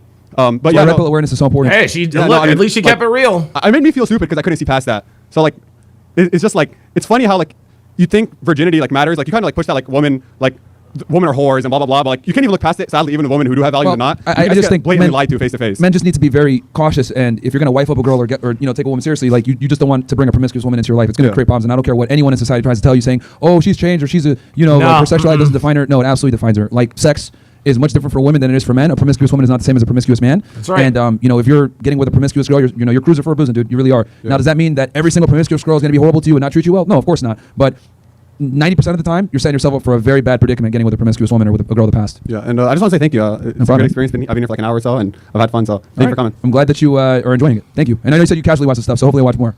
Hello, what's up? Shout out to Brett. And for those of you that are wondering, Brett's here. He does all the clips and shorts that you guys see, like all those crazy edits and shit like that. He does that. So shout out to my guy Brett. Hey. Hi. How are you? You've talked a lot about how women shouldn't work and everything. Yes. I'm just wondering like why yours works. You said your woman works for you. Oh no! What do you mean, my girl work? Because that's the reason it works is because she works for him. That's why it works, guys. That's why it works. Devin worked for me for a long, long time. That's why it works. Yeah, you said she works like for this company. No, I don't have a girlfriend, like a long-term girlfriend right now. No, you don't? No, but I did before, and she didn't work. Oh, okay. Yeah. I just misheard. Thank you. Yeah, no worries. Yeah, I think obviously. Yeah, she got scared. She got scared. Oh, she got scared. She got spooked. That's what that was. After the, once you get into like the serious phase where you guys are together, like you should be supporting for your girl, but that should be after 6 months to 1 year of vetting, right? So it's very important that you guys understand that. Don't just start dating her and support her right away. No. She has to obviously be vetted 6 months to 1 year. Make sure that she is vet her for no less than a period of 1 year, gentlemen. Worthy, and then boom, then you can go ahead and start supporting her financially and everything else like that. Anything else, guys? No? Okay, go ahead. Last one. Does anyone have a disagreement? Here's your last chance before he goes. So I know this guy, he's a supporter. No? Damn, all you guys are Nazis too? All right, let's go. Okay, great. All you guys are Nazis too? All right, awesome. I guess all my niggas Nazis. What's up? I guess this is maybe something that might be of interest for some. You said you're like investigating world religions, but also something that struck my mind here. A lot of people will come up professing their faith in Christ. Yeah. And I mostly agree with what they're all saying, but I feel like sometimes it sounds a little bit like wokeness infected Christianity. Yep, there it is. Ding, ding, ding, ding, ding. There it is. Wokeness infected Christianity. That's exactly that, dude. He knows exactly what the hell he's talking about. There you go. We don't want to offend anybody. Like the Jesus I've read in the Gospels was flipping tables over in the temple when he was pissed off. Yeah. He was calling religious leaders of his day broods of vipers. Yep. Telling people that if you mislead children, it's better for you to have a millstone hung around your neck and be thrown into the There sea. it is. Yo, Jesus was a savage. Jesus was not a snowflake, y'all. Alone again with the $2 super chat says, in NYC, if I lose weight, girls would come easier. You need to lose a lot of weight in New York City for girls to come easier. You absolutely do. So there's definitely mercy depicted in the New Testament, but there's still justice held in tension. So yeah, that's a good point. If you've got more of the flipping tables over approach, I have flipping tables over, so I think I'm doing There's value in it, even if it pisses people off. Yeah, no, you're right. I mean, that's true. Sometimes to get the message out, you do have to use extreme ways. Luckily, I've never had to do that. And I think the tongue is more deadly than the sword. So that's kind of what I've been doing, and doing it in a peaceful manner. And obviously a lot of people get pissed off at that, but that's what we got to do. And I do want to also stress, guys, that like as conservatives, we have to be very careful and put our message out peacefully. Even if we say things that might come off as hateful, we're not actually being malicious about it, right? We make jokes a lot of the times and be hyperbolic, sarcasm, whatever it is, edgy jokes. But the key is to always be nonviolent and to be as peaceful as possible and get that message out and try to help people. So anyway, cool. I think that's it. All right. Okay. Very good. So shout out to Myron. Shout out to Myron Gaines for doing that, for doing this particular show. It would actually be a lot more.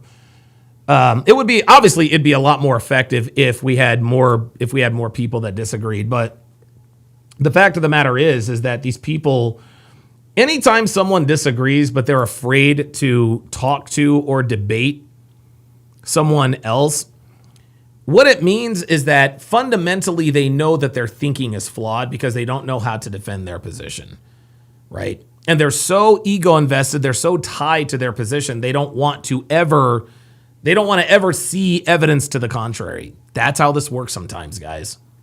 That's how this works. Okay, so we are now going to move the party over to YouTube. Or not YouTube. We're going to move the party. Oh, wait a minute. I didn't realize I still had this thingy up here. So we're going to move the party. We're going to move the party over to Rumble. There we go.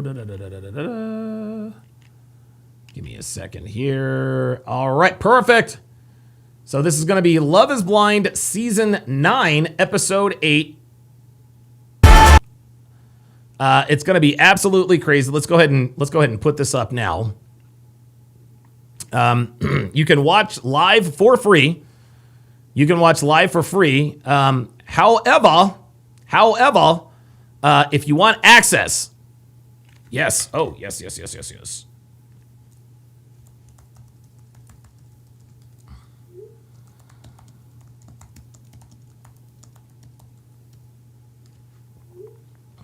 There we go. Fire on Hair says, looks without game is a car without an engine. Yeah, you need a lot more. It takes a lot more than just being, it takes a lot more than just being hot and in good shape. Because there is such a thing as what we call gym cells. Guys who are jacked but can't get laid because they have no game. That's just how it is.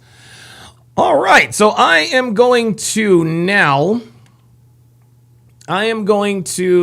say goodbye to every audience except for my Rumble audience.